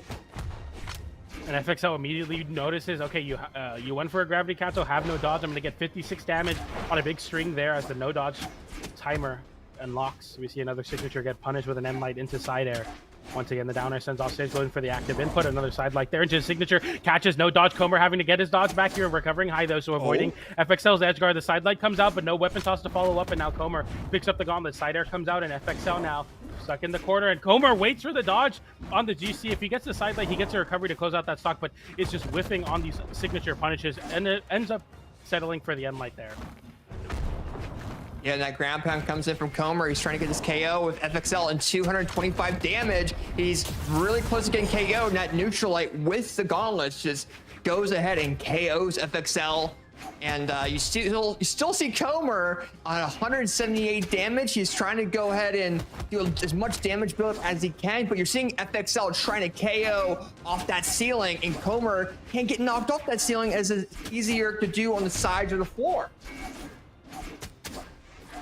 The down air comes out there, and FXL having dodge high back to center stage. Right. The side light comes out as well. And FXL now in a great spot as we charge up a weapon toss, and Comer barely able to make it back. The weapon toss comes out again, and we look for any way to tap in this KO at 232 damage. The D-Light into recovery will be able to close it out. Oh my goodness, it's the close game. FXL into this mustard yellow, so you're looking pretty healthy here, all things considered. The lead definitely could be enough for Comer to close out this game, or FXL can do similar to what Comer did to himself in that last game.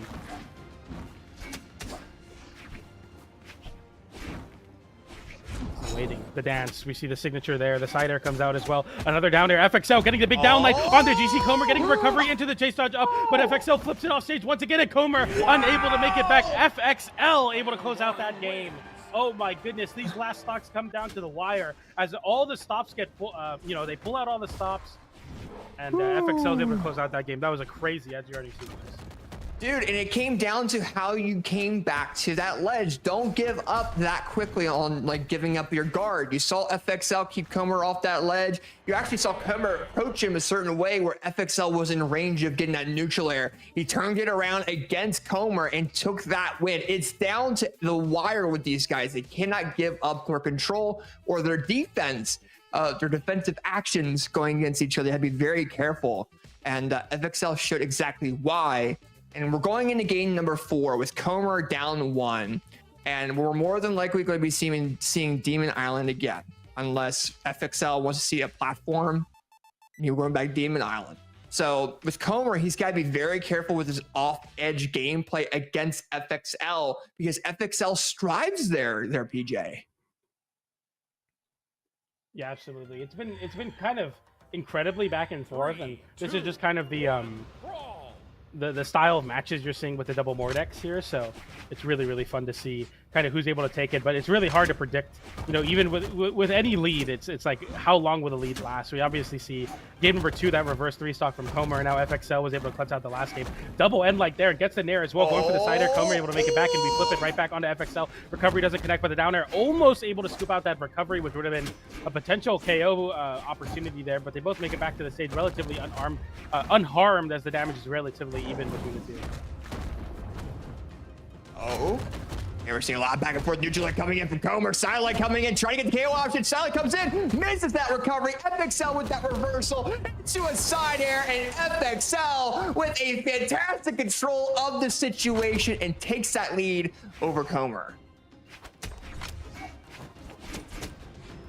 Okay, nice little side light start here as FXL is looking to rack on that extra credit or potentially even take an extra stock. We know the very volatile nature of a matchup like double Mordex. Gets a side light into the nair, into the ground pound. Comer barely able to avoid that side air and that edge guard sequence. The side air comes out from Comer as FXL is forced off stage by that side air, but Comer loses his weapon and now unarmed has to pick up a pair of gauntlets in himself, and we go down to the fist of cuffs to see who's able to close out this stock. The D-light into the side light goes for the nair on the no dodge. Comer able to get the end light out, but not enough to KO. The weapon toss comes out as well, and Comer looks to tap in this KO with a D-light, doesn't find it there. Side light into the recovery, gets punished with the recovery as the recovery whiffs, and Comer now with the weapon toss. FXL barely able to make it back once again, and Comer is struggling to find this KO.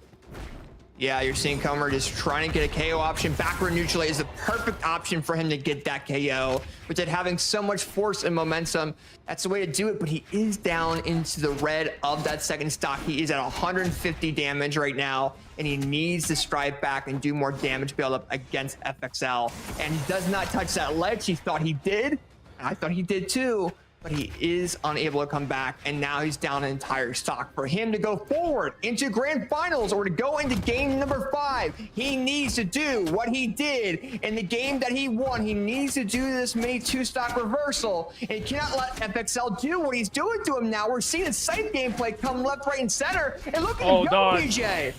FXL is completely steamrolling Comer as we see the D-light send off stage, going for the insig there. Comer able to flip it with the recovery, but he forces himself low. The weapon toss doesn't connect, but he can't make it back anyway, and FXL takes it in a 3-1 fashion. Not going out with a bang, but going out with a whimper as he was unable to get back to the stage.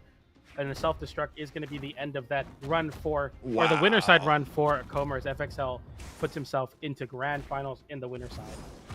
Well, and you have to consider too, like this is, you know, you have Mordex v Mordex, and I think the scythe gameplay that we saw from FXL kind of allowed him to out-prioritize Comer on his own Mordex. And I mean, these guys know each other's weapons very, very well. And I think FXL put so much pressure onto Comer that Comer just didn't know what to do. I mean, you saw Comer go really risky on that final KO, and he just did the wrong option. He did a dare option, except like a neutral air up in the air to go ahead and get that KO, which would allow him to come back. But he was willing to be risky on that final stock. It didn't pay out this time, but we will be seeing more of Comer going forward in the elimination final. And FXL is now in grand finals winner's side of this MENA championship for Flashing Kingdoms. And we now have to figure out, PJ, who he's going to be facing in grands.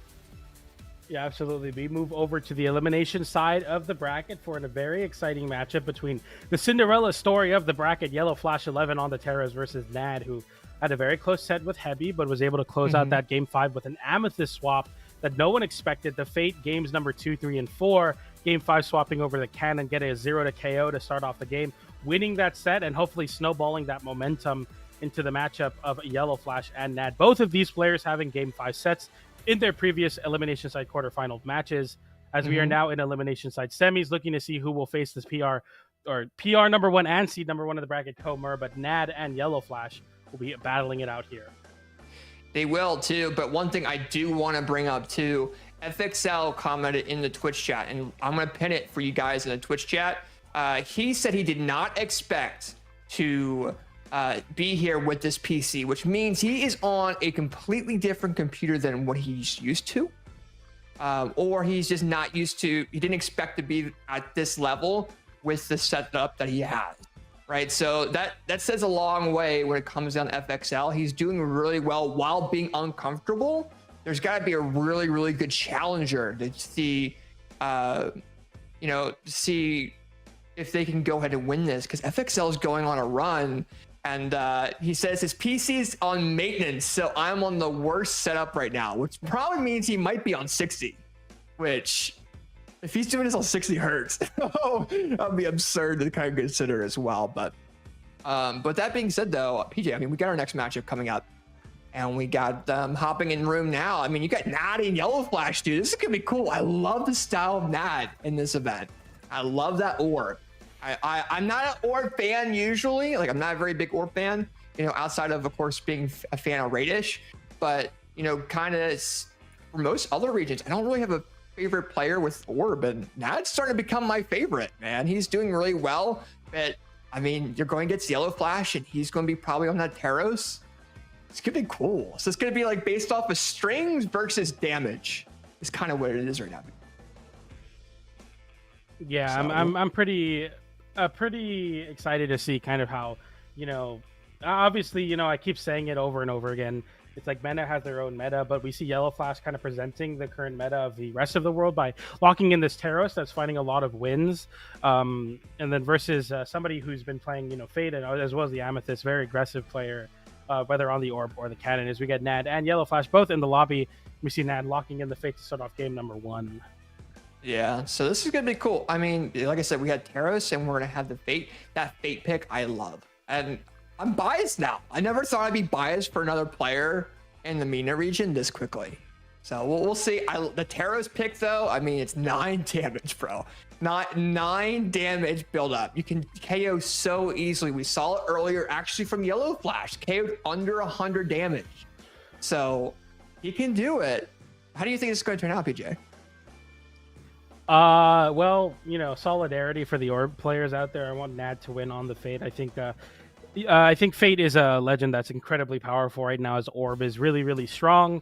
Alongside having the high strength value, you're going to find very consistent KOs and very, very strong strings. It was cool to see Nad start implementing the strings later on in the set as well. So I want to see Nad leaning into the Orb here versus the Roman Reigns. Although I think this matchup isn't great for Orb in terms of Axe versus Hammer, you can definitely still find a lot of success. If you're able to control the ground game and force Roman Reigns into the air, you're able to get those anti-airs or catching landings with side light. So let's go Nad. I want Nad to take this one. Yeah, for sure. I mean, we got, we have Nad kind of popping up as our picks there, but you also have Yellow Flash, who is doing this losers bracket run, his breakout performance, starting in a Moose Wars, which is great. So, I mean, I'm an underdog guy. I'm, considering that too. I don't know. That style is crazy. If Yellow Flash can counter that, he has a good chance of getting in top 3, without a doubt. So we'll definitely see. We're going into game number 1, though, PJ, of this best out of 5 set. Let's see who wins this set. We got to start with the first game. Game number 1 between Natty and Yellow Flash. Let's see how it goes out. Going to be very excited to see this one, as Yellow Flash is able to pick up the first weapon here, but we'll see Nad immediately fighting back with the unarmed and picks up a Scythe to start us off here. Okay, double right now we have GC. that Scythe coming out. A lot of players are kind of with it at the moment, eh?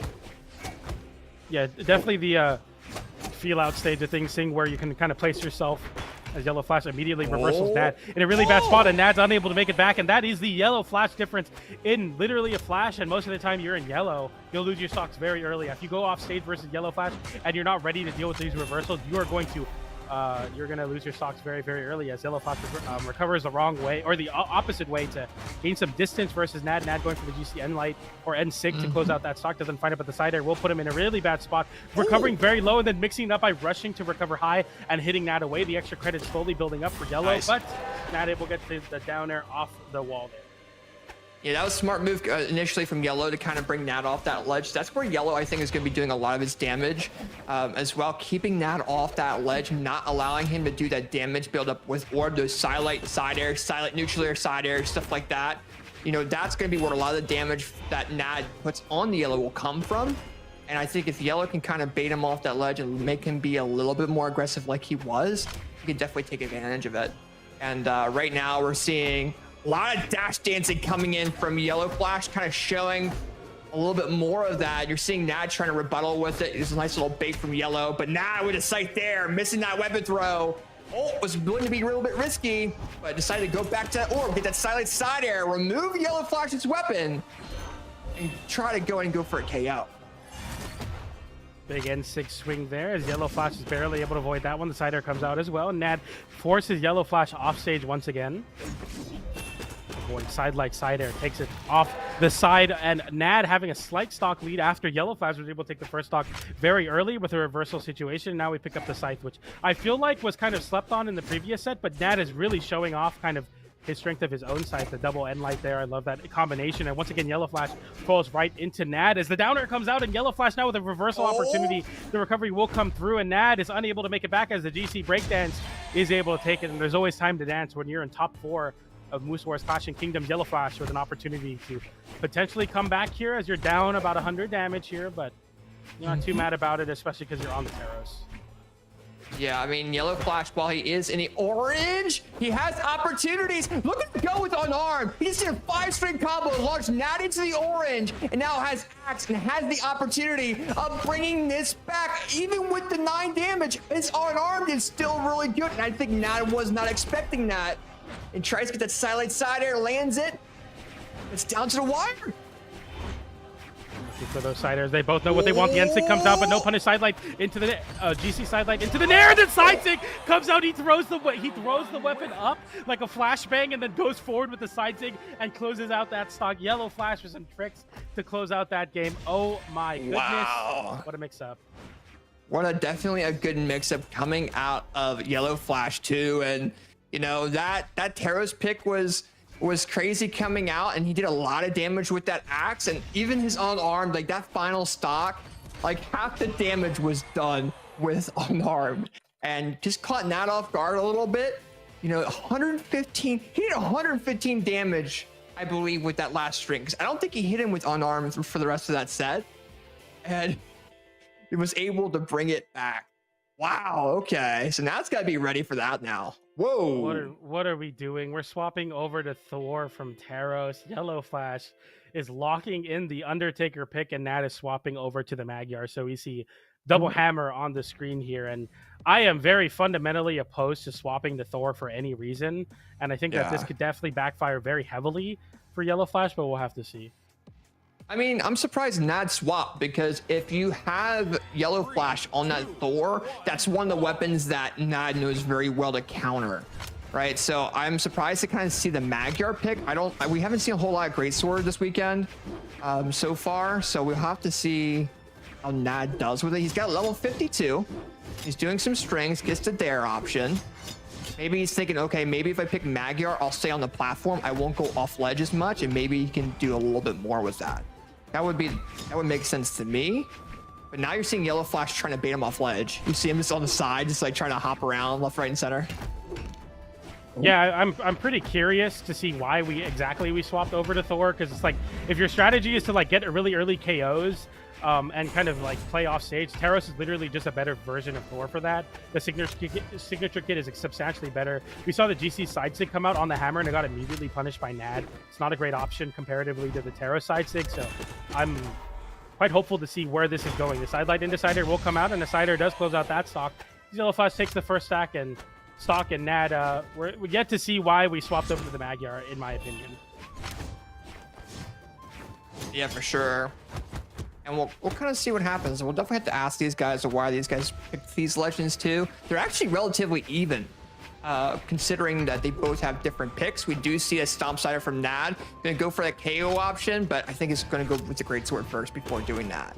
Sider comes in from Yellow. The recovery comes in as well. Nice dare from Nad as well, and misses that weapon throw, but Yellow just does not come back. Oh, he does come back appropriately, just barely is able to come back. I don't even think Nad expected that to come back. Okay, D-Light Sider will close out that stock for Nat, though, and all things considered, you're not too upset about this damage deficit. Obviously, Thor is a very high defense legend, but also relatively low damage comparatively to other orb legends like Fate or Petra. See the GC down stick come out and catching Nad there, sorry. D-Light into Sider, not going to send anywhere quite yet. D-Light into another Sider, 435 damage. D-Light into recovery, Nad able to still survive, but that Sider will close out that stock, and Yellow is able to close out that one with that side air. Very, very clean edge guard sequence on the hammer. Yeah, I mean, that's huge. That's a one stock lead for Yellow. Oh, but he's starting to do a bigger buildup. Weapon throw coming in. Can he get neutralized? Can he get there? He lands it. Nad losing the final stock, and Yellow Flash with that 0 to death on Nad. What? That was a crazy string on the orb. Very, very exciting to see. That's really, really cool. And that's I was like, wait, why are we going to pick the Thor? But if you're going to be pulling out orb strings like that, I can definitely see why you want to pick out the Thor, because that orb is going to snowball you into that win. As the Nad swap was quite interesting. Oh, I mean, now we're seeing Nad swapping characters, and I think he was going to go with the Zul. I'm surprised he is going with the Taros now, though. He's swapping with the Taros. I think the axe and the hammer makes sense. But he's also playing against Yellow Flash, who played Taros against him. So it's kind of a weird pick coming out of NAD, because Yellow Flash does understand the reads coming in against him. And with Yellow Flash representing Legion, man, I mean, he's trying to rep his org pretty well, and we'll see what he can do here. But he's going crazy against NAD at the moment. Yeah, you know, I really love to see the Thor swap as a Thor player myself, but why play Thor when you can pick Taros? And I think NAD is going to try to show that off here, as the damage is definitely swinging into NAD's favor. The weapon toss as well. Your stock is gone. You can't make it back, and that's the difference that Taros will bring to the table. The high strength, team strength player himself, and it's going to find those KOs very, very early on. Even earlier than a legend like Thor, for example, on the same weapon. And we see the Orb come out, but Orb versus Axe, very, very, very difficult matchup for Orb at times, especially when you're getting anti-aired. And with Punish, that side stick's not going to hit anybody, but side light into side air will. We see a big ground pound, and NAD jumps right into the ground pound, and Yellow Flash seals that stock away with a very, very early ground pound. Yeah, he is, and right now we're kind of seeing a little bit of control here from NAD, trying to push this pressure onto Yellow Flash there. NAD does get some dares and siders and launches Yellow Flash into the orange. He's expecting Yellow Flash to get aggressive, swaps over to the hammer. I think he's going to try to maximize on his recovery frames now.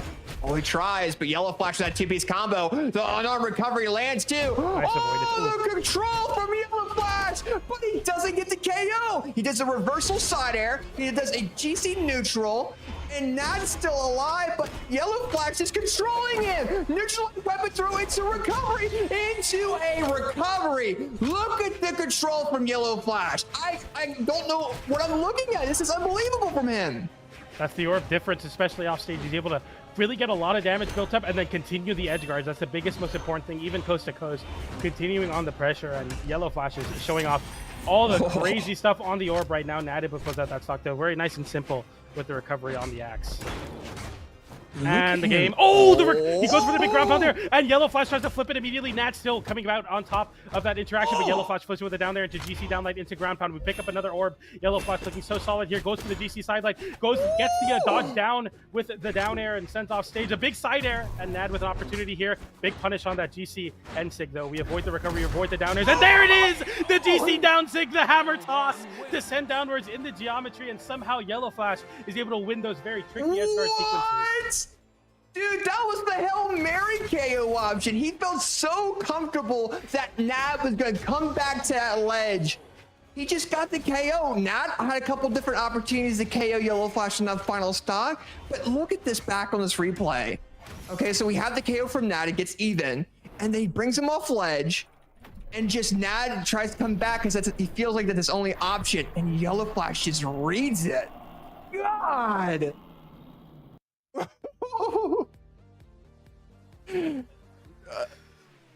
This is crazy. That was just crazy. NAD literally got hit by like everything in the book, and it worked out in a big way. And shout outs to a Yellow Flash swapping to the Thor. This is the first time in my history of a caster in Brawlhalla for the last almost 2 years that a player swapped to Thor and won the set. By the way, I've never seen that happen before. This is the first time for me. I'm a big Thor player myself, so Yellow Flash for being the first person in my career to make it work. That was really cool. Wow. And that's the way to do it, man. I mean, Yellow Flash just went crazy. I mean, he was comfortable. I didn't expect him to be that comfortable. Maybe that's why NAD swapped from that bait pick. I think he kind of knew that orb pick. He did counter orb that Yellow Flash might get him.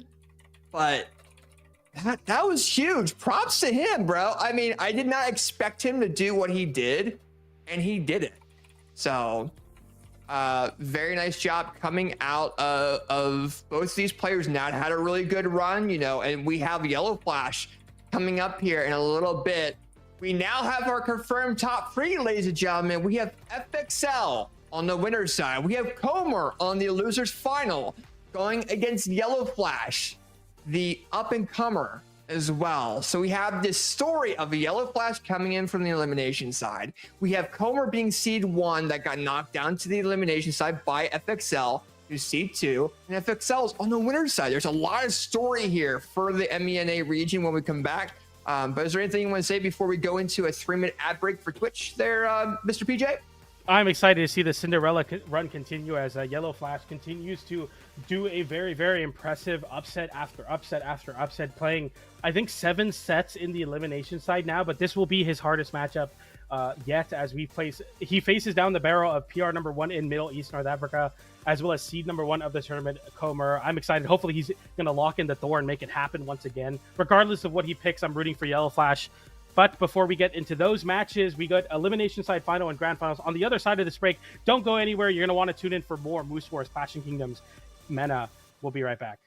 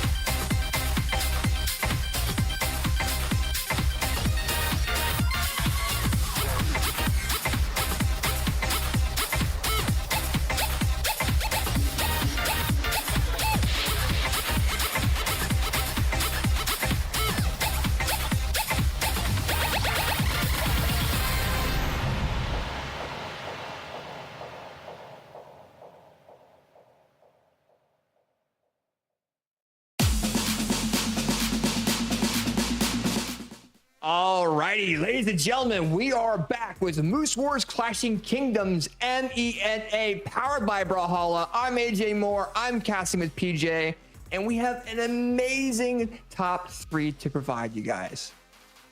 Yeah, I'm incredibly excited to see kind of the clash of 2 storylines at the same time. You got Comer and FXL, PR number 1 and 2, seed number 1 and 2, the winter champion, the spring champion, respectively. They're battling out. They're having their own kind of, storyline this year in Middle East, North Africa. And then on the other side of things, you got Yellow Flash, seed number 15 of the event, all the way making it into his first podium placement in this top 3 position, with a potential opportunity to put an exclamation point on this bracket by either winning it or at least going into grand finals, beating PR number 1 in MENA. That'd be very, very exciting from Yellow Flash. And not only that, but Yellow Flash is apparently a very, very strong Thor player, so that definitely excites me a lot. So I'm really excited to see how this one plays out. We got elimination side finals now, as we got Comer and Yellow Flash, to see who will move on into grand finals versus FXL.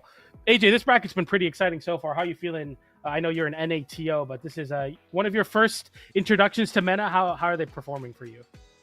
A lot of these players, I'm very pleased to see this style of gameplay. Like, when you usually watch other regions, you usually only see the meta of what people are like, hey, this is going to 100% work. They're not willing to experiment in those first couple games. With players like Yellow Flash and even players like Comer and Nad, we're seeing a lot of diversity in character picks, and we're seeing a lot of really, really good combos coming out of these guys. So going into this first game with Comer is going to be choosing the Mordex, which we saw on the winner's side, but we'll be seeing how he does against Yellow Flash's Orb going forward into this game. Yeah, we see the Thor pick here, a legend that is very strong, but kind of gets overshadowed by quite a couple legends. But you got little tricks like that that'll get you right involved. But the thing is that even getting hit by that down stick, you get a lot of a punish. But Yellow Fever immediately swinging back off stage, the double recovery. Comer unable to make it back as the Cider comes out, and Yellow Fever strikes first, with Comer getting too aggressive off stage, trying to punish that GC down sig, and he pays the ultimate price of losing that first stock. Dude, Yellow just had so much control of that hammer, and now he's got all that pressure on the Comer. He's going to keep Comer in the air. He's going to go with that orb and do this damage build-up. You're seeing him try to go for it. Comer's doing very well at rebuttaling. We see it silent. It's a silent recovery onto Yellow Flash. It is now 2 stocks all, and Comer's brought this thing back. So you're seeing Yellow Flash go back to that hammer.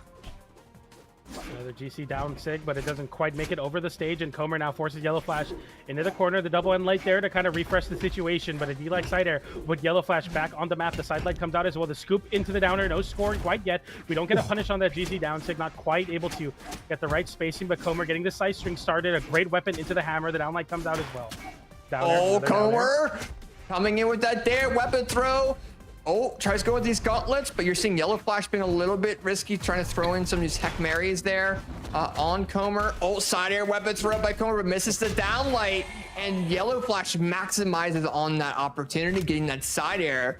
I think now what's happening is Yellow Flash is kind of being, he's kind of sticking to the ledge a little bit when it comes down to hammer, but it's just doing so much against Comer. I think Yellow Flash is willing to give up his stock on orb and come back to the hammer on that final stock if he does get KO'd. I think Comer's trying to go in for it. GC downlight ground pound comes in, but right now it is even. It doesn't matter what happens. I think Yellow Flash, if he picks up that hammer, does have that momentum, but Comer's going to find something against it. Yeah, absolutely. We're on the wall now as Yellow Fever, who rises with an unarmed side air into a weapon pickup. And as you were saying, picks up right into the hammer. Side light into a weight there, going for the nair. The side, the recovery as well. And Yellow Fever getting kind of getting juggled and sharked underneath that platform. D-light into Cider comes out. Comer avoiding the ground pound, and he knows Yellow Fever wanted it all off of it. The Cider comes out as Comer picks up some gauntlets, and now no dodge. Goes for the weapon toss, but Yellow Fever able to sneak underneath the recovery. D-light into recovery. Is it enough? No, it's not. The weapon toss comes out, and Yellow Fever puts himself underneath, but oh my goodness, Yellow Flash, I'm sorry, that was so close. I mean, he's about to give me a fever with all this gameplay that we're seeing. Yellow Flash with that KO onto Comer, taking game number 1 against PR1 of MENA. The underdog taking the advantage in the elimination final. That's the way to start off that set. Having, Yellow Flash come in with this hammer, showing the overall potential he has with that Thor. And we didn't even see a Thor pick, I don't think, until the last set that he had. That's a very big deal coming out of him. I don't know if it was a pocket pick, but it's freaking working right now. Oh Hey, my you know what? gosh. I mean, clearly the Taros was what he was leaning into earlier on in the bracket, but he swaps over to the Thor, and I know I keep calling him Yellow Fever, but he's just that lethal sometimes. I mean, he is playing absolutely lights out. I mean, it's really, really difficult to see how you get back into these games when Yellow Flash is able to just put out some crazy damage, and you see Comer swapping to a different color, but still holding on to the Mordex pick here. Yeah, maybe he has some sort of mental when it comes down to that color on that skin, and it looks like he does because Comer's going crazy on the Yellow Flash. 0 to Death Sim, and now has that 1 stock lead. I don't understand why the color difference did something, but it did to him. Sometimes you just got to humble yourself. You're like, you know what? I lost to someone that maybe I didn't believe I need to. I'm going to strip away all of the flashiness. We're going to go to a Fenrir Mordex default and make it work out here as Yellow Fever is holding on to the wall, but Comer's not falling for the same tricks. Just giving respect to Yellow Fever when Yellow Fever is holding on to it and saying, you know what? I'll push my advantage in other ways. Yellow Fever getting caught up there as we go for some big swings on the hammer, but hasn't found much as Comer's not really giving much to Yellow Fever. GC Ensig could be coming out here. No, just a rising side air. Yeah, Comer's playing a little bit more different. Oh, a little bit more different. Oh, Bye-bye. Comer coming in. Weapon throw, GC down like ground pound KO comes in, and he now has a 2 stock lead. And this overall playstyle change of Comer is working so flippin'. Goodbye. Wow, Comer, are you kidding me? Oh my gosh. Yeah, man, he almost gets it there, but Yellow Fever is able to pick up an orb, and or he had the orb online, so he went for the GCN sig, but Comer continues to push this advantage state. Maybe you see a big side stick connection there. It's not quite over yet, but Comer looks, I mean, this is literally night and day, a complete 180 of the situation. This is becoming absurd coming out of Comer here. He's showing this aggressiveness here with this gauntlets. I think if you're Yellow Flash, your main goal is to do a little bit of damage build up, but don't put too much mental into this game. Kind of reset it going to the next one and try to take that neutral control away from Comer, because now Comer's just going along with it. He's kind of mixed up a little bit by this orb, which actually might leave a huge opportunity for Yellow Flash. Oh, he missed that side air, and Comer takes that game into his name with 510 damage done. But going straight into the next one. Yellow Flash will immediately hold on to the Thor pick as we get right into the next game. We got the Mordex, we got the Thor. We're going to see how he can mix things up on Western Air Temple, a map that I think is pretty good for Thor. I would have to say, I think Orb likes the soft platforms to kind of mix up that aerial space. And Hammer is obviously good at controlling the longer stages and controlling the wall as well. You have enough wall to work with to do some of your tricks that I keep saying Yellow Fever, my bad. Yellow is going for.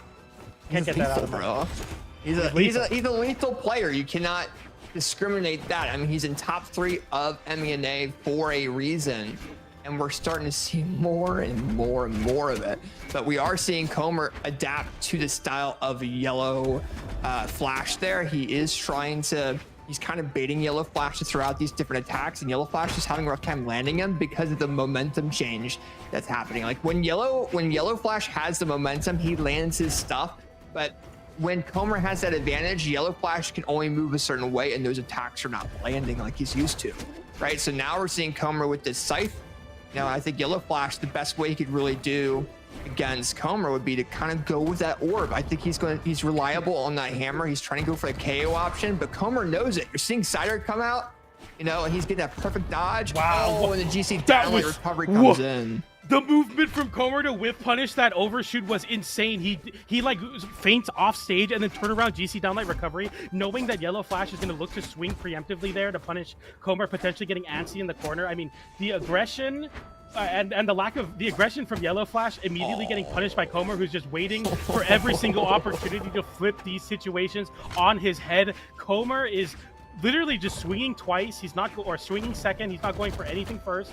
And Yellow Flash is getting smothered in the patience. Well, Yellow Flash is going in for options that are risky, and he's getting the bad side of them at the moment. You know, he's doesn't have the momentum that he needs for them to really land. And I think Comer, with him having this decent lead and having this overall control, is allowing him to punish things. And Yellow's trying to take that. He does take that away with the GC signature. Smart move coming in from Yellow Flash. Not waiting to go back to the full platform to land it, kind of doing that GC side so he doesn't have recovery frames to move away. But now Yellow Flash has that ledge control. Was trying to weapon starve him, but picks up Hammer instead, his other hammer that he had. He's going to see what he can do a little bit. But he's got to bait Comer into attacking. But Comer takes advantage of that miss attack and no! There you have it. Comer takes that game to his name because Yellow Flash didn't come back down ledge appropriately. Yeah, I mean, this is looking incredibly difficult to deal with, and we're going to be swapping here for Yellow Flash into the Yumiko. So you're holding onto the hammer, but I think the most notable difference is that you now have a signature that is very snappy and can overshoot. What Comer was able to do was he was holding center stage and then allowing Yellow Flash to swing and throw out these very aggressive options towards him, and then go in the corner and then burst out of the corner and get whiff punishes. Now with the Yumiko, the hammer side sig, as well as having bow in general to give yourself some more horizontal range, allows the overshoot playstyle of Yellow Flash to work a lot better. We'll see how this counter pick works out, but it's not going to be so easy as Comer's looking incredibly solid. He seems to have everything in his control. It seems to be all Comer so far. We'll see. Yeah, Comer's definitely having a lot of control right now. This is kind of like that last minute pick for Yellow Flash. I think he kind of realizes that Comer has that, and you're seeing Yellow Flash going off that ledge quite a bit. If you're Yellow Flash, though, Comer has been able to adapt against your off-ledge gameplay. Your goal would be to take that center control away from Comer so he doesn't do that damage buildup and so that he doesn't KO you off that ledge. So now we're seeing Comer come with the silent neutral air side air, trying to go for a KO with that dare. It lands, and Yellow Flash goes down into that second stock, and you're seeing kind of like this desperation from Yellow Flash, just trying to find something that works. And you're seeing these impulse attacks come out, or these impulse jumps, and Comer's starting to read those a little bit. That recovery does come in there from Yellow Flash, but now the movement's read a little bit, but Comer whiffs it. He has opportunity of getting KO'd though by Yellow. That sider comes in, weapon throw is thrown out. Hammer ground pound comes in clutch, and it's 2 stocks all. Definitely cannot count out Yellow Flash quite yet, especially with the Yumiko, a legend that is very tricky and can definitely pull out some very interesting options to build up some damage. But there, Comer is just like the amount of respect from Comer. He's like, you know what? I know what your plan is. I've played these games before. I know you're going to try to get a big reversal off stage, so I'm going to give you a lot of respect. As I say that, though, Comer tempts his fate by going off stage versus that down sig, and he gets hit by all of the little wisps, but still he's put in a bad spot. The ground pound comes out. Yellow Flash also going for the ground pound as well, but he didn't get it, and Comer gets a sidelight into recovery. He won't KO, but you're happy to rinse and repeat and hold on to this corner. And look at the aura, just like not moving, not doing anything. Like, I know you're gonna do something dumb eventually, and I'm gonna get a whip punish for it. Yeah, now we're kind of seeing Comer really have this control. Okay, neutral air comes in from Comer. I think Yellow Flash did the signature a little bit the wrong way, if I saw right there. I think he did backwards. I think Comer took advantage of that, but now, Yellow Flash doesn't touch the ledge. He clips his head on it, and Comer goes ahead and advances further into this bracket in grand finals. Yellow Flash was just not used to that level of pressure that he was getting from Comer, and in the situation he was in, he was doing a lot of impulse things and just tried the best that he could, but had a really difficult time going forward. Wow. Okay. The run ends there for Yellow Flash 11, but like his name, he played 11 sets to make it all the way into the elimination side finals. I want to give a big shout out to Yellow Flash once again, seed number 15 of the bracket, somebody that I don't think anybody expected to have going this far in the bracket, but he made it work not only on the Taros, but also on the Thor.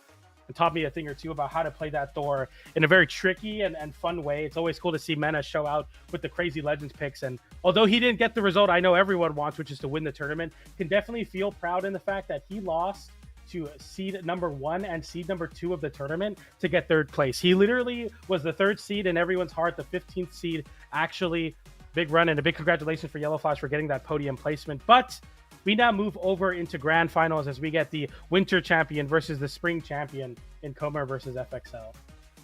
And it's funny too, because you see FXL's titles in game. He has Spring Champion, but he also has the Mirrors Champion of 2024. So you're seeing him swap these titles around a little bit to kind of get into Comer's head a little bit too. He wants him to feel that pressure of, hey, I've won a variety of different championships in MENA, you know, in the majors.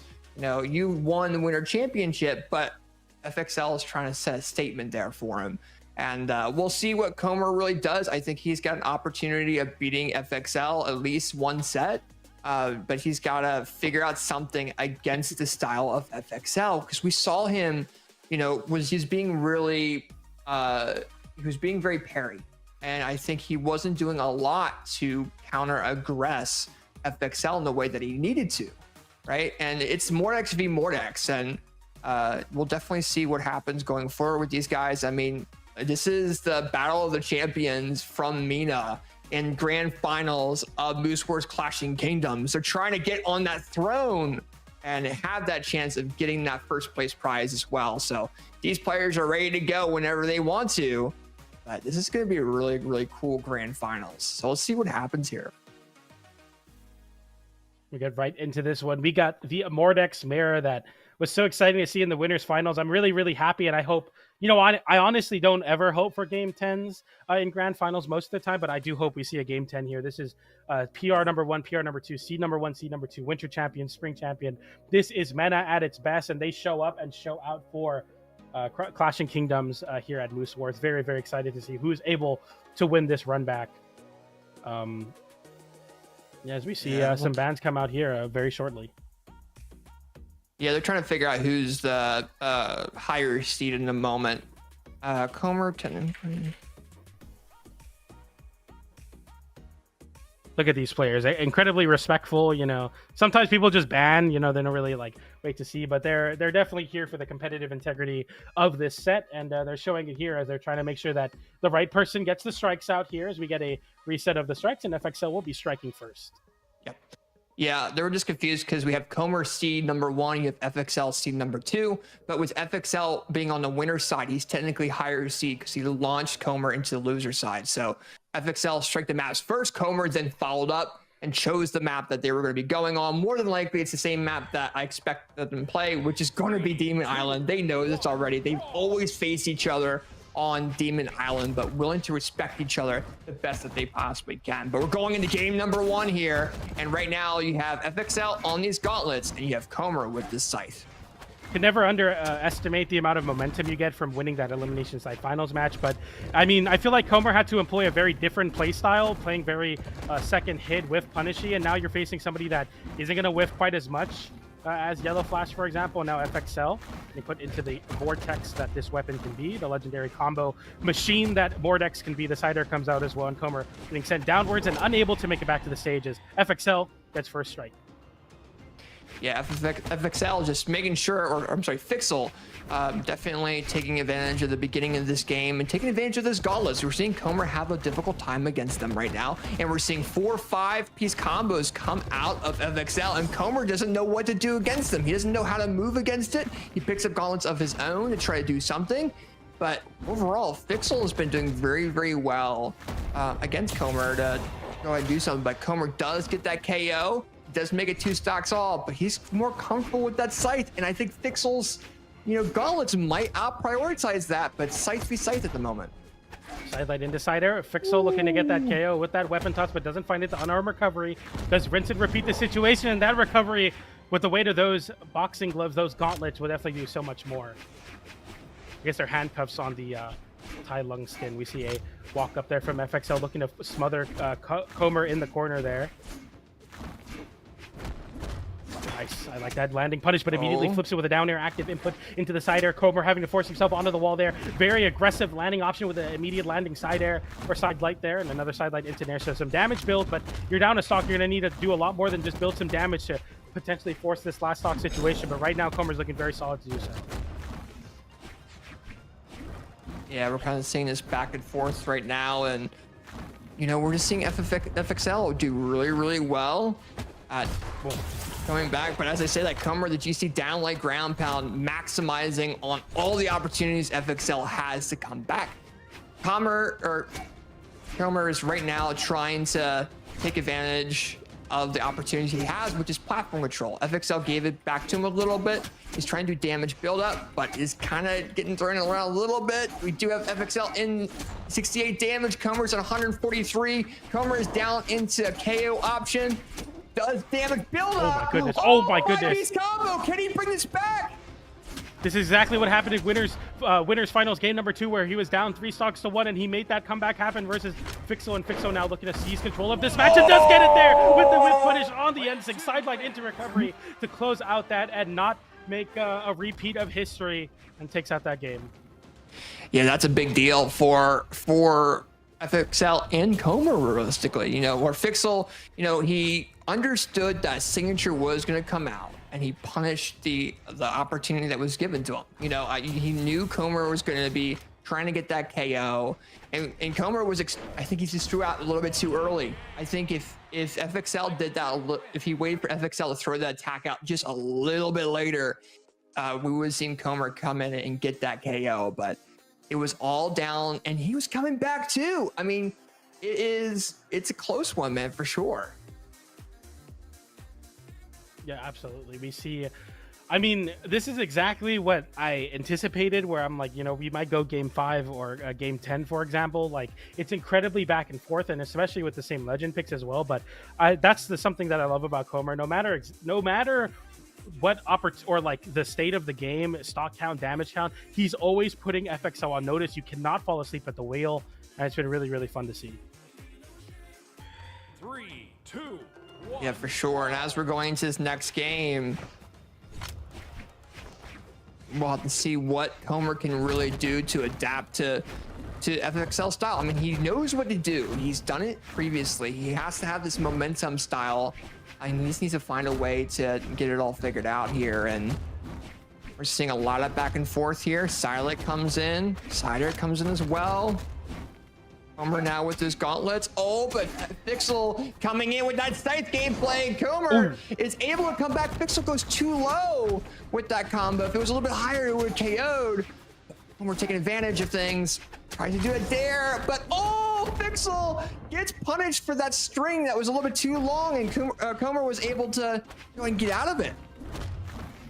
Okay, another sideline recovery. Nice dodge from Comer, and that recovery will unarm Comer as FXL now picks up a scythe once again. The recovery comes out in the unarmed recovery from Comer, but FXL looking for this KO as well as Comer, even on the unarmed recovery will find the first strike there for Comer, but man, this is looking harder and harder for any of them to hold on to a lead. It's incredibly back and forth. We see the D-Light into the GC uppercut, and that'll be FXL closing out that stock without taking any extra credit.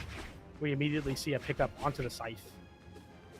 Yeah, we're seeing that pickup of the scythe from FXL. He does weapon start Comer so they cannot do more damage, but actually Comer's unarmed has been pretty good, but either way, he does pick up that scythe. He gets that string onto FXL. 100 damage done. Now another 20 damage done. He gets the neutral air. He tries to get the KO option, but FXL runs right into the KO option. Can Comer come in and get the finalized part of it? Silent comes in. FXL gets it there. The more that he leaves FXL alive, the less of an advantage Comer will be getting. And that Cider does come in. And he does get that ground pound KO, but Comer is down in 86 damage on that second stock. He does have a lead, but FXL might be able to bring this back down to even 1 stock. So that comes out there. FXL now looking to land back down to the down air and get the party started with that down signature, but doesn't find its mark, and Comer makes it back to the stage once again. FXL putting himself into some really tricky situations. The weapon toss comes out there, unarming himself and picks up a pair of gauntlets. The Endlight will send off stage, not enough to KO, but that recovery surely will, as Comer has to go high on the recovery, but FXL chases him down efficiently. Now the scythe pick up here as Comer is unarmed and struggling to find any sort of reprieve from the pressure. The sidelight into the recovery is a great way to fight back for your own space on the ground. D-Light into down air. Another downer on the dodge and place into an immediate recovery. And now Comer with a big damage lead here. Whoa, there just we KO'd. go. That KO'd. I cannot believe it. I thought he had one more opportunity, but that will find the KO, and Comer takes it there with snowballing that momentum in that last stock, and he's able to take that off the top of the recovery. I honestly thought he had one more recovery he had to hit, but that's just KOs outright, and Comer now evens up the set count. He does indeed, and it's going to be interesting because, I mean, you know, you now have it 1-1. You know, you do have the opportunity for Comer to come back here. They're still sticking on the Mordexus, though. We're not seeing any changes. No one's really willing to risk that change. And I mean, if you're Fixel, it doesn't really matter, right? You know, you're already having a lead. Why change it up? But for Comer, he's sticking on that Mordex, and he won last game. It is incredibly close right now, and Fixel now having this urge to go ahead and win game number 3, take his advantage back. I mean, these guys are going back and forth. They're both around the same color and damage range. This comes down to who takes that advantage of that neutral control and who is accurate with their attacks. Side up from Comer coming in. Fixel doing a weird dodge and runs right into Comer's attack to keep him off ledge, but Comer misses 2 attacks. Fixel with the punish. And I love that wait there to get some confirmed amount of damage. He was unable to get as much as you want versus a sweat-beaded opponent, but he was still able to get something as Comer back down to the side, goes for the big side light there, gets punished by the recovery. FXL now throwing his side to try to catch Comer, maybe going for a hasty jump in the corner, but doesn't get anything. The recovery does beat out FXL's gauntlet recovery, and the weapon toss doesn't hit its mark either as the GC downlight into the stage doesn't find its target, and the side light, the weight, but no recovery. We finally pull the trigger on the recovery, but it hits nothing. And Comer gets the dash forward into the end light to close out that slot. Yeah, and right now this is a big thing for Comer. He wants to make sure he goes into a reset.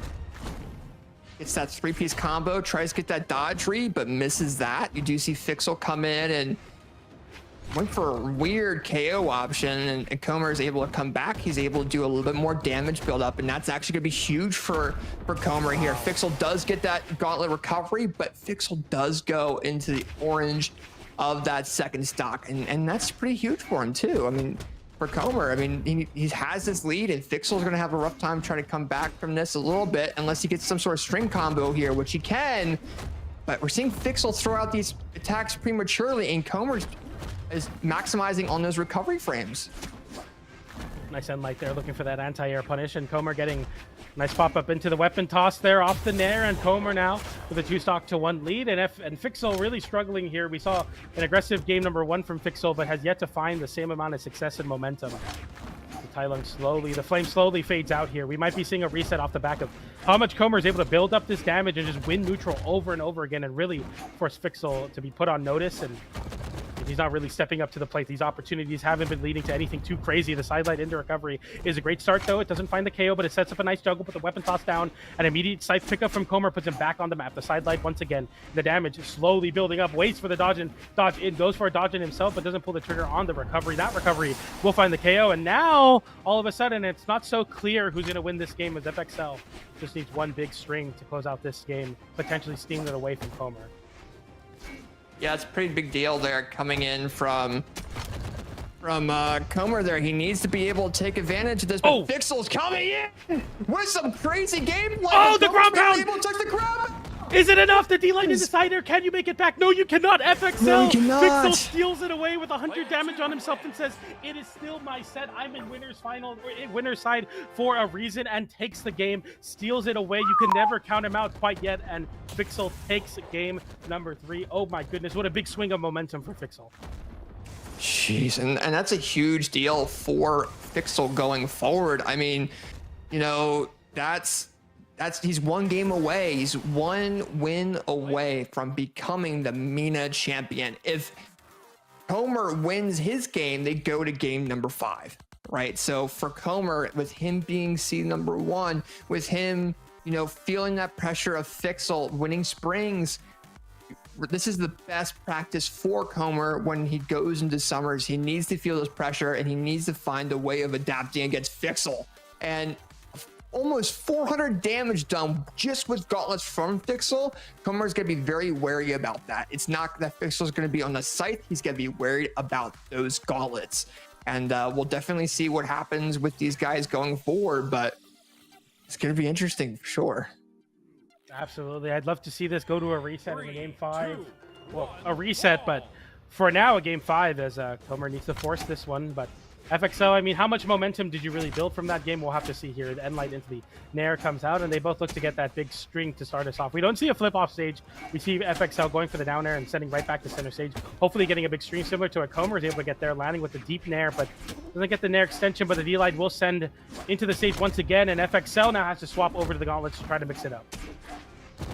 Yeah, and right now we're kind of seeing Comer kind of mixing things up a little bit, trying to take this lead over Fixel there. Oh, gives up his neutral control to Fixel. Does get the neutral light, but Fixel now having the ability of doing damage. Build picks up that sights for himself as well. It gets read though by Comer, but doesn't get KO'd. Oh, the arm recovery comes in, but doesn't KO because we're on Demon Island. And for Comer, the neutral light comes in. It's close to getting KO'd, but he's just not able to get this KO option. And Pixel's just able to do more damage. Wow. But in the meantime, silent recovery comes in from Comer, and he takes that lead. But man, is he having a rough time KOing. It's all looking so easy. The side light does come out into the Nair. FXL having to getting put on notice as you get sent very high. The sider does send off stage, but he flips it with the Nair. Now Comer in a bad spot. Goes for the down air there. I think that was supposed to be a D-Light towards the wall, but he didn't quite touch the ground in time, and Comer going for the big down air there. Tries to flip it once again. FXL unable to make it back, and neither is Comer, as you see a stock trade across the board, but Comer happy to take that one as now FXL is on his last stop. Yeah, this is a very big deal for FXL. You know, he needs to make sure he puts this pressure onto Comer. He needs to take the neutral control again. Can he do something against Comer off that ledge? I think Comer's, you know, trying to stick on that platform. Oh, but Fixel might be able to do something. Uh-oh. Wow, the patience from Fixel to not swing. So smart. Comer didn't get the punish. Okay, nice anti-air with the side light. Gets the recovery as well, scoops underneath and using the geometry. Fixel, he comes back from a 2 stock to 1 deficit. He takes only a very, very menial amount of damage, and all of a sudden, the momentum swings back into his favor as Comer now getting put on notice. The side light there, going for the big downer, looking to end it all there with it, looking to take the tournament off the back of a side string. The Nair comes out and goes, so does the GCN, like gets the pickup off the recovery into the Nair on the gauntlets. FXL looking for that big reversal with the Nair, but Comer makes it back to the stage, and we get back some calm in the storm, the game 4. Yeah, we do indeed. And at this point in time, you know, you do see Pixel trying to do something here a little bit. The weight is so smart. He almost gets the recovery there as well. The end light though, Comer is still in this game. The side light comes out as well. The weapon toss from Fixel. Fixel going for the big side stick, doesn't find it there. Comer now putting Fixel into the corner. The jump side air and another side light sends him off stage, but he fights back with the side light into recovery, goes for the exhaustive recovery. It doesn't hit its mark, and Comer gets right back to the stage.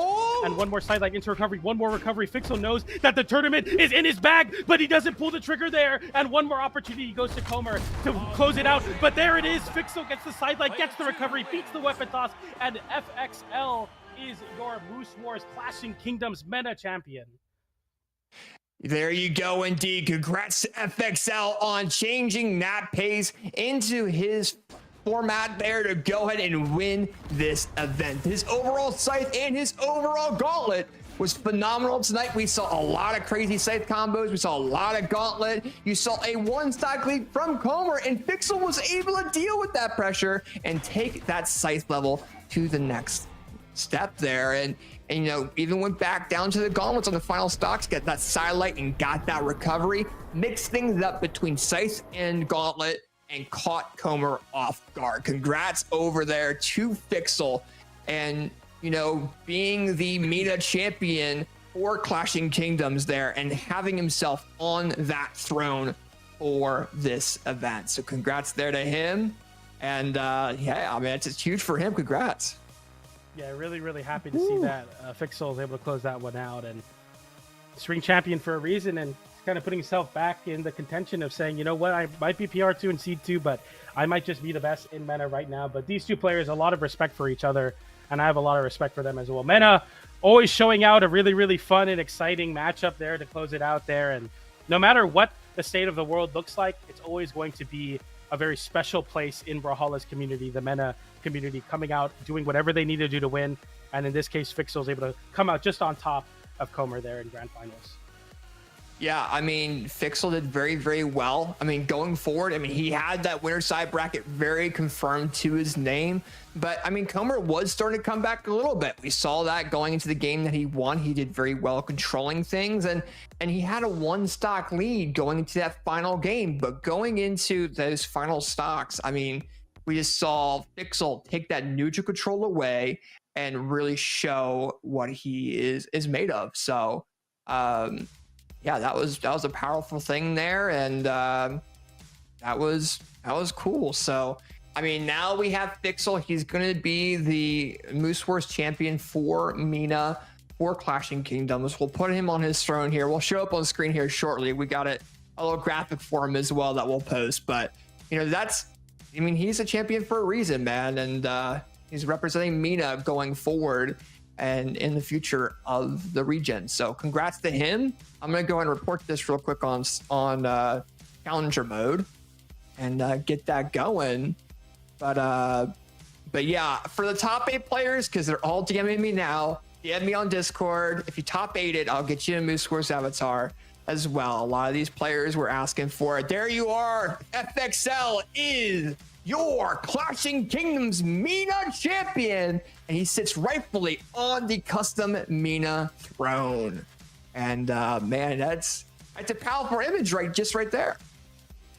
Yeah, it's really cool to see FXL closing that one out and winning the tournament in that winner's side. And I mean, Comer put on a great fight, but at the end of the day, FXL, your champion of Middle East, North Africa. Shout out to Moose Wars once again for having me on this set. I mean, this was a really, really fun block. We got some really cool legend picks. I got some Thor for myself as well, which I'm always happy to see. But yeah, man, that's going to do it. FXL is your champion, man. How do you feel, AJ, first of all? I know you're touring all, most of the major regions of the world this weekend, but how do you feel about MENA? Do you think it's a good start to the weekend? I think it definitely is. I mean, we had so many combos and clips and styles that were so unique to these players, and it's styles that we don't get to see in other regions a whole lot. It's very cool to see. We got some crazy reversals tonight. We've seen some crazy combos, and that's what we like to see. We don't get to see a whole lot of that. And I think with MENA being where it's at now, with the amount of players in that region, it's going to make me want to host MENA events more. I mean, they're currently beating South America in attendees as well. They had 154 for MENA, and South America has 135. So, MENA, I think, is definitely a region that's going to be sticking around for a bit. I think these players are going to get more developed, and I think we're going to see them more at BCX going forward because, I mean, the gameplay styles are phenomenal. So, but yeah, I mean, what a great start to the weekend. Tomorrow we start the South America portion of Clashing Kingdoms. We have phenomenal players. I think we have most of the PR players from South America. I saw Kaina, I saw Lores, I saw Fiend, Kaito, Power, pretty much anyone you guys can think in South America that's PR'd. Hughes, Lopez, Reaper Blacks, they're all going to be playing in the event tomorrow as well. So make sure you guys stay tuned for that. We'll be starting the bracket at 2. We'll be live at 4, roughly 4-ish there. And we'll have some amazing sets for you guys as well. But is there anything that you want to say there, Mr. PJ, before we go and hop off the night? I want to just give a big shout out to Moose Wars once again for having me on Exuft, and as well as you, AJ, for inviting me to share the mic with the person that makes it all happen here at Moose Wars. Big shout out to AJ and shout out to production. Shout out to the casters that came before us on the block. I know I was watching the Flaming and Graffiti set. Really fun to watch that block. I'll be on all weekend long. If you want to follow my Twitter, it's right there at pup_PJ. You can check out where I'm going to be. But if there's any community event that's casted in English, I'm probably doing top 6 for it this weekend. So see you guys around all over. Got a big shout out to the community initiative at Brawlhalla for making these events happen. It's a big weekend for Brawlhalla. We got community events this week. We got official singles next week, and the week after we got official doubles. So it's going to be a lot of Brawlhalla to watch. But yeah, man, thank you so much for having me, AJ. Yeah, with that being said, once again, shout outs to all of you guys being here. Also, shout outs to Brawlhalla. We wouldn't be doing these events without you guys sponsored prize pools. So we greatly appreciate you guys and your contribution for Moose Wars. And with that being said, though, what an amazing event for MENA. It exceeded my expectations, and I can't wait to see the future events going forward. But make sure you guys watch this weekend. South America, Europe, and North America all competing to be on their own throne in their own region. So with that being said, have a fantastic rest of your night, and we will see you guys tomorrow at 4 p.m. with South America. See you guys later.